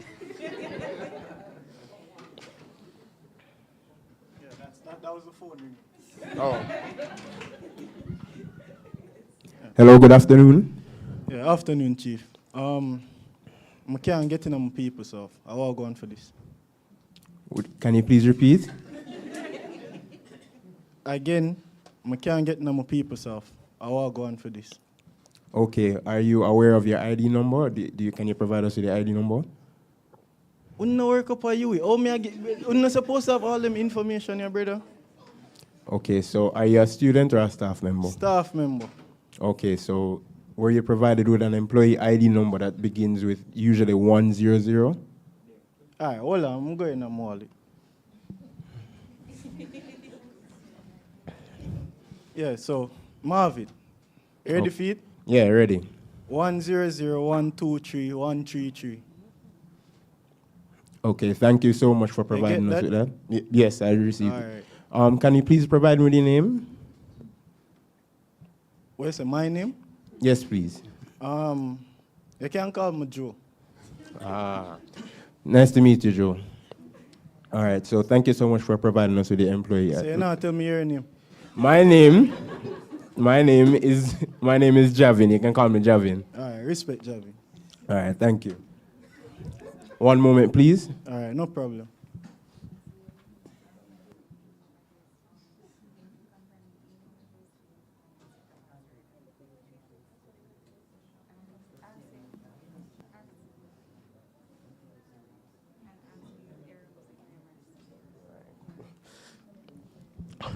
So sorry to put you on hold, Joe. So, did up on hold, Chief.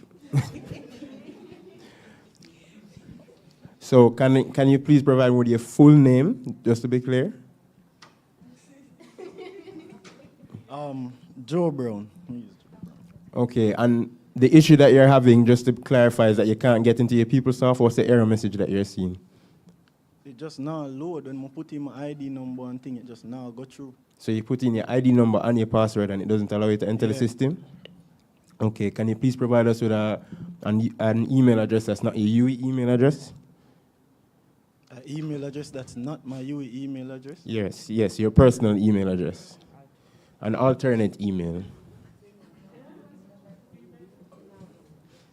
bigboss123@gmail.com. Thank you so much.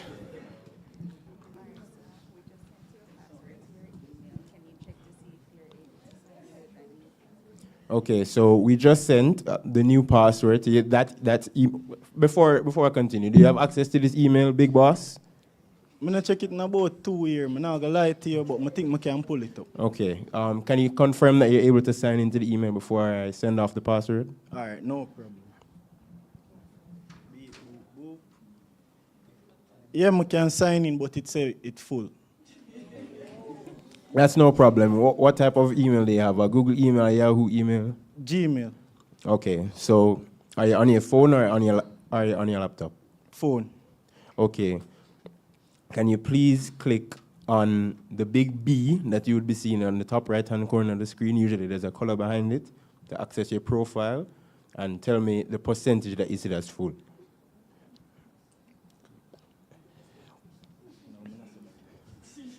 I say 90. Okay, that can work. All right. Okay, so we're going to send you the email. We're going to send you an email with your password attached, okay? Can you confirm that you're hearing me on the other end, Joe? Yeah, man, me I hear you. You say Javed? Yeah. All right. All right, so we just sent the email a while ago with the password attached, so tell me if you're able to see it. Yeah, I get it. What does the email say?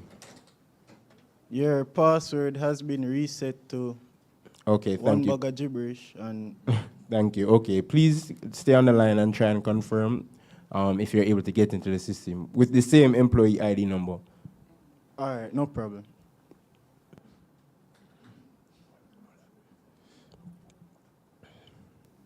No. What's the issue? What's the issue that you're having? It'll load now, but it'll give me some bugger like letter and something. Yeah, like different format. It just not allow me to go through. Okay. Remember on my phone, I still do it pon. Hint, Liti. Okay. Are you able to copy the password? Do you know what I mean when I say copy it? Yeah, just highlight it and paste it. That may I do king, but it now go through. Is it still not going through? No. All right, I'm But going. Remember on my phone, may I do it pon. Please ensure that there's no spaces between any of the characters that you've entered in the password field. No king, no space can do the car. Copy and paste it. No space can do it. Okay, give me 1 moment, please. I'm going to put you on hold and allow you to speak with my higher ups. All right, no problem.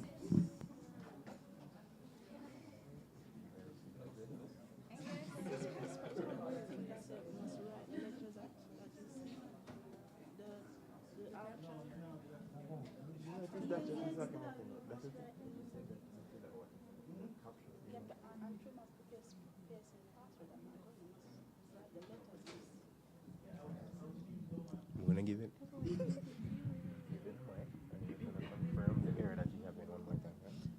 Okay.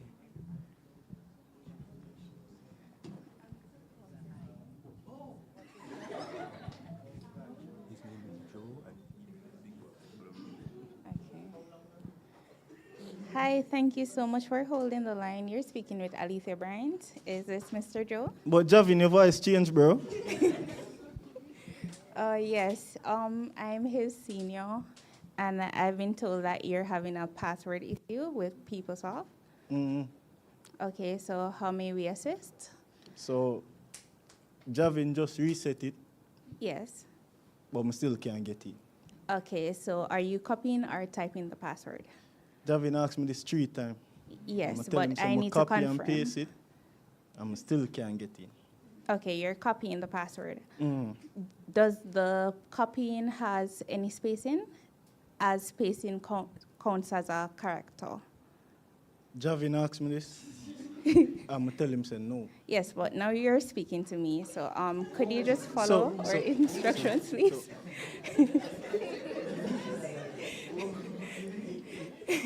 But all right, so may I talk to you? Yes. Why your name? All right, so I'm asking you to, can you just kindly confirm if you're copying the password without any spacing? All right. Yeah, may I copy it without space? All right. Can you try typing the password for me, please? But if me I copy it and it now go through, why may I type it and it will go through? Okay, what's the error that you're receiving, Mr. Joe? It just said the credentials wrong. But I know the credentials are wrong because Javin just give me the right credentials, so it can't wrong. Okay, not a problem. So we're going to try to unlock your account because you have entered the password incorrectly for 3 times or more, it locks you out. So we're going to try to unlock. So can you just kindly try typing the password? If the password has a letter that looks like a common L, it can be a capital I or a common L. So can you just try typing the password? You can just do it for me because as soon time for sending timesheet, you know, I don't want to miss the submission of my timesheet them, so. All right, not a problem, but can you just try this for us, please? Or All right. try using the, when you're doing this, try using the incognito window, please. Yes, I try use the incognito what? Yes. All right, so on your browser, you should see, on the device that you're using, you should see 3 dots to your right-hand corner. Right-hand corner, 3 Yes. vertical dot, all right. Yes, all right, so just click on that. You should see incognito window, or new incognito window. All right, I see the incognito. What am I do now? All right, can you try type in the ID number and password there for me, please? But I'm click it, I'm see a copy, cut and paste, I'm click incognito.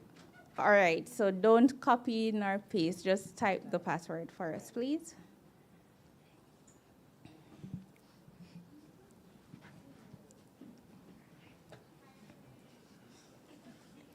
All right, I'm type it. All right, can you just confirm if you're able to sign in now? Like, it now says I'm gonna sign in, but it'll give me a bag of different icon. What? Bear in mind, I'm a phone me I use. Wink, wink. Can you try using a different device? No, my phone alone. Miss, remember upon the grounds me I work, or me I walk around with the laptop.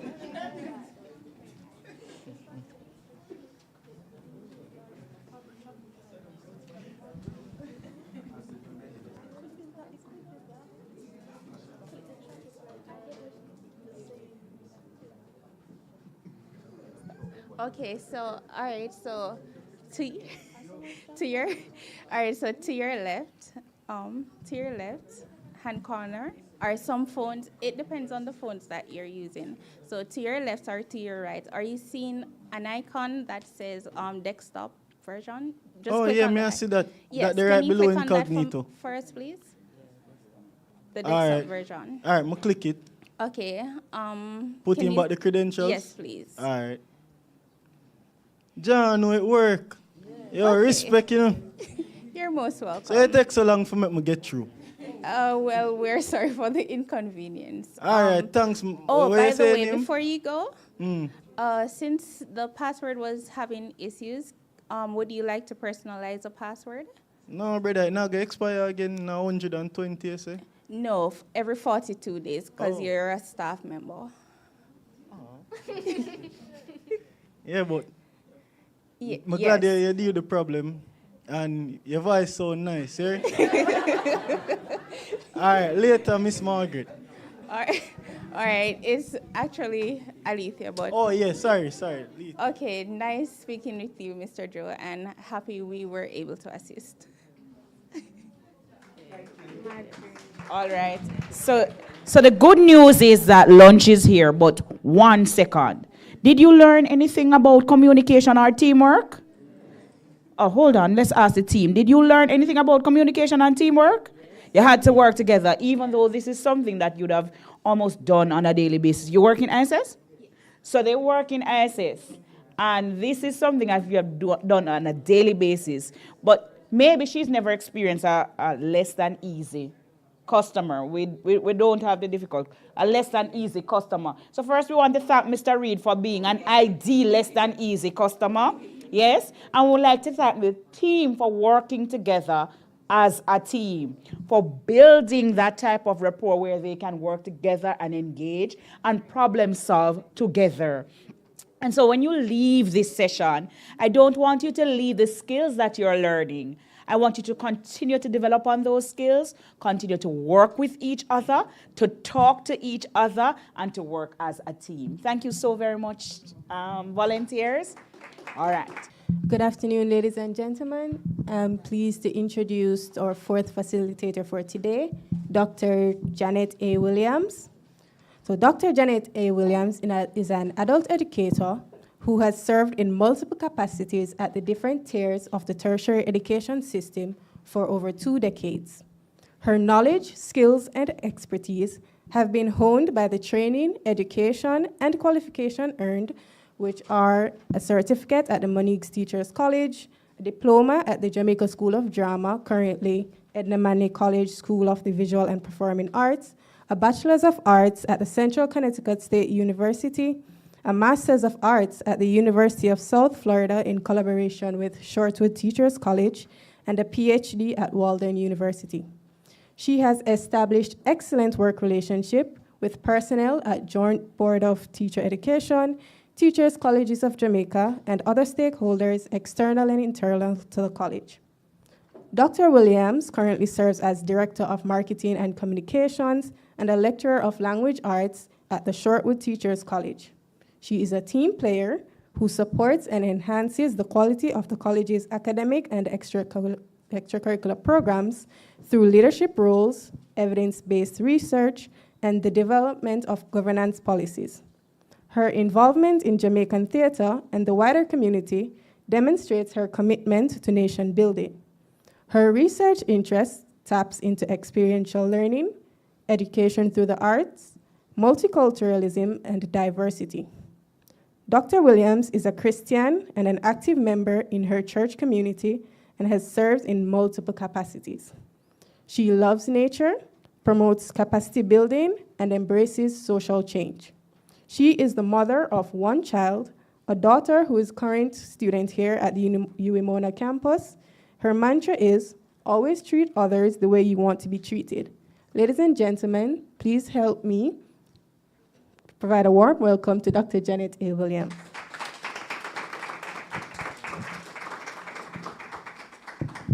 Good afternoon, everybody. Good afternoon. How are we all doing?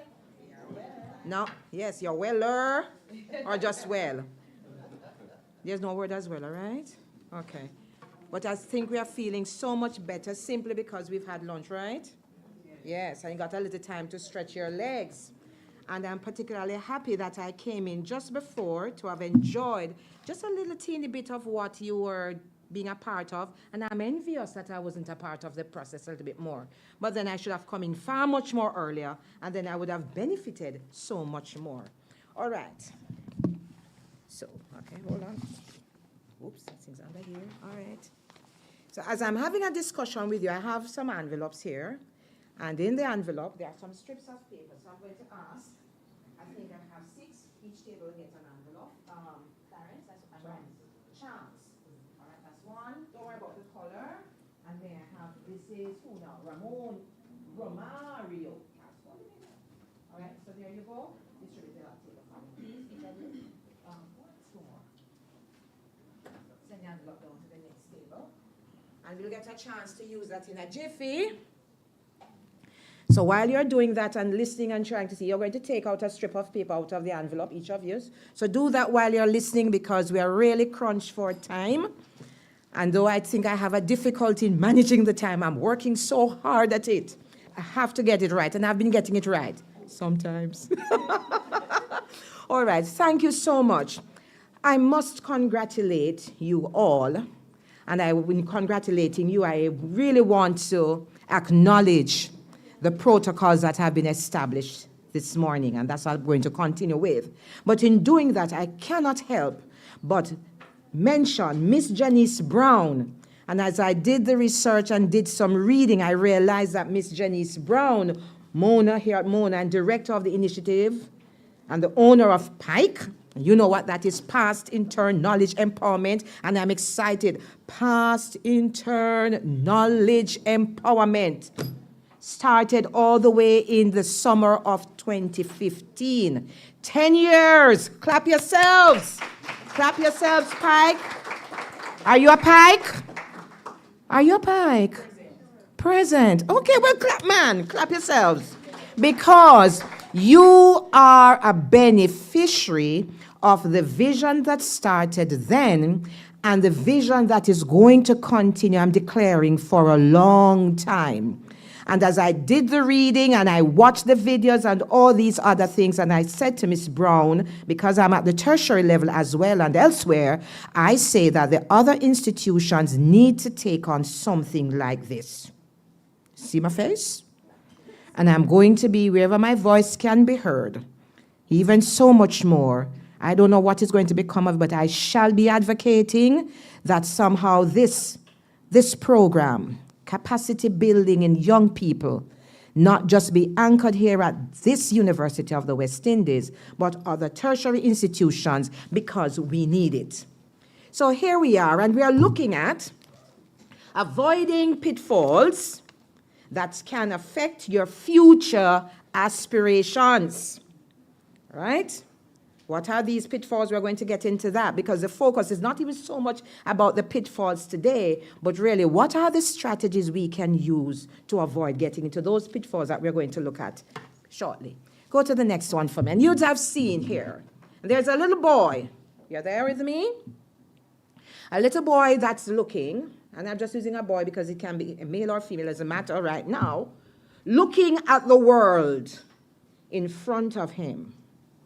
And you're present right now, looking at the world in front of you, but even though you're doing that, there is a past with you.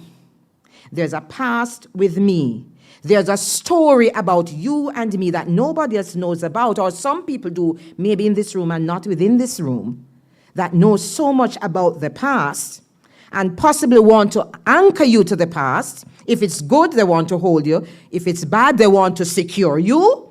But now you're in the present, looking toward the future at the world, which has so many things that you are not prepared for and you don't know what it is. My daughter tells me, for example, in terms of job, Mommy, I'm preparing myself for the job that does not yet have a name, but it is going to pay some big money. Who is interested in that?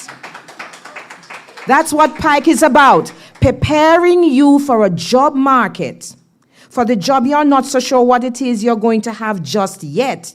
But I think at the back of your headspace, some serious money. If you're not interested in that, I don't think you're excited at all. So that's your starting point right here. The present, that's where we are going to go. Nevertheless, not putting aside how the past is going to affect the present and the future. I just want you to literally close your eyes. Don't worry, look around to the next person or anything. Just listen to my voice. What is in the past that you think you need to go forward? Don't answer me, don't tell anybody. I'll say the question again. What is it there is in the past that you need that will help you to go toward the future? And just close your eyes. The reason why I'm asking you to close your eyes is because I want you to focus. Keep focused. And if you can't find anything good and there's everything bad, what is that thing?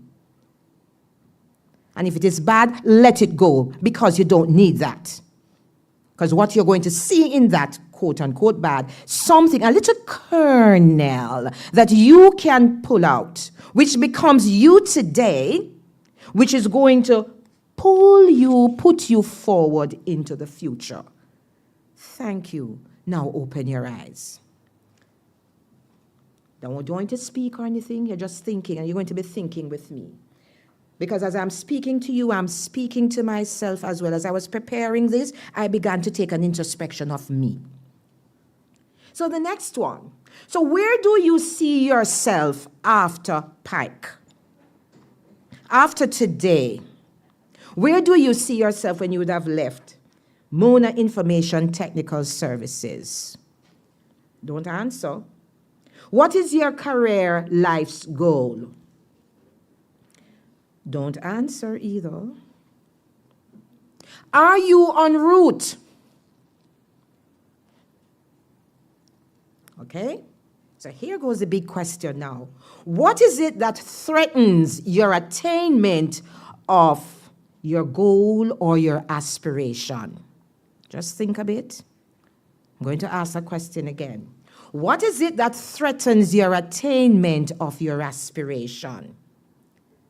And I pray that you have a pencil or a pen, because in 30 seconds less or more, you're going to write down that one thing that you think threatens your aspiration, the attainment of the aspiration. Or may I dare say aspirations, because sometimes we have men. Write it down. So you have the strip of paper out. I want you to write it down. And I'm trusting you to write it down because we're going to need it later. So 30 seconds. My timekeeper at the back, one of the gentlemen down there, the one who was working with me. 30 seconds. Count them down, please. You have to write it. If you can't find a word and you have a phrase, put it there. I think you're at about 20 seconds. My timekeeper at the back, who is doing it for me? Yes? I don't want you to take any photograph just yet, and I want you to write. First, it's critical that you write. I can make the PowerPoint available for you at the end. My time is UP. 1 second. Thank you very much. All right. So turn over your little paper now. Don't let anybody see, because what you have written down is private. All right? All right. Next. And you notice there that you see that person running ahead, a goal and aspiration, where he's going. I really don't know. I don't know where you're going or what you intend to achieve. I know where I'm going and what I intend to achieve. But as he's going along, there are some little holes along the way. And you notice, it's not a straight line. Crisscross, a circle, a snake, going somewhere. The arrow says going, going, going, going. And he's moving fast. So here goes now. and I hope I can get an answer at least from a table, fast and furious. What is that thing that you wrote down? If you don't want to say it, ask somebody beside you to say it for you. Let's take it fast and furious. Complacency. Keep going. I wish I had a drum. I should have taken my drum. Complacency. Keep going. Yes. Procrastination. Yes, I think I have that one up there. Keep going. Next. I wrote myself. Myself. Yes, we need that. Myself. Yes. Come on. Complacency, procrastination. Myself.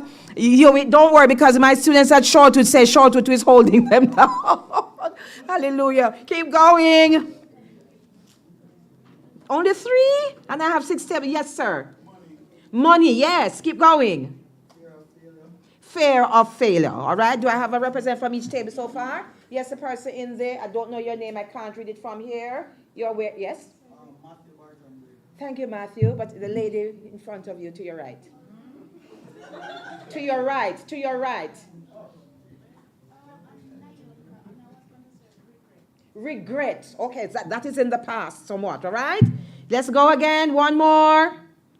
Do I have 6 responses? I think I got about 4. Come on, my table to my extreme right. Down there. You're left looking at me. Somebody from that table. And you're not shy. Can't hear. Money as well. All right, so we're going to look at a few of them. All right, so I have on there for me, for all of us, lack of clarity. Let me deal with the money first, because we all have money issues. Because we are coming, I am coming, and maybe some of you are coming from an era, from families whereby financial literacy was never taught to them. Was it for you? Maybe I'm too mature for that, right? Or you're too mature, too young for it, right? And so we had to find a way, our parents had to find a way to ensure that we got the education, and you're still here and you still are struggling to find the money. So you find innovative ways of earning the money. It's never a lot, but somehow you sacrifice. So you want, you want steak or lobster today, but you realize you can't have lobster, have a patty. Because the lobster money you have is going to last for the week, so you have a patty. And no soda, have water. It's healthier for you. So you find a way of managing. And the little that I understand about PIKE, it gives you a little stipend. Not true. It doesn't exist anymore. Nobody knows what I'm talking about. They're not saying anything. Miss Brown, they're saying they're not getting any money. Hallelujah.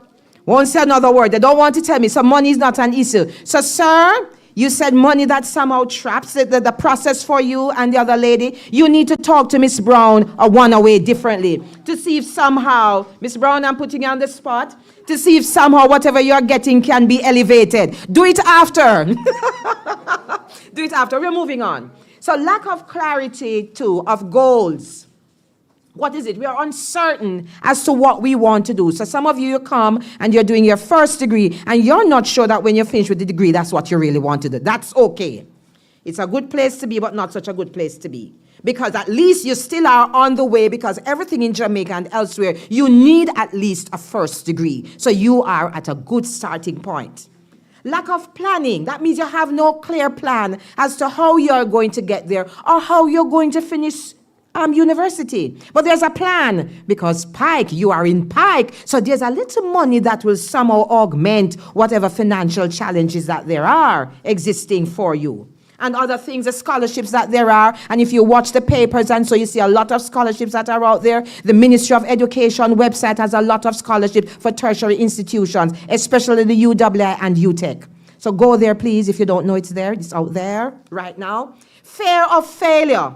Nobody wants to fail. Everybody wants to be a success. But it's good to fail sometimes, because you learn to appreciate. And whatever you think that caused the failure, if you're honest with yourself, you're not going to allow that to happen to you again. But you learn from it. So may I take the word now, regret. So because of what you did, you regret having done that, having said that, not having done that.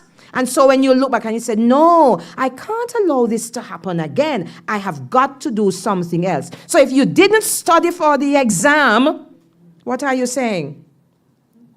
I won't even answer. Won't you try to answer, all right? Here goes now.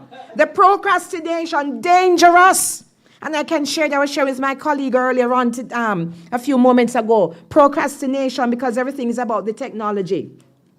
And I'm here trying to sort out something personal with the technology at my workplace. And I should have really printed whatever from last week, Thursday, when the secretary said to me, said, Doc, you need whatever. I said, no, man, I think I have some time. I'll do it on Friday. I said, better yet, I'll do it on Monday when I can focus on that because I'm so busy doing other things. Now, when I was ready yesterday, only to know that I couldn't do anything. Procrastination caught me. But as I shared it with my colleagues, I got the answer because I normally have a hard copy to protect me, to ensure it's there. I wasn't following through this time because I'm trusting the system. But not only that, my colleague said to me, I'm calling her my colleague, she said to me, you know what, every time you mark the register, man, just print it same time. I'm glad I came to PIKE. I got an answer. All right, here goes on. So the next one now is self-reject. How you feel about you as a person. I am not good enough. I am not tall enough. I am not short enough. I don't sound like and look like. Do not compare yourself with anybody. Why? The past experience is different from yours. The context in which you operate is different from theirs. Everything about you is different. So don't say, I'm not good enough. Say to yourself, okay, I realize that maybe that I'm too short. So guess what I did? To give me a little height. But it comes at a cost, right? What am I saying? So I see Sir looking somewhere. All right, because I'm not putting myself down by no stretch of the imagination. So when I come to you, or when you go to the other, you come with self-assurance. Somebody said if you're wrong, be wrong and strong. But we're not going to be wrong and strong. We're going to be right and strong. So just when I heard the gentleman, the example that you gave earlier on, and he's there, of course, Joe was really putting his case forward, and he wasn't backing down. He is there about getting help. What I didn't see on this side, though you're trying, you weren't so assertive enough to try to get the problem solved. What I'm happy for, that you did find your supervisor. And then there was a key word there that you all missed. He said that he's on the grounds. So the fact that he's on the grounds, on the campus, say, come over. Thank you for that idea. Come over. Let me fix it, because this problem is going to take another 20 minutes on the phone, and there are lots of other students who are calling with other issues. All right, so we're moving on. So we're not going to self-doubt ourselves anymore. And if you think you have limitations, what about you? What I'm happy about PIKE and MITS is that they are into capacity building. Who you were when you started, I think it's May or whenever or last year, if you look back into who you were then, if you're honest in your all, and I don't know any of you, no, I know a few of you, you'd have said, I have grown, I am better for it. I have developed. I can talk a little bit more. I can smile a little bit more. I can speak with confidence. I can walk with a self-assurance. Anybody in here like that? If you're in here like that, raise your hand. Proud. Look, where's your hand? There you go. Some are not putting up their hands at all. That means we have some more work to do with you. I can't read your name. Is that Anne-Marie? Pardon me? That's okay. All right. So fear of failure. Nobody wants to fail. You want to succeed all the time. But success will not come all the time because there are things that are going to slow you. What are we still talking about? The pitfalls. Turn over for me, please. Right, here goes on. Burnout. Sometimes you're in a job and space for too long, right? So the job becomes a routine. And one of the challenges we have in the system, that when our students, be it UB students or wherever they are, and they get out in the world of work, the kind of skill set they fall into a lackadaisical, here goes your word now, complacency, no care, business, I'm earning the money, so but I'm not interested in any growth any at all. Maybe this is where I want to be, but whilst you are there where you think you want to be, how are you honing and developing that same skill set? I'm asking you. External influences that we need to think about. So the pressures that we get from others, right? Sometimes society pressures, parental pressures, sometimes steer us away from the goals that we have and we're not able to fulfill. And I've heard stories where students say that they come to UE, I hear most of the university here, is that you're doing what your parents want you to do. So when you finish, you just give them the certification and move on to what you want to do. All right? Influences I'm talking about. Inertia, that means any change that is happening in your department, you say, I'm not with it, I'm not doing it, I'm not a part of it. So you're resisting, right? You're preventing the growth. But you do not need to prevent the growth. You need to explore the new opportunities because change is a constant. And if it's not changing and there is no development happening, then you know something is wrong. You're not going anywhere. When I looked at the video, the link, and I saw over the years and the themes and topics that we have been explored, and I said, wow, I hope those can be packaged, and I hope you'll go back and look at what's there, because there's a repertoire, there's an environment that is so rich with a lot of stuff that when I look, I can learn from that. How are you allowing yourself to learn? So even if you are in a department right now or work in a particular that you think you don't like, learn all you can. The more you'll know about where you work, the greater asset you are to the company. And I learned that many, many years ago when I was overseas studying my first degree, and I was told that. The more you know about this company, the greater asset you are. And I never understood it then, but I took it apart and I started. I said, That's up to when my time had expired, they want me to stay, and I said, no, I have to come back home to me. Home. All right, here goes now. So we look at impatience or lack of support. Before I get to impatience, who is supporting you? And sometimes I wonder, you say we have a lack of support, but is it truly lack of support? Because your parents may not have the money or your family may not have the money, but that kind of encouragement and motivation that they give you to say, you can do it. I'm giving you the last dollar. I'm not going to pay the rent this time. I'm going to take a chance and pay the money for you. When the landlord comes, I'll talk to him about that, but I'm paying the money because you have the exam to do. That's support. All right? Impatience. Everybody expects immediate results wanting to achieve. Right? Can't wait. You notice a man, you're running, great speed, not walking nor crawling. You shouldn't be crawling anyway. Walking. He's running in a hurry to get there. Because if you are in a hurry, then you'll become impatient and you're going to miss many things. And then it's likely that you're going to drop into the holes. All right? So here goes now. Let us look now how we are going to avoid some of these pitfalls. Because they are much more than. All right? So what goals do you have? So you have to set the goals. What is it you want to achieve? House, car, a better job. You want to migrate. You want to earn X money. How are you preparing yourself for that? What is it really? And why are you doing that? Do you have the passion for it, or you're doing it for doing its sake? And somebody once said that we are really doing the jobs that is not really our passion. But sometimes you have to create a passion because of the opportunity that is provided for you, and the more opportunities you take on. Did you know that I was a very shy person? Over time.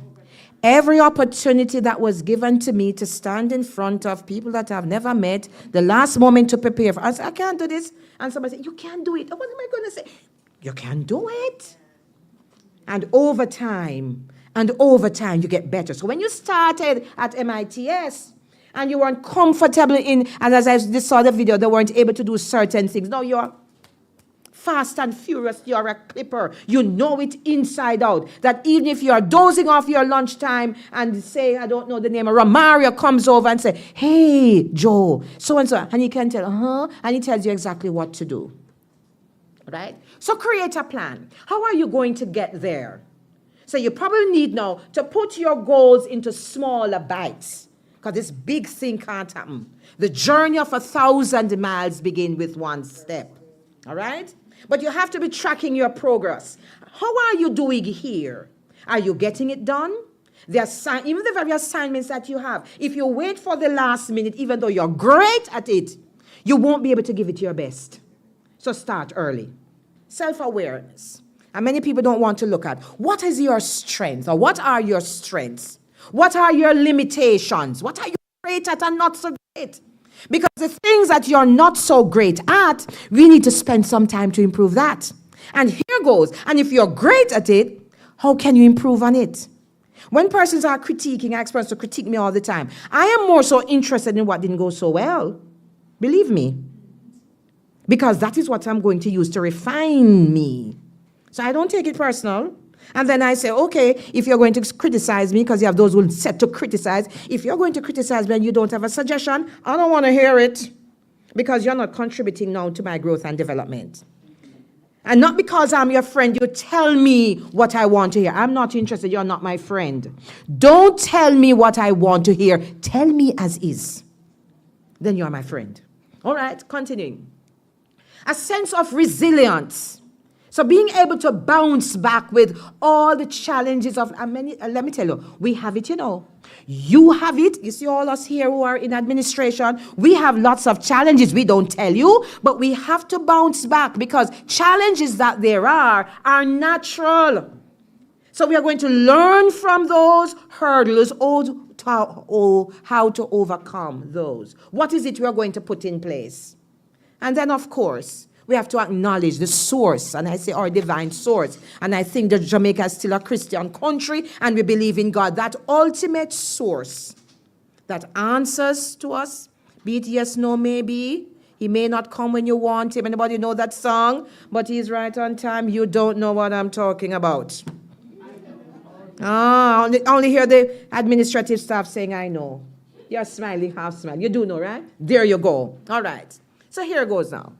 So we talk about feedback, all right? That's another strategy, all right, to avoid the pitfalls. Feedback and mentorship. Who do you consider to be your mentor? Let me tell you one of the things I've done and continue to do.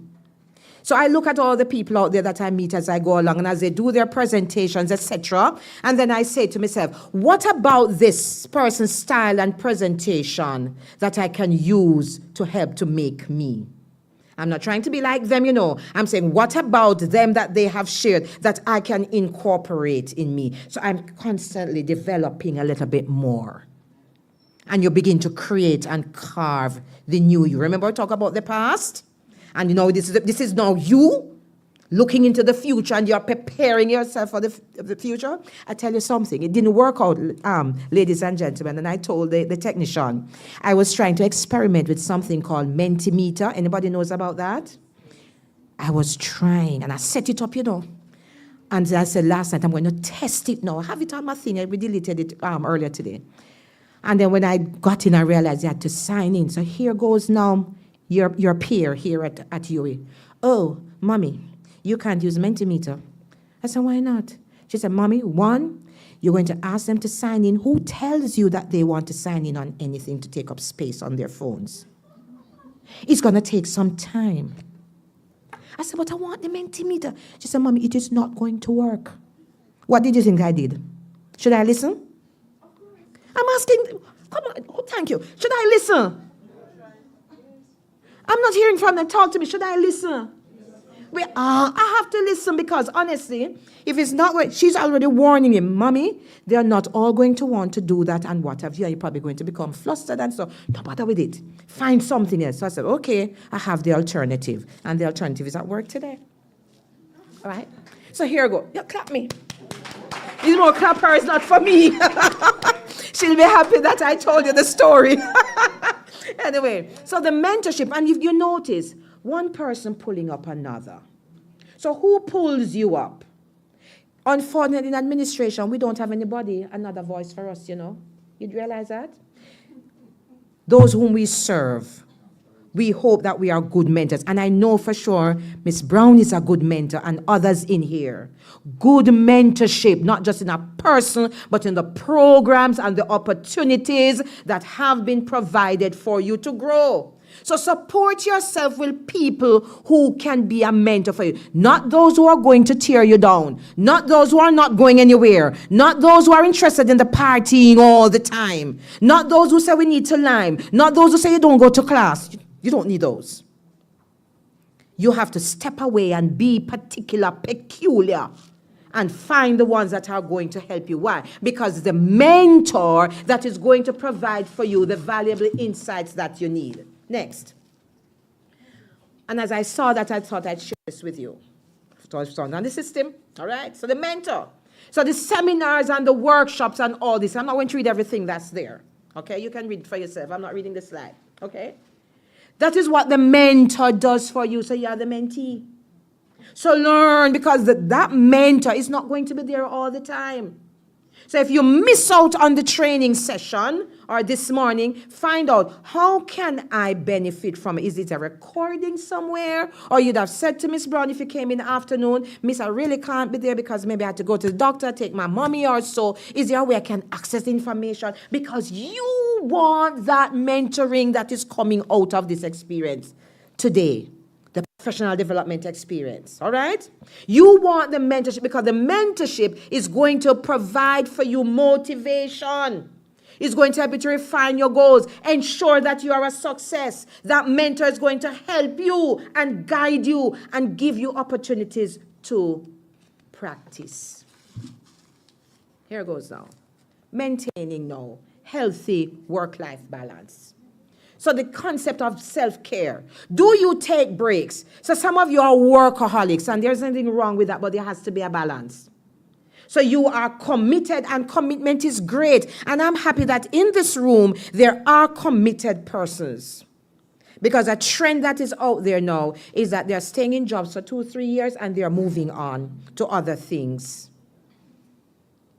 And they want to be dancing, doing the acrobatics. And I'm saying, so where do you intend to end up?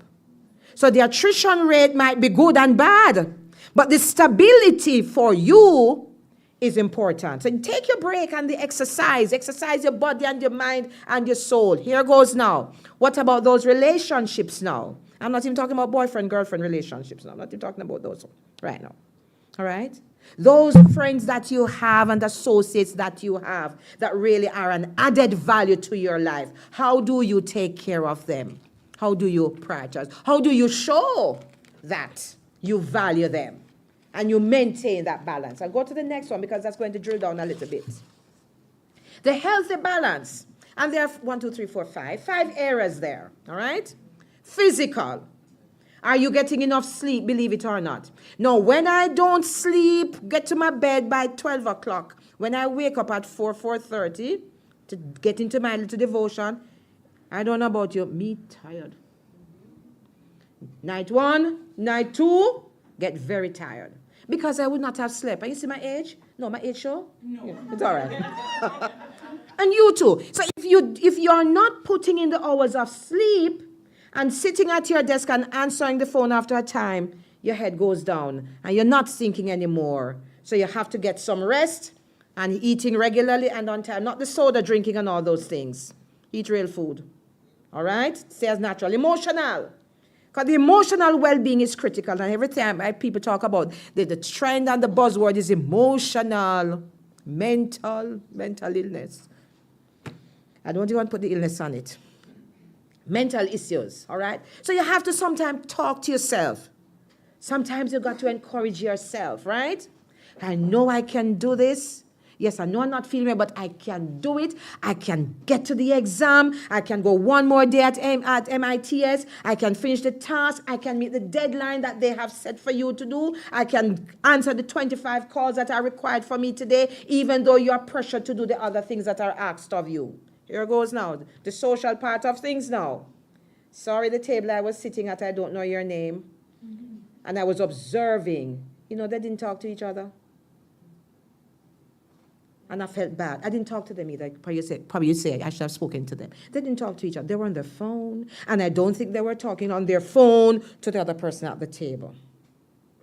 So watch the social part of things. So call and text your family and your friends and touch bases, but don't allow yourself to rob you of the direct conversation that you can have. I'm happy when Joe called MITS. He got somebody and not a machine. Because if he got a machine, then he would be flipping. And then we would know that he had such a big challenge. So thank God that every time the phone rings over there at MITS, one of you answer. No matter how tired you are or how busy you are, or if you have somebody else on the line, you are there to answer. All right? So the spiritual part of things, those of you like nature, tap into the other part of you. And of course, the kindness and the respect you have one for the other. And the psychological part of it is the part I love, the creativity part. You continue to learn and explore. Those who like to cook and experiment with drink and food and flowers and change up your room and all these other things. Even the men to do some fancy things, sir. Right? Yes.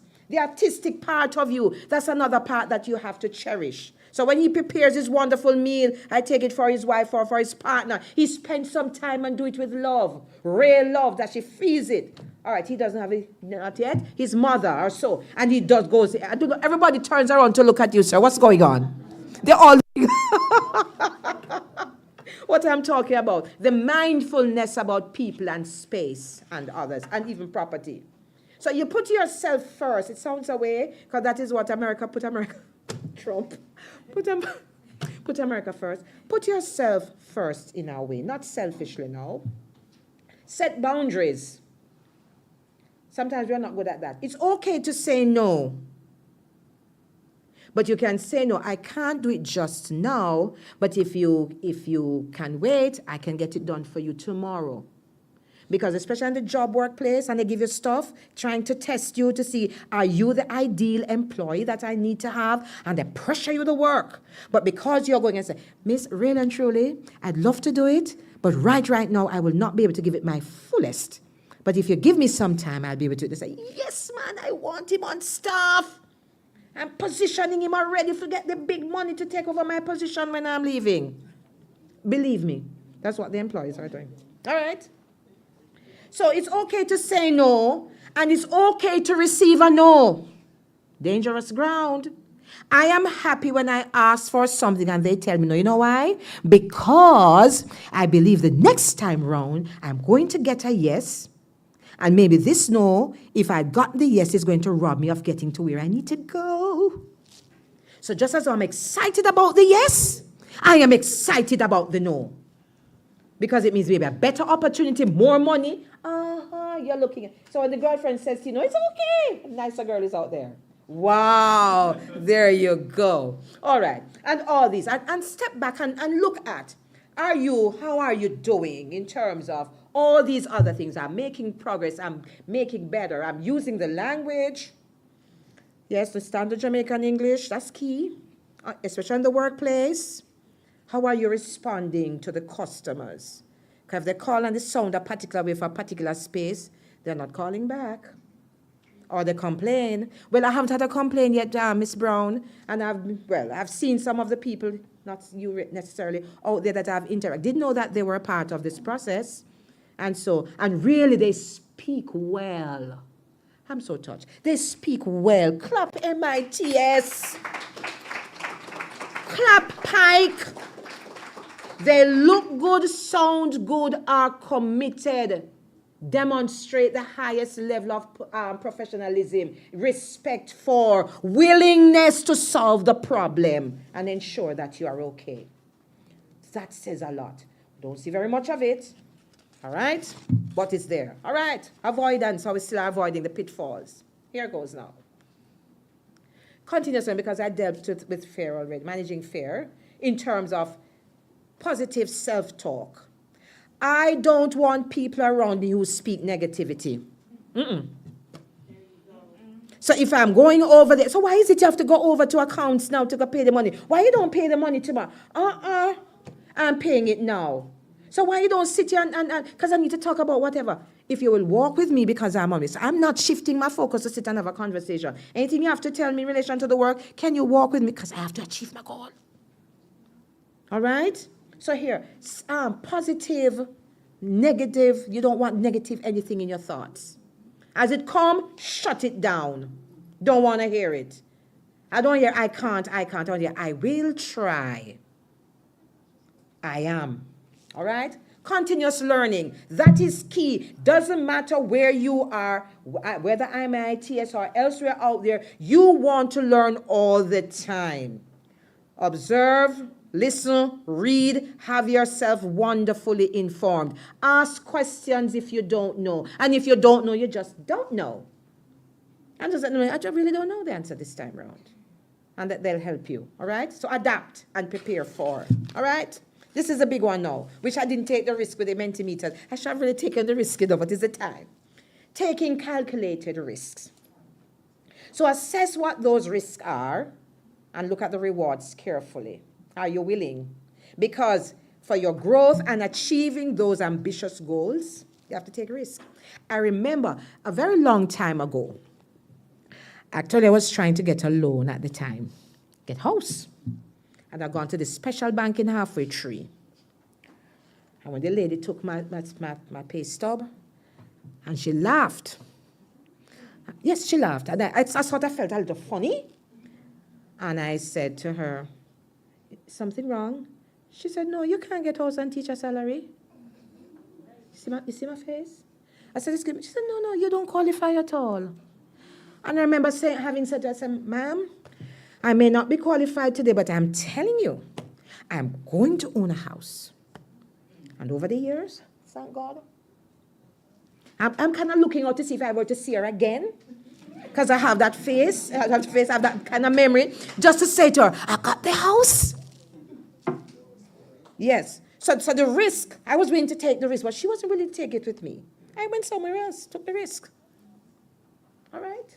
So there you go. So you have to be willing to achieve, because those ambitious goals you have, it's not going to come and fall into your pocket or in your lap. You have to go and get it. You have to set yourself to get it and have it.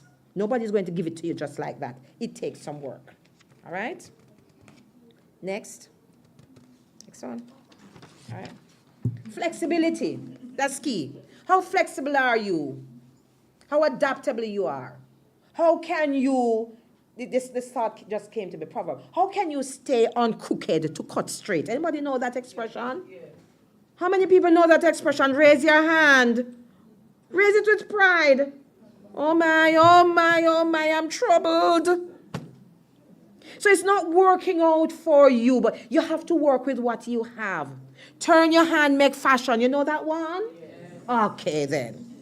So you work with what you have to get what you want. I don't know how to do pottery, but I used to go over to the visual arts compartment at Edna, and I love pottery, by the way, I tell you that. And as they are trying to fashion and it going on the wheel and stuff, and many attempts, and it comes out. It doesn't come out to the ideal. But when you look at it and see the amount of work that goes into that piece of pottery, and you say, wow. And sometimes it's a beauty. It's hard to go back and recreate. What am I saying? So you're going through and things are stretching you, but you're adjusting. So yes, you may be placed in another department. You don't know anything about this. Work over there for a day or work that desk for a day. You don't have a clue. Go over there. Ask question. Learn it. Because the next time around, maybe that's money. That desk has some money over there, in terms of earning. But maybe the test will say, are you willing to put yourself, making yourself vulnerable to learn? Notice what I'm saying. And when you're in a vulnerable place, it's not a good place, because everything and all things come at you. But because you are resilient and strong and know what you want, you are willing to put yourself out there. So here goes now. Don't give it the next one yet. Almost at the end. So with all that we have said, and I hope I've addressed based on what you shared with me, and I don't know what is on your paper. So I want you to walk with me before I do the very last one. So that paper, where's my basket, or where are they? I want you to look at it. Please. Two men at the back. You are student or you are staff? Administrative staff? These two gentlemen? Standing by the door, come, please.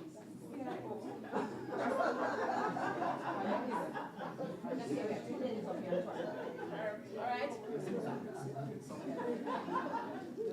That's all right. Here goes, okay. All right, we have 4 baskets. So 2 will, not yet.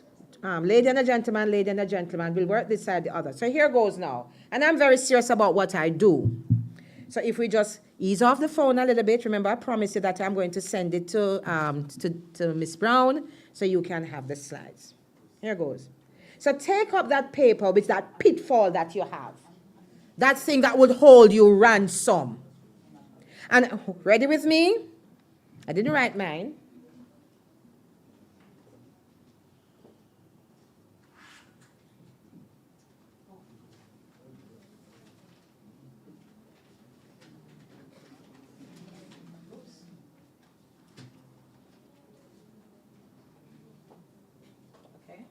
All right, so I want you to hold it up in front of you because this is no more. And you're going to tear it up. So I no longer tear it up. The pitfall, whatever it is that threatened, no longer, no more. Tear it up to threads. What is holding you ransom? Tear it up. Destroy it. Getting rid of it. Once you have done that, now put it in the basket. No longer. Come on. No, tear it up, shred it. If you didn't write, I have a problem. You didn't write? Oh my. Here goes. So put it in the basket. All right. So you no longer will allow that thing that you wrote to hold you ransom to achieving your aspiration. I don't want to know what it is you know. All right? Move quickly. So I just work one side. Once you have collected from everybody, we're going to put it there. Miss Brown, we're going to ask you just to dispose of it in the over there, because there's nothing inside. Once. So you want me to put it? Yeah, but everything in here. All right? So here goes now. Pour it in. So pour it in. So that thing is no longer. That thing is now in the past. All right? Are we looking at them or are you staying with me? All right, let me just hold on.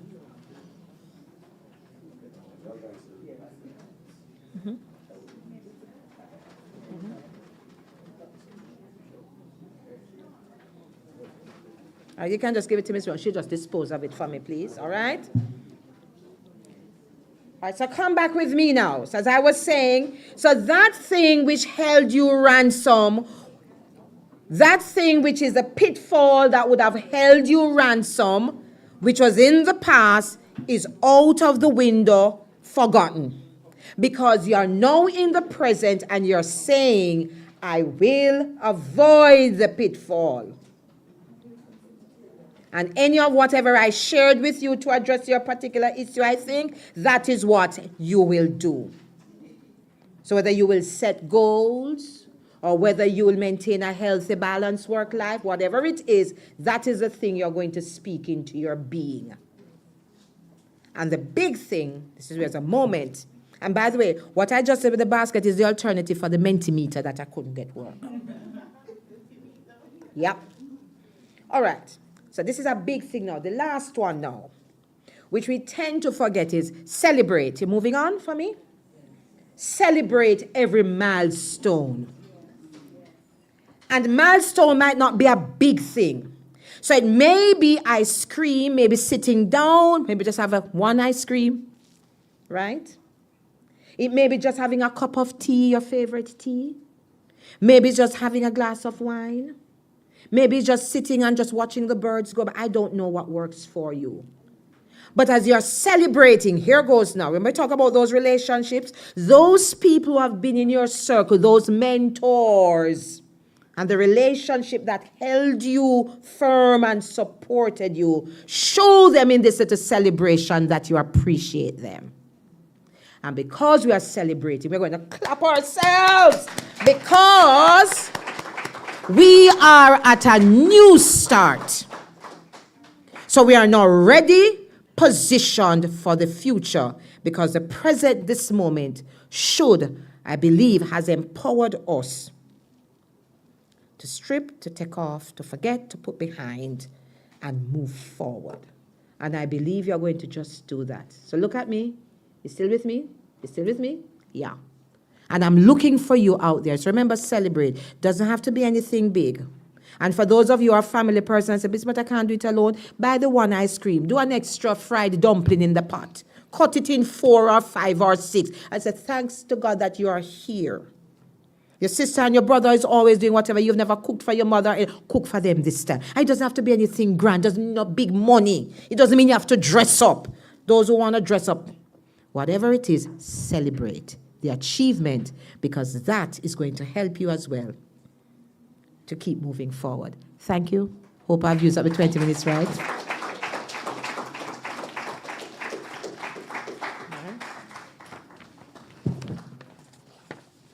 We're celebrating still, right? Yes. Get more money. Let me see if we can celebrate. We're getting more money on the next pay slip. I don't understand. Where's the celebration? No, it's true. It's real. Seriously? Yes, I got the announcement. We're getting more money on the next pay slip. Somebody can give us a piece of music so you could dance. I mean, they don't want it. They don't want it. Miss Brown, roll it back to what is normal, please, because it don't seem as if they want it.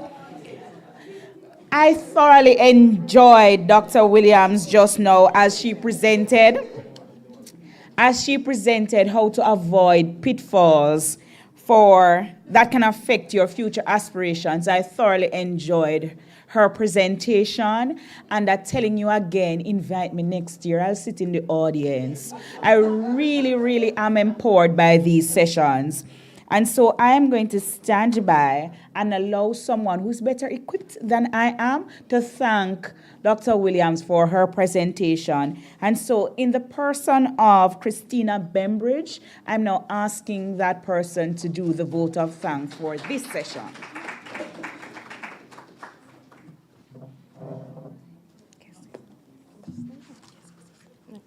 Good afternoon, everyone. On behalf of the MITS department,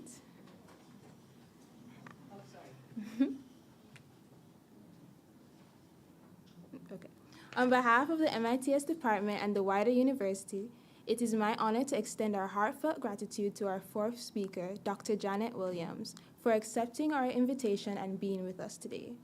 Dr. Williams, your insightful presentation has enlightened us on how a lack of clarity, procrastination, and self-rejection can damage the success of our future endeavors, and the importance of making ourselves vulnerable to learn. Your practical advice and clear avoidance strategies have provided us with invaluable knowledge that not only deepened our understanding of potential obstacles, but also will undoubtedly aid our departments and interns in staying clear of them. Once more, we'd like to say thank you.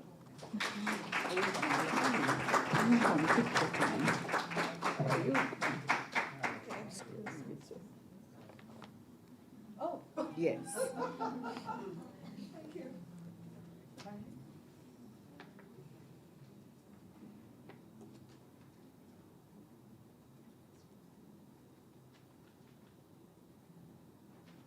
No, one more. May I take that one? Yes, there's more. Yes. I'm celebrating.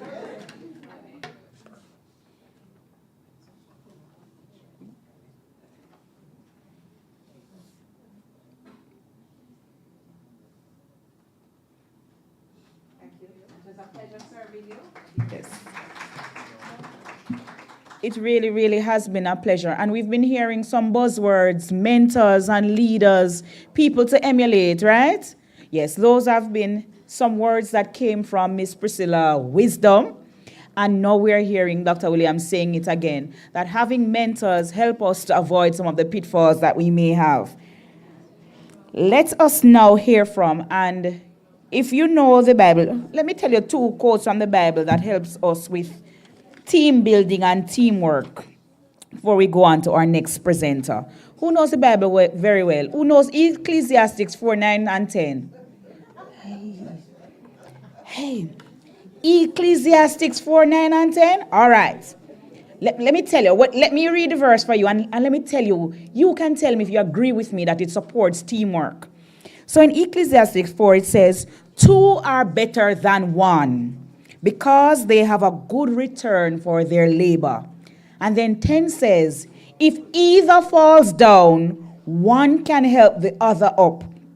But pity everyone who falls and has no one to help them up.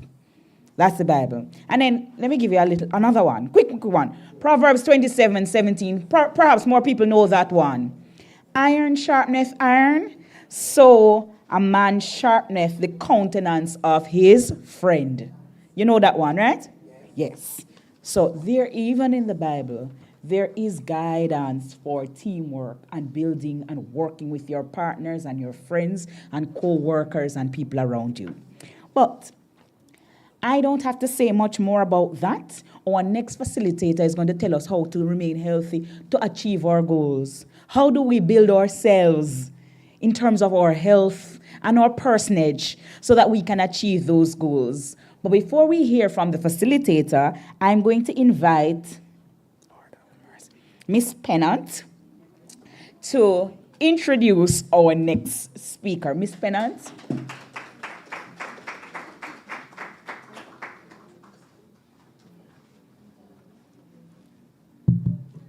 Okay. A pleasant good afternoon.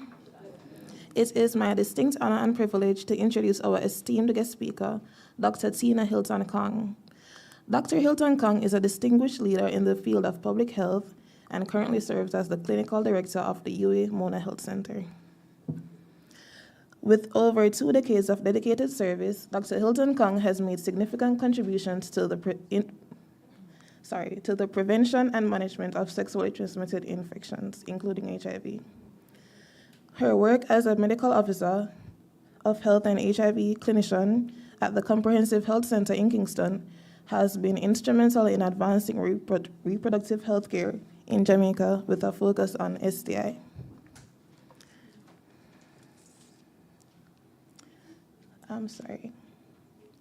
As the medical director of the Epidemiology Research and Training Unit, ERTU, Dr. Hilton Kong has led numerous groundbreaking research projects.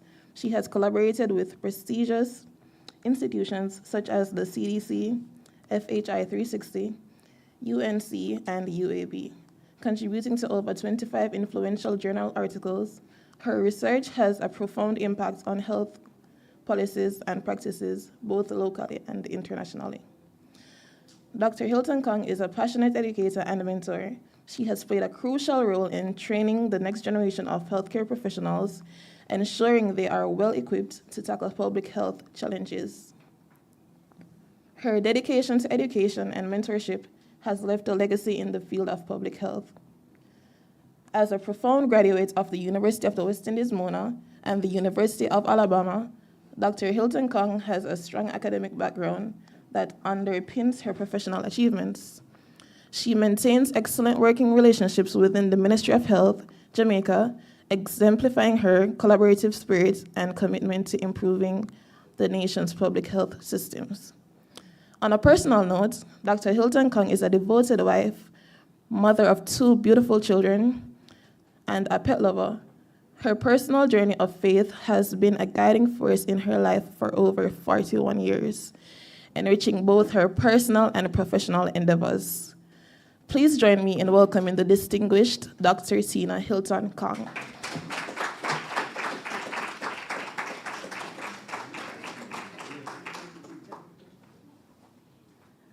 Thank you. I'm not so sure if it's me she's talking about, because that was the Tina before the UAM Health Center. But thank you very much. That was gracious. And the only correction is when you're saying Comprehensive Health Center, you have to say the Comprehensive Health Center. Just like when you're saying UE, you have to say the UE, okay? Because the Comprehensive Health Center, I don't want to see the show of hands who know it, because it still has a stigma that it is a STI clinic, but it's actually the Comprehensive Health Center.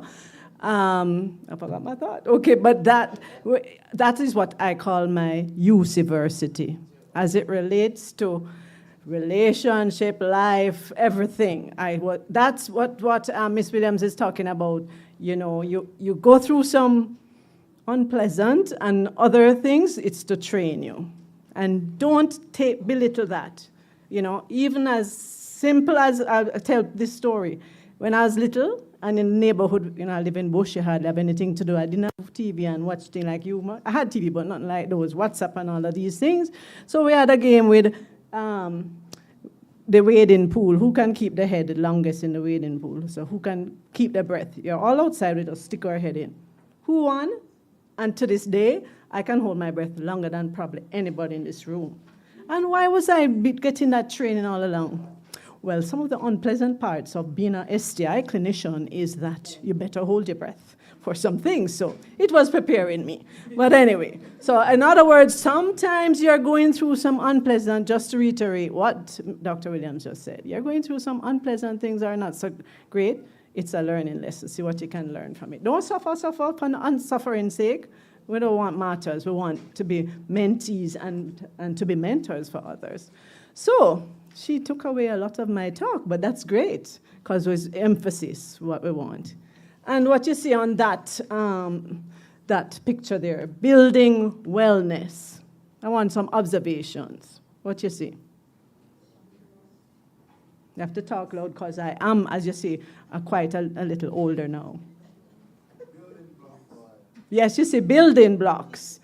Yes, what do you get from that else? What else? You say, oh, building blocks, right. What are they, bricks or, yeah. Are there building blocks made of other things?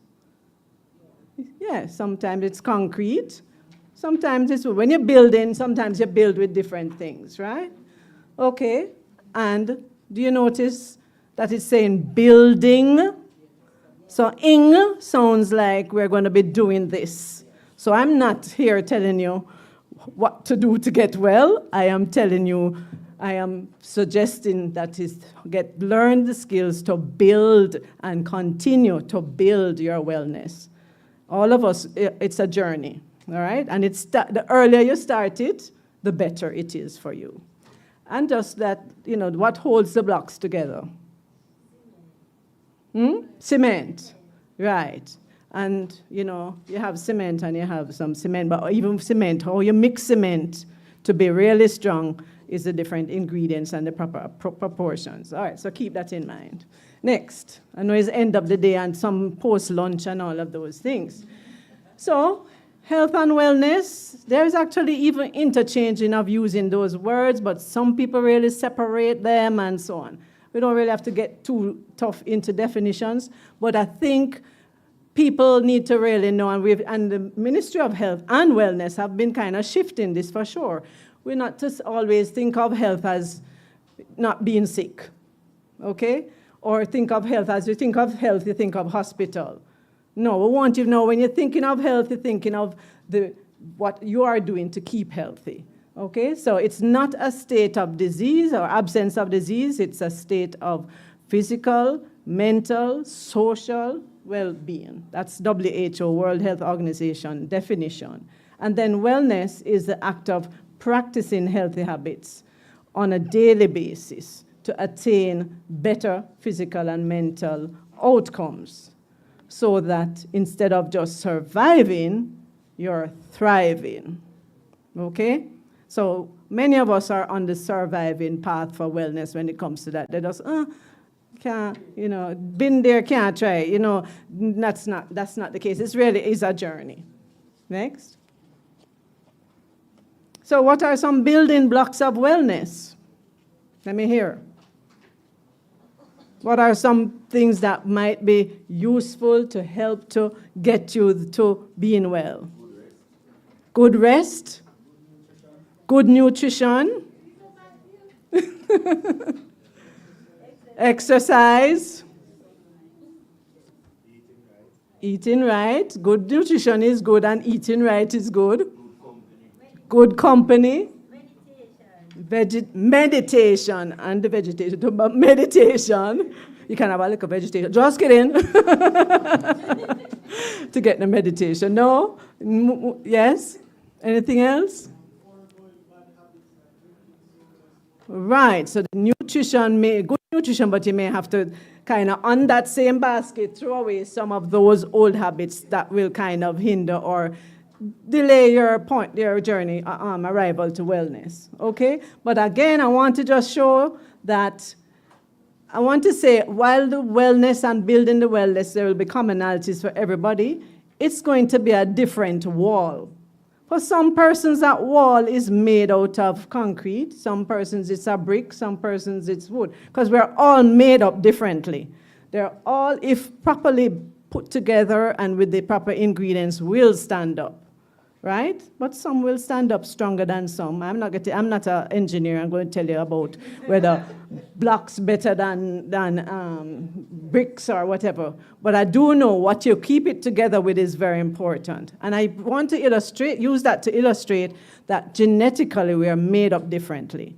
So while you're going to have some persons who did they can check off all that it is as it relates to wellness, there is some genetic makeup that may make that person more at risk for something or so on. So, but then you can't beat yourself because you have to know yourself. And then you have to also know your journey and so on, okay? So it's not really a pitfall, but you're just being aware of what is so. And even with that, even if you come from, say, a very strong family history of cancer or so on, there are steps that you can take to delay it or to even not have it. So, I just want to put that in perspective. Next. So I think Dr. Williams kind of went through this already. So these are some of the building blocks as it relates to wellness. But each circle there has things in there that will help you. So many of the examples you gave me, the physical, things that's going to help with that, good nutrition.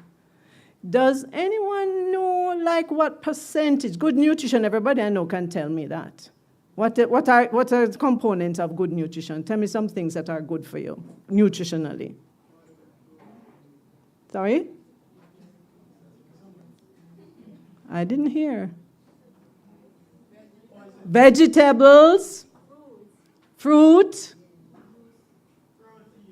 protein, meat, natural juices, water. Who said water? Water is very, very important. Right. Those are the things that are good for you. Do you know the proportions you're supposed to have? Ministry of Health has a chart on their website, a plate. And this is a Caribbean recommended proportions of what we should have. Of course, meat take up like half of the plate, right? No.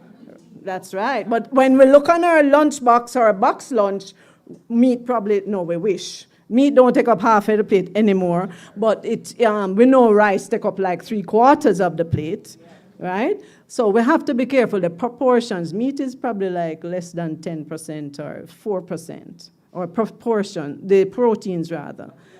Most of that's supposed to be about 3/4 of fruits and vegetables, okay? And even the protein, we should have not just like fish or chicken or meat, we should also have, as much as possible, we want to balance them out and have variety. So like peas, so that's peas and rice or rice and peas. It's a good thing. It's just that sometimes you can have to kind of search for the peas, like those saltfish essence fritters.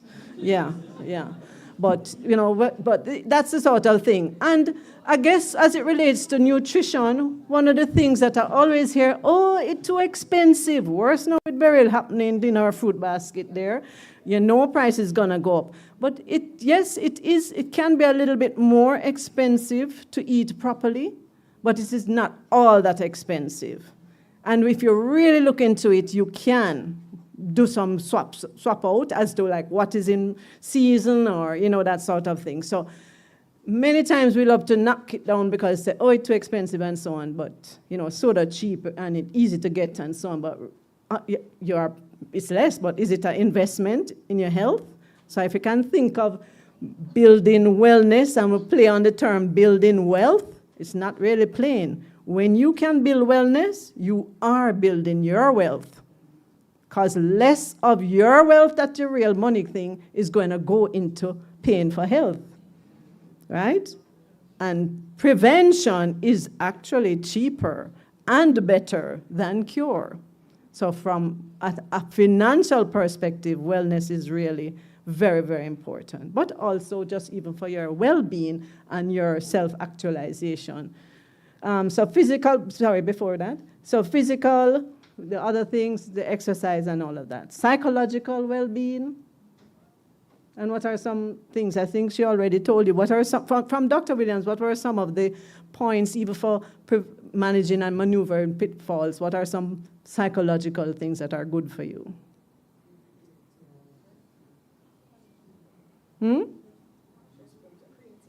Creativity. Positive thoughts, throwing away that negative, throwing away that pitfall thing, and just trying to look and work through, navigate. Okay, it's not all about like, oh, it sounds so nice. It's real. And going through those processes and that journey is really important. And we have the economic and environment. Your well-being is related to your environment.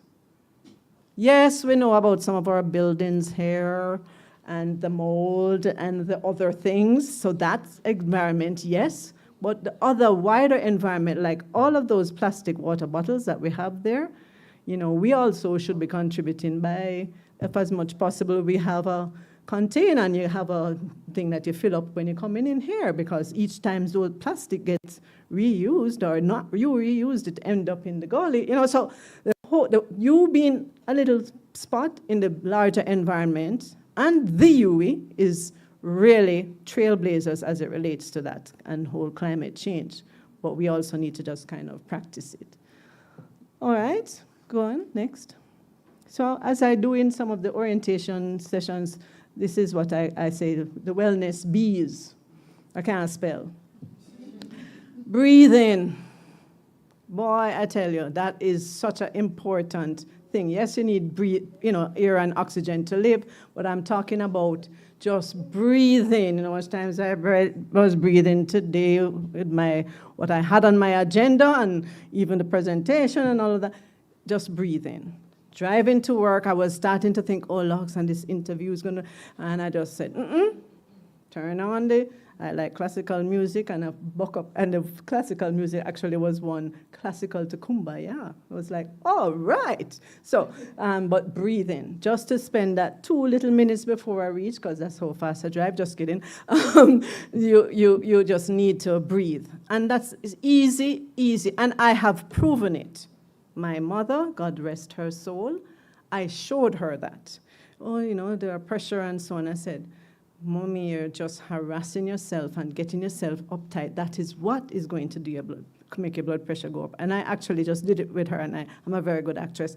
I started to just get tense and I just got into the moment of being really tense, and I did my blood pressure before and after, and I panicked when I saw my second blood pressure. It was like 200 and something. I had to breathe now because I'm saying, oh my gosh, am I going to induce a stroke on myself? But just in that few moments, it can affect. So stress and how you manage it is very important. We're going to get stressed, but we have to learn how to manage it and so on. And when it feel like it's getting too much, then that's when we take away ourselves and spend a little time and breathe out or whatever it is, like I'm planning my vacation.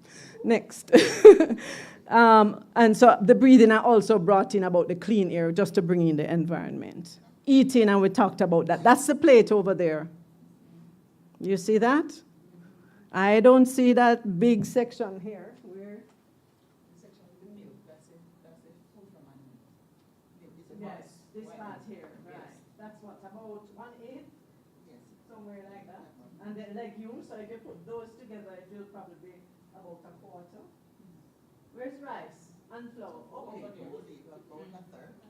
Yes, and we would want more of the less processed and so on. So breadfruit, good, much better than plain white rice sometimes, depending and so on.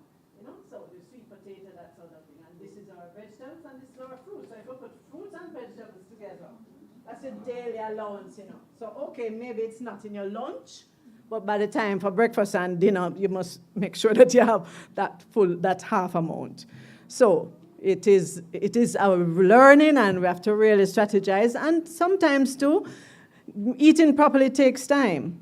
But even that, we'd have to learn how to do. And I learned that in my past life, being a trainer and going into the Caribbean and stuff, I stayed with a colleague once, and I was like, wow. She went to the market, and she did every preparation on that weekend and stuff. Everything is in little containers. So when she comes home in the evening, and she was vegetarian, so it's no problem to prepare something really healthy because she prepared at that time. So, it takes a little planning and so on to do it.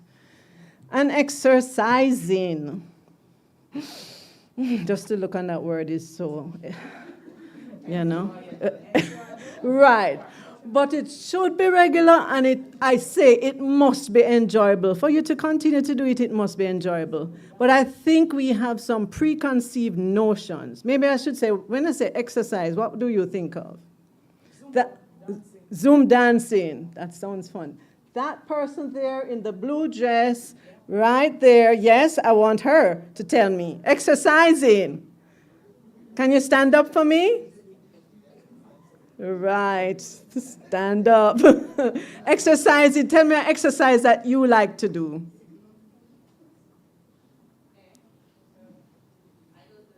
Oh, you go to the gym, okay. All right, sit for me. Yeah, you can sit now, thank you. And you can stand again. Just kidding. No, but just sitting and standing, exercising. So, moving. I think I can say I move a lot, right? Too fast. I've heard that. Like, I'm here and then zoop. That's my mother. She taught us. I mean, if you weren't at the school gate by the time she has reached the top of Leinster Road, you had to rush to get to the car. So that's my mom. But regular exercise and for it to be enjoyable. Don't do something that you don't like. If you're not a gym person or you can't afford the gym, don't do it. Think of something that you like. You like to play football, can't play football every day, but you play football when you can. You like to skip, you skip when you can. Swim, whatever. Try to do. Dancing may not have to do the Zumba, but you can turn on. And this is the day when you have those cell phones, trust me, those 7-minute workouts and so on. Just don't look on their pictures, right? Because those pictures will definitely want to, you're not getting that six-pack and whatever. Just do the routines and follow up and so on. I joined a group. I did my challenge myself. The UE, what do you call it again? The UE, the sports medicine had a UE, what is it? UE Moves, thank you. We're not working so well today. The UE Moves. And I said, okay, it was $500 Jamaican for the month at the time. And they had a trainer and blah, blah. And I said, I'm going to do it because a certain birthday was coming up, and I said, I want to be fit for that birthday. And I signed up, and it was such fun. And it was a challenge to kind of leave 5 o'clock, the office, and I kept hearing a mentor in the past. He's still around. He's nearly 90. He's over 90. He still lectures. He is fit, and he said to me, when I was at this place, at Paho he was at the time, 5 o'clock, come. I found, hello, no, I'm not making this place. And that keep me there till 7 o'clock, 8 o'clock. 5 o'clock he left, went and played tennis, and when he reached home, he found that he had some energy and everything to go on and do more work and was energized and so on. So I said, I must try that. I have fallen off. I'm not giving up. Thanks for muscle memory, as our trainer had told us. Muscle memory is good. And you can actually even, while you're driving, doing exercise. And I don't mean you take your hand off of the steering wheel and you're doing this. But you can actually even, do your abs while you're driving. I'm doing it now while I'm talking, okay? So you can. And just like if you're in an airplane, you can do moves. So just really to move, and also you want to make your body actually, you want to be a little breathless. Of course, before you engage, you have to make sure that you're well enough. And here's an app for that. Here, the Ministry of Health have a website. You can go on it, and you put in what your information is, and it can tell you whether you would need to see a doctor first, whether you could start, on what you could start, that sort of thing. So this is what you want to know. What is your score? What is your what is your number, so to speak, in terms of what is my weight, what is my height, what is my body mass index, what are my risks? That's why you really need to know about your family. Is there high blood pressure in my family? Is there diabetes in my family? Not that it's going to cause any curse on you, but you just want to know, okay, I need to really watch this. And this also even know when. Yes, your mother might have had diabetes, but when did she get it? She got it when she was 70? All right, that risk is a part of growing old. You know, so that's not necessarily something to go and worry or be anxious about. So just for you to kind of know, so you know how to navigate. I see people starting to fall asleep. 6 to 8 hours of sleep during the night, not during the workshop. So as much as possible, even when you have exams, you really should try to have 6 to 8 hours. And some people function, one size does not fit all as it relates to exercise and some of these recommendations. But most people need 6 to 8 hours of sleep. And there are times when you're going to have 4 or 3. That one-off time you have to do some presentation or something, that's fine if it's 1 or 2 times. But if it's a regular, your body is going to feel it and show it. It may not show it or feel it right now, but down the road. So those things, sleeping enough hours, have been associated. Exercise has been associated with longer life. Some of us say, well, I don't live long. That's what you say. But longer and more fulfilling and well life.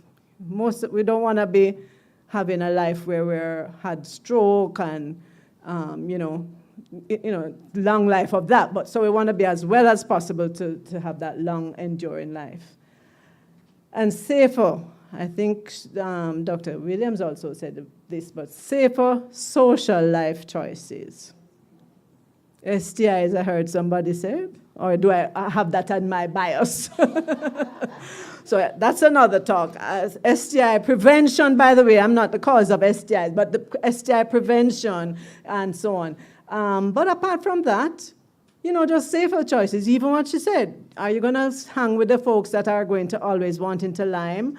Are you going to hang with the persons that are always going to put you down? And, so that's all of those sort of, it comes that you have to be self-aware about this. I'm going to have to ask my friend to exercise again, because it's a long night. Or not. Okay.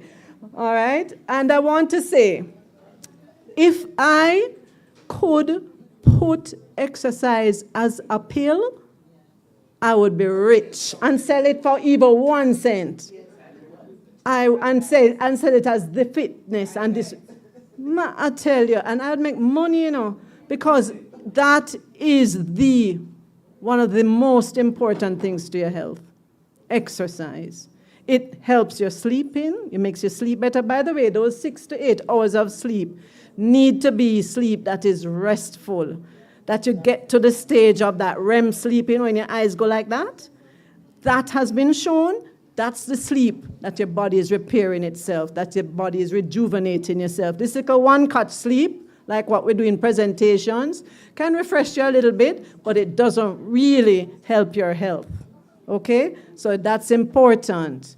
And so tons of resources online as to how to best sleep, sleep etiquette, all of these exercise. But you see, exercise helps sleep, help your weight, help your digestion, helps your sex life. I know everybody wake up now. Helps your mental health, helps your sinuses. I can tell you, it is really the cure all. But we just don't have a way to sell it as a pill or an injection, because some people can't take pill. If I had it as a dose I could sprinkle, I'd make plenty money. But it's just a start, and don't take on, just like what you said with those goals, you just set them, you set it realistic, goals, and you continue, get somebody who can be like, hey, yeah, man, you don't go exercise today, come and walk with you, or something like that sort of thing. And celebrate. When I did have my milestone 2 or 3 years ago and felt really great, it was in the middle of COVID when I celebrated my 60th at home in my hammock with a glass of wine, just my immediate family felt great. You know, but just that's what I'm saying. You can, and you, most of all, because I set out to do it and I did it. But I fall off, but 2 is all right, I can rise again. Next. That's it. Thanks for sharing your block.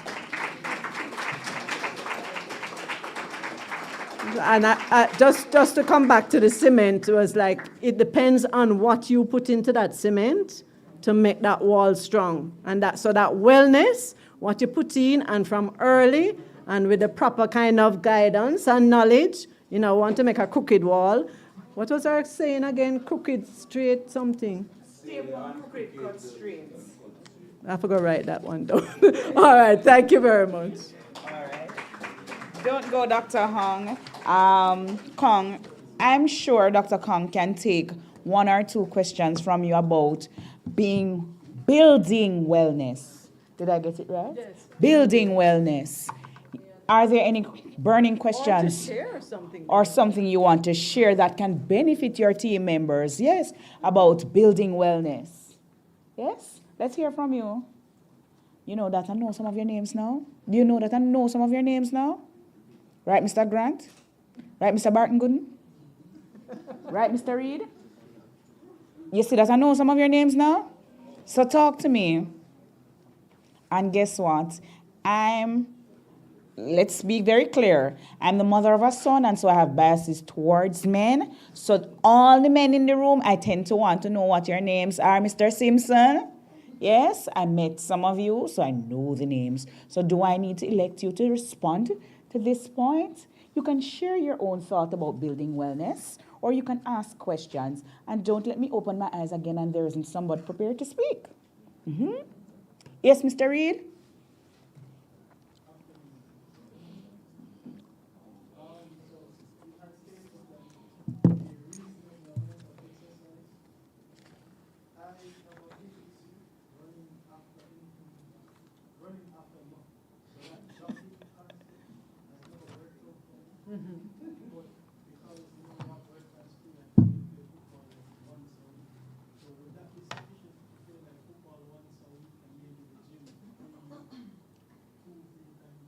Okay. In the American heart, like you'd say, manual or for care as it relates to heart health, that's the first thing on the page. Half hour of exercise, at least 5 days a week. Now, it doesn't have to be half hour one time. It can be 5 minutes, so that running up the steps at MITS 3 times or 2 times, or running to get something from Mrs. Brown could be considered. So it is half hour, so it can be 5 minutes block, whatever. At least it's something that will, make your heart pump a little bit. But certainly that football for that time and so on will be very valuable.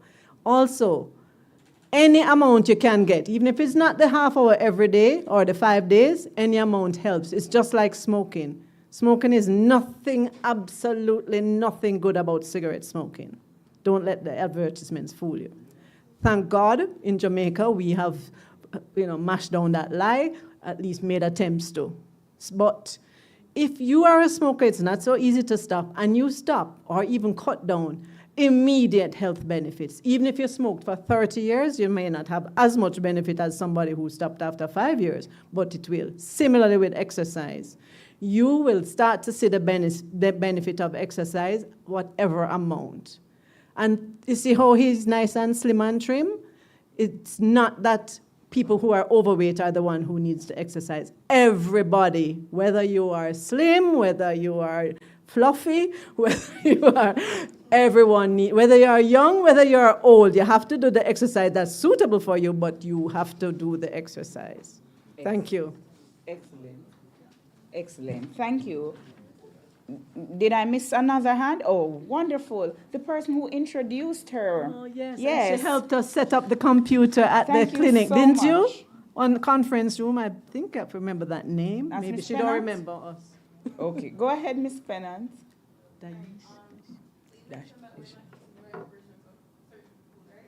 Mm-hmm.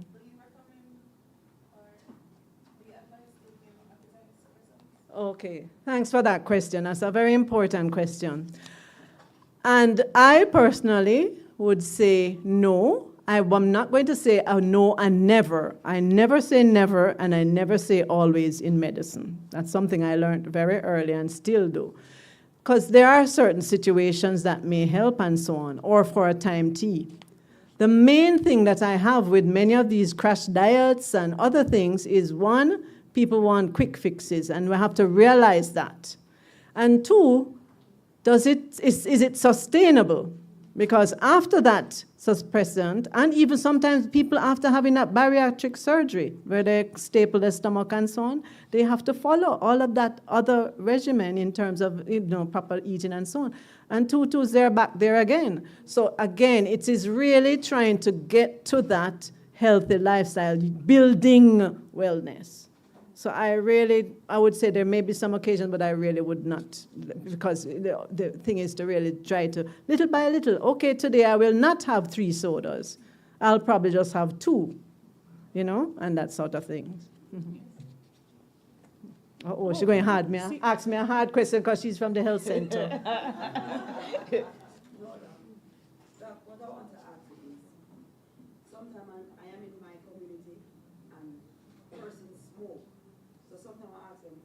How many cigarettes they smoke for a day? They will say 10, 5. But they will reply to me and say that, but me eat regular, me eat proper, I'm drink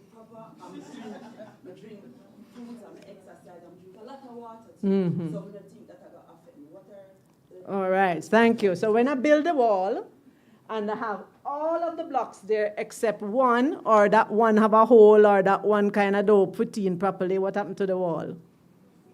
Maybe part of the wall would be good, but not all of the wall. So, of course, it's better for them to be eating properly, drinking water, and so on, but the smoking is not going to help, and it's going to make some things worse.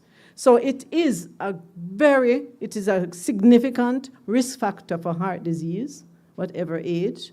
It is a significant factor for cancer, and not just of the lung, and not just of the throat, and so on, for cancer in general. Even cancer of the cervix at one time, they were saying, was probably related to smoking. So it has such high risk, but it is not easy to stop. And so that's why, even I hated those ads with what cigarette smoke can cause and stuff. There's a post, I think it's, but even when people see that, hello, come on, doctors who were pathologists who cut open and see what smoking does to lungs, they smoke. So it's more than just, having the knowledge. We know that knowledge is not behavior. We need knowledge, but we need something more than knowledge. We need to have that, set that intention, set that goal, help us to get along and so on. And in some cases, for persons with cigarette, they need other things to help them to stop smoking. But that's a great question. And also, persons beside them, what you call secondhand smoke, that's just as dangerous sometimes, okay? Well, so some people, it differs. So some people, they just don't buy any cigarette and don't beg it. But maybe it's the first one, don't buy. And some people can just stop cold turkey, while some people, they find, okay, I will cut down. Instead of 20, I will do 15.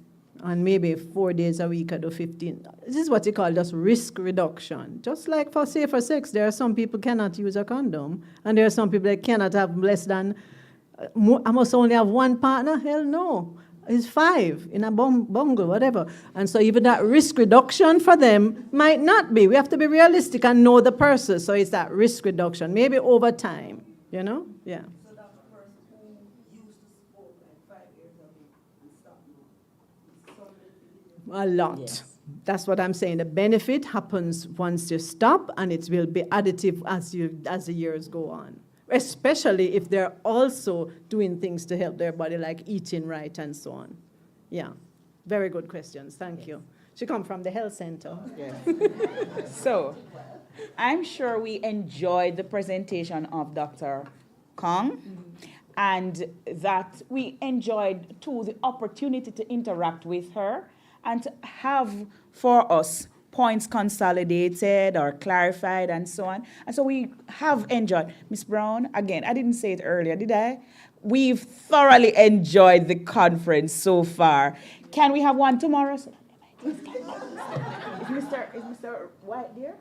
So that tomorrow, so he can No, close he's ready again, to come right? to the door and give him I'm task. just pray that Mr. White isn't hearing us. I didn't really say that, but what we're really saying is that we've been enjoying the conference, right? Clap your hands if you've been enjoying the conference. Yes, ma'am. We've been enjoying the conference. And so we're going to hear from a gentleman now, and this gentleman is going to thank Dr. Kong for such a wonderful presentation. And so I'm going to invite Mr. Barton Gooden, Matthew, to say thank you to Dr. Kong.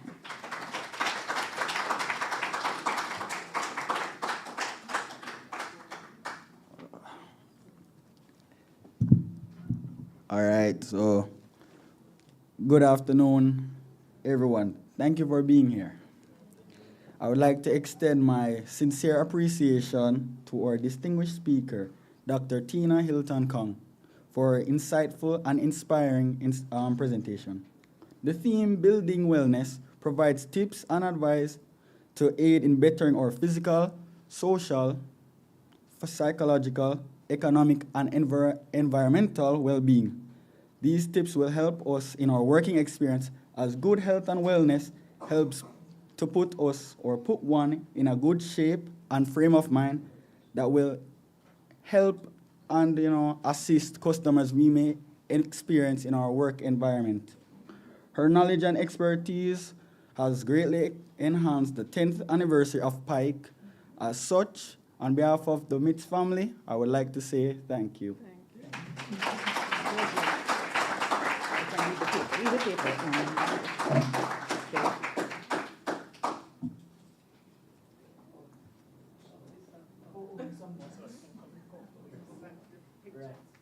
supposed to know that you young people know how to take pictures.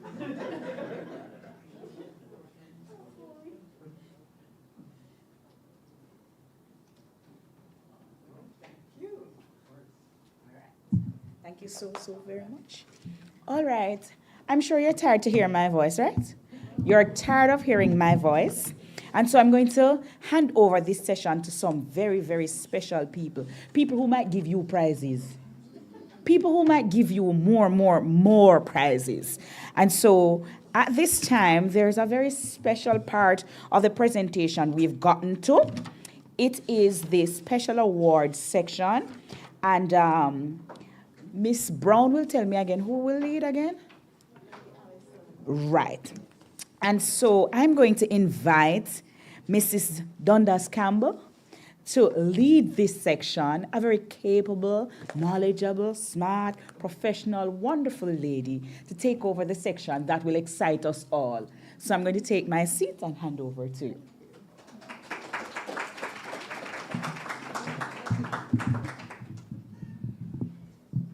You guys are hearing me at this height?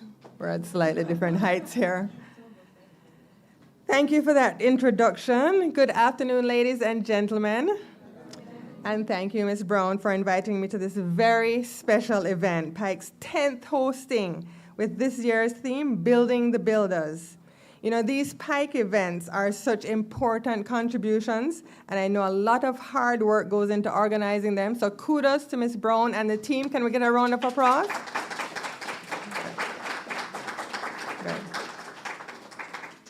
It's an absolute pleasure to stand before you and acknowledge the remarkable contributions made by some of our interns. Ladies and gentlemen, without further ado, let's begin the presentation of awards. The awards will be presented by section. I'm going to invite Mr. Walter Rodney to come to the stage. Mr. Rodney is going to present a few of these awards. He's a senior lecturer. He's a senior information technology officer at MITS with decades worth of invaluable experience. And although he's a man of many talents, his specialty resides in IT infrastructure. So he's going to join us on stage for the first set of awards. The first award will be presented to an intern in the Office of the CIO in the procurement section, Deschanel Pennant, who is getting an award for service excellence.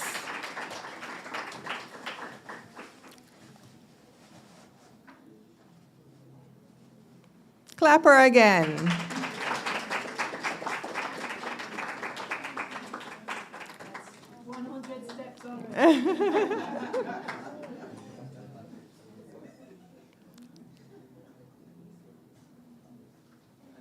Fantastic.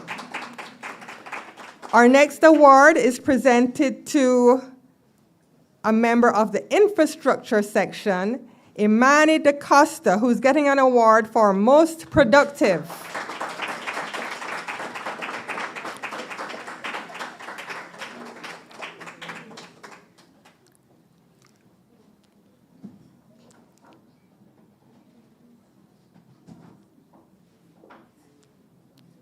Wonderful. Our next award is also going to a member of the infrastructure team, Javin Buchanan, who's getting an award for most productive.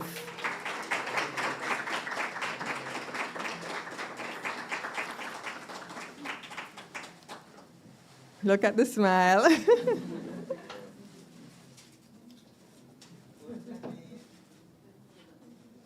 Congratulations. Thank you, Mr. Rodney. I'm going to invite you to take a seat. And we're going to invite back up Dr. Hilton Kong for the next set of awards to be presented.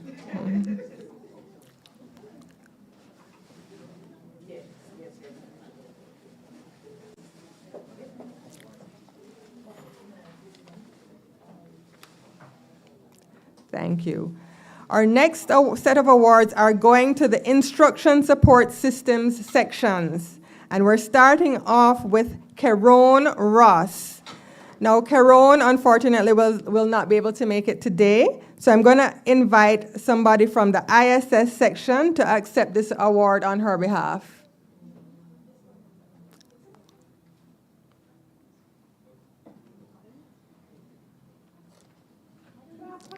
Clapper, clapper. And Caron is getting an award for service excellence.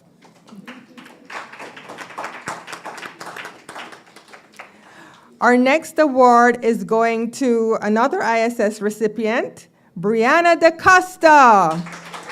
And her award is for most productive. Congratulations, Brianna.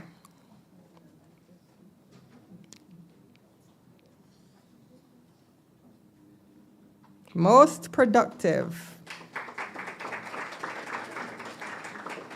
Thank you, Dr. Kong. I'm going to invite you to take a seat. And we're going to invite our next presenter of awards, Mrs. Deborah Dixon McKenzie. Deborah Dixon McKenzie is a past USS intern, and she did very well and went on to work full-time with the MITS applications team. She's presently in IT Security Risk Manager at the Digicel Group, so we're really pleased to have her back joining us today. And she's going to start off these presentations with the User Support Services section. Our first award goes to Selena Babolal.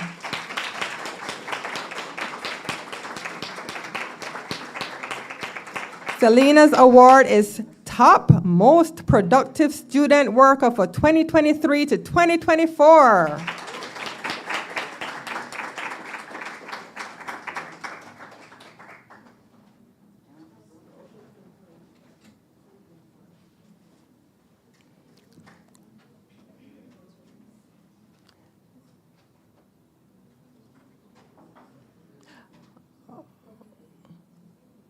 Okay, in the meantime, Selena, congratulations, Selena. We'll organize that award shortly, but we're really appreciative of your hard work. Top Most Productive Student Worker, Selena Babalal.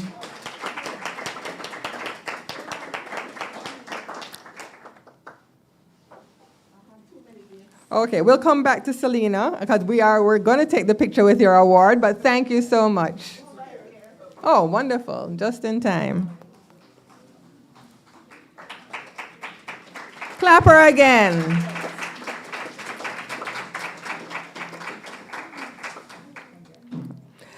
Our next award is going to be presented to Michaela Powell, who's getting an award for Second Most Productive Student Worker 2023 to 2024. Congratulations, Michaela. Okay, come back here, Michaela. It's quite, here's the award. Clap her again.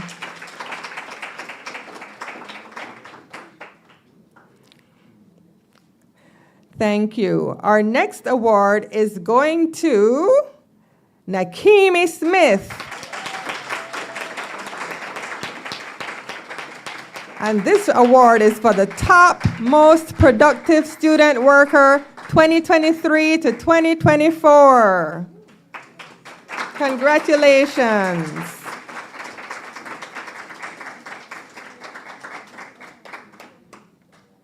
Wonderful. Thank you so much, Mrs. Dixon-McKenzie. I'll have you take a seat. And we're going to invite up Dr. Antoinette Barton Gooden to present the next set of awards. She is a senior lecturer at the Faculty of Medical Sciences, the UWI School of Nursing, which is the leading nursing education in the Caribbean.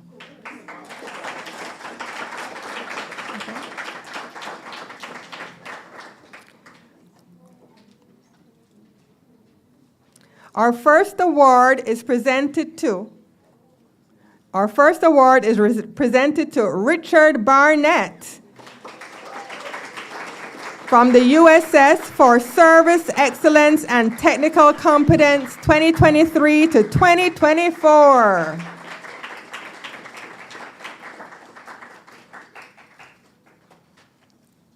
Congratulations.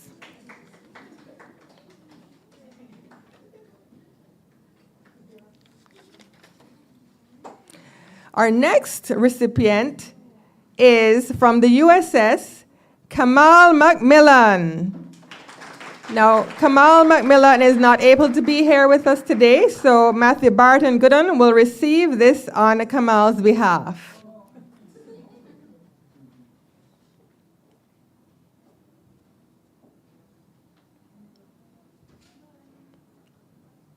Matthew, you can come back. So Matthew is receiving this for Kamal Macmillan, who has gotten an award for Second Most Productive Student Worker 2023 to 2024. Thank you so much, Dr. Barton Gooden. You may have a seat. And I'm going to invite Mrs. Kay Bruce to join us up here to present the next set of awards. Mrs. Bruce is a senior human resource practitioner here at UWI, and she specializes in performance management amongst other specialties, and she brings excellence, humanity, and kindness to the role.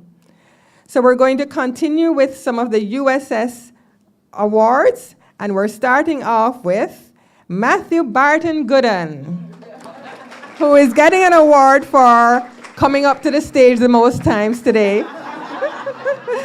He's getting an award for Most Improved Student Worker 2023 to 2024. Our next awardee is Janice Patton from the USS. And Janice is not able to be here today, so we're going to ask somebody else from the USS team to come up and accept the award on her behalf.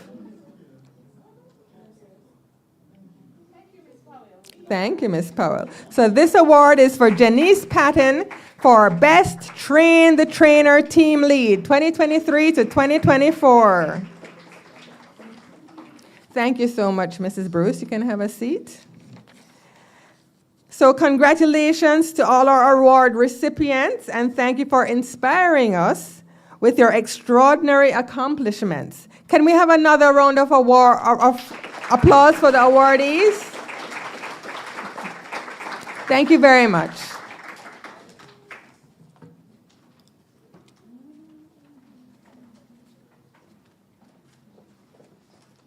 So that was unexpected and well received, right? Hold on. You see the people who got the envelopes? I'll see you outside. I'm just joking. But before we end this afternoon, of course, we're going to hear from the mastermind behind the event before we end, right? But let's start with the final set of numbers. Star 121 for the people with the flow go. For flow. Star one. Star. Flow? Flow. No, I haven't started yet.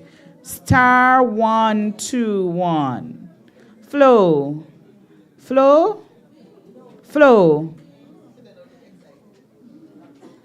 Star 121. Are we ready? This is our last opportunity for flow. Star 121 17286 9404 99588. And the winner is? Well done. Well done. For that other network, I can tell which network Miss Kong uses, right? For the other network, are we ready? For the other network, star 121, star 121, 96350, 8385, 4732. Who got it? There we go. Well done, well done, well done. All right, so one quote before I introduce a lady who I've said is one of those power brokers, a very wonderful mentor, positive-minded woman who will come in another second or so.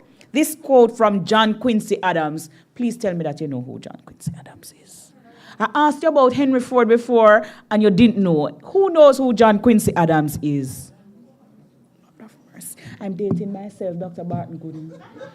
I'm dating myself. Well, there's another homework. I told you to look up Henry Ford before. Look up who John Quincy Adams is. Right? He says, if your actions inspire others to dream more, to learn more, to do more, and to become more, then you are a leader. Let us hear from a leader in summary.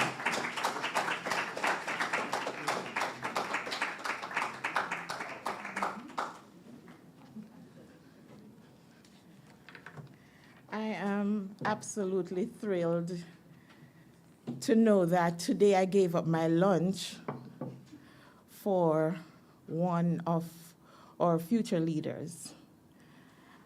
I am also happy for the support and me glad. Yes, I'm happy that I developed the nerve to beg some money while I was away a few weeks ago. I hate begging. But for PIKE, I begged. And because of that, I obtained $157,000.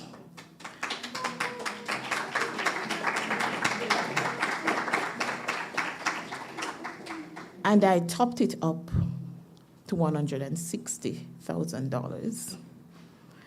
And then there were other needs that I had to top it up more to make in today, out of my pocket, I spent $180,000 for PIKE. Thank God for my CIO, who Marlon Christie is our procurement officer, and my CIO, Mr. Jeremy White. Through their approval, our lunches and the coffee break will be paid by them. So please give them a hand.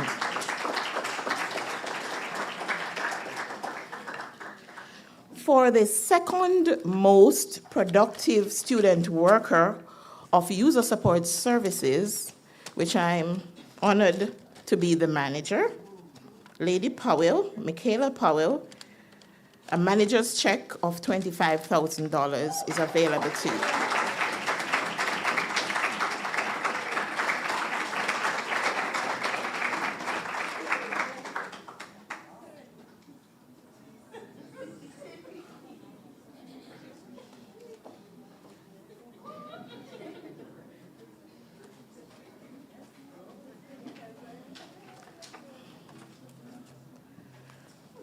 For Lady Babolal, when I called her to invite her to the internship program,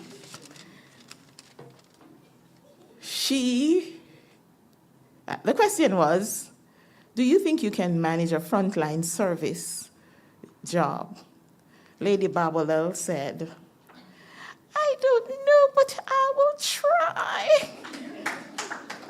And that's all it takes, trying.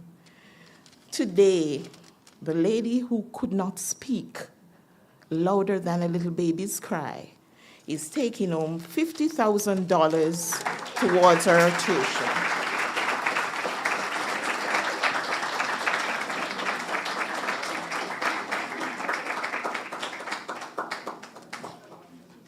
That's my girl.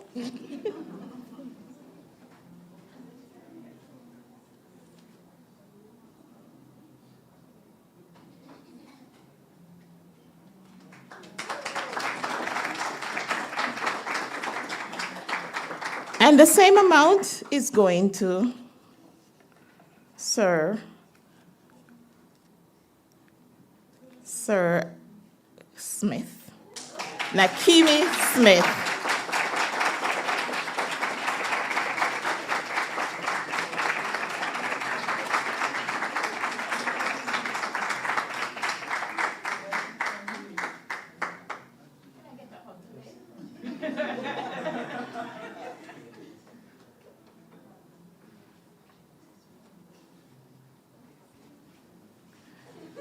So now you know my begging appetite turn up for next year.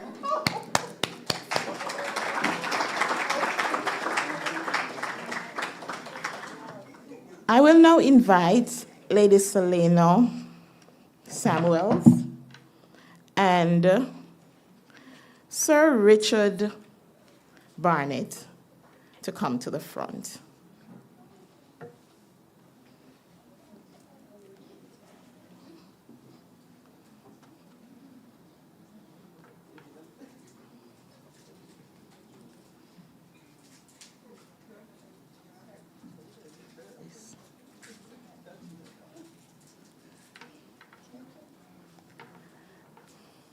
Thank you.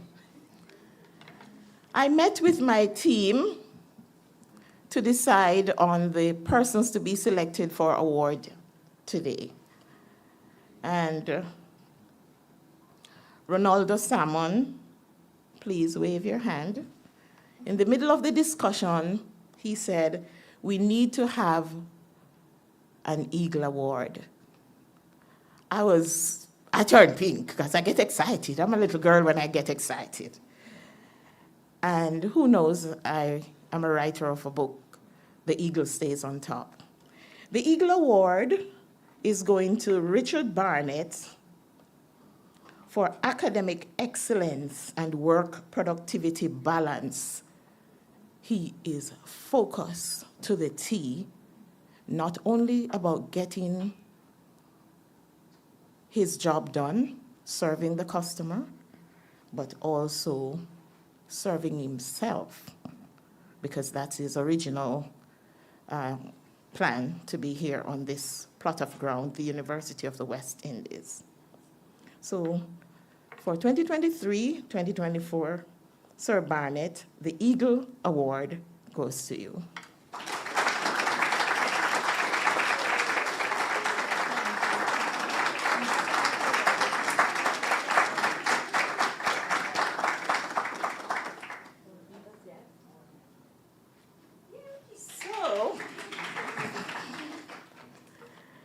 You know that there are times when the baby eagles have to leave the nest. And it can be a breaking moment when tears fall from your eyes, especially outstanding personalities like these. Today we say farewell to these two persons. I don't want to bawl, so for those watching from other countries, bawling in Jamaica means crying, excessive crying. Yeah. So these two eagles will be leaving the nest. Selena will be taking up a new job right here on the campus. And Sir Barnett has just 1 week left with us. This is amazing. I'm happy to see you go, but happy sad. This is a certificate of completion for successful completion in hardware and software and network troubleshooting and information technology-related problem solutions, resolution, software installation and computer virus management, data backup and data recovery, and online and face-to-face customer relations management. Now you see why I had to have a customer relations management speaker for you today. Ticket management is also a part of the skills that they have obtained from MIT's internship program. This internship program is valuable. I can say to you, I've had, for my 30 years on the campus, yes, I'm getting old, and I'm happy about it.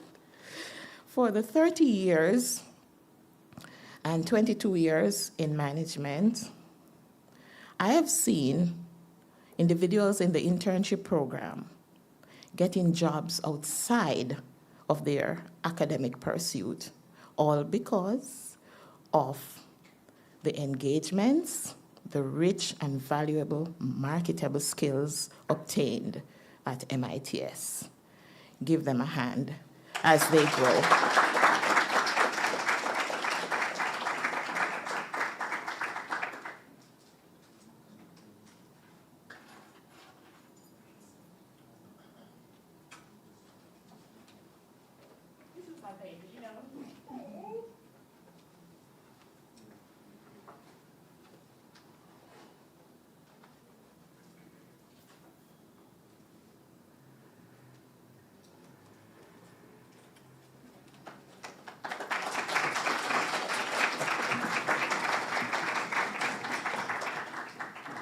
What is building without quality and sustainable building material?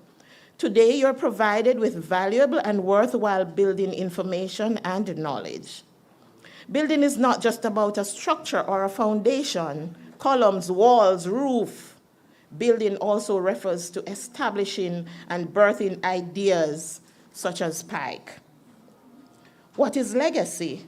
What is your legacy? What will you leave here today with?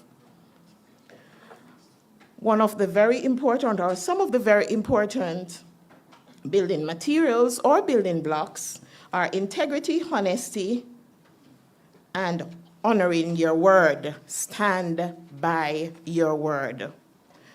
You can say no without any form of explanation. Set your standards.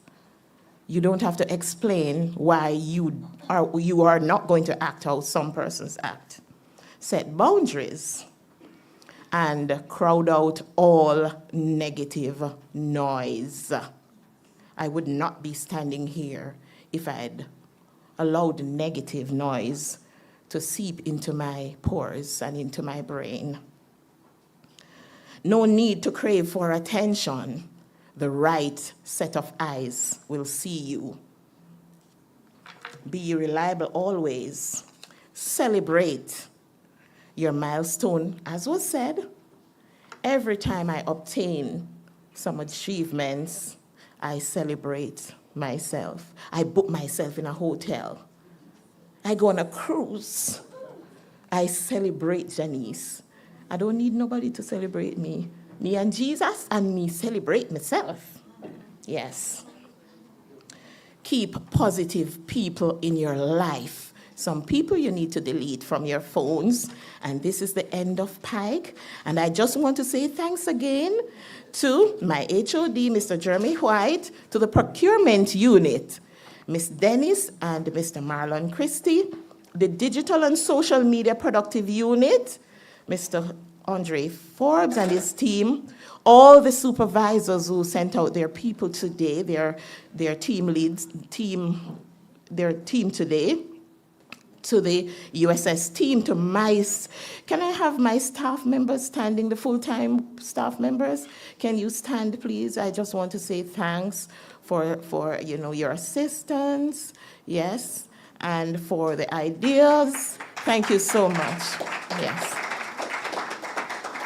To my training facilitators, thanks. To the announcers of the awards and the presenters of awards, thank you. To our caterer, thank you. To my photographer, thank you. To WB Trophies, who worked very hard to meet my need, because I put in my order at a time when it was the general graduation time, and they told me, we don't know if we can meet your need, because they had a lot of order. But I am with them for years. So when you're committed customer, you're prioritized. And that's why I get these productions today. To our HQ, regional headquarters, which we are now on the grounds, the event planner, Miss Harrison, Justine to be exact, thank you for making it happen. Thanks to the attendees, both internal and external. The few persons that are not from the MITS department is our HQ, Library, Health Center, Human Resource, and SAS. Who makes it happen today? Some of the persons who make the monetary gifts happen is my past student worker, Mr. Rommel Hamilton, who gave me $35,000. Mrs. Crystal Bruce Rosado gave me $200 US. Mrs. Cadian Roberts Martin, one of my past staff members, gave me $20,000. Mrs. Angela Scott, our office attendant, gave me $10,000.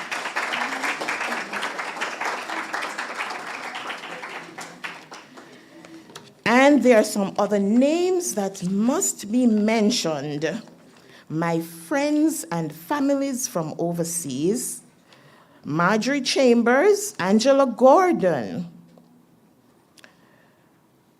Melinda, and Michelle Nima. These are the persons who stretch their hands and their pockets to make this possible. Thank you. And finally, before I go, the next building block that is adding or will be added as of today, we launch the new segment of PIKE, and it is titled the CC for the Pelican.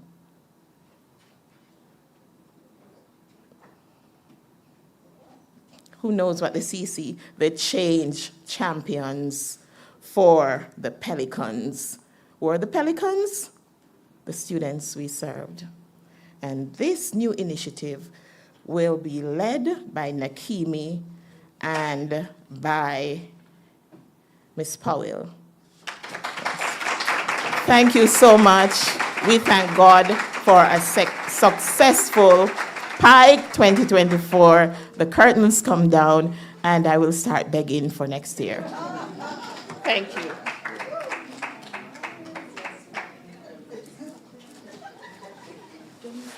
Before we go, hold on. I have 2 gifts left before you go through the door. A presentation now to our wonderful MC and to Miss Selena Samuels.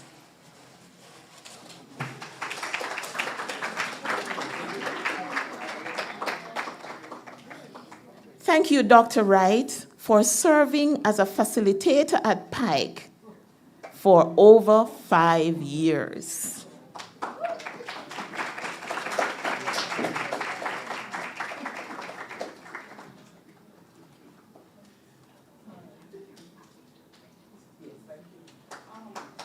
I beg that all the bottles that are here be given out to those who did not get bottles?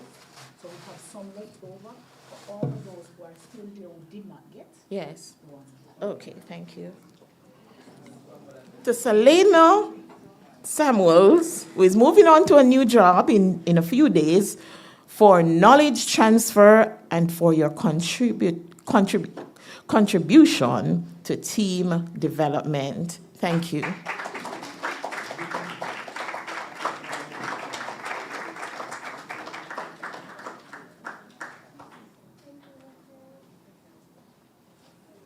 Thank you all. Have a wonderful evening, and we look forward to PIKE 2025.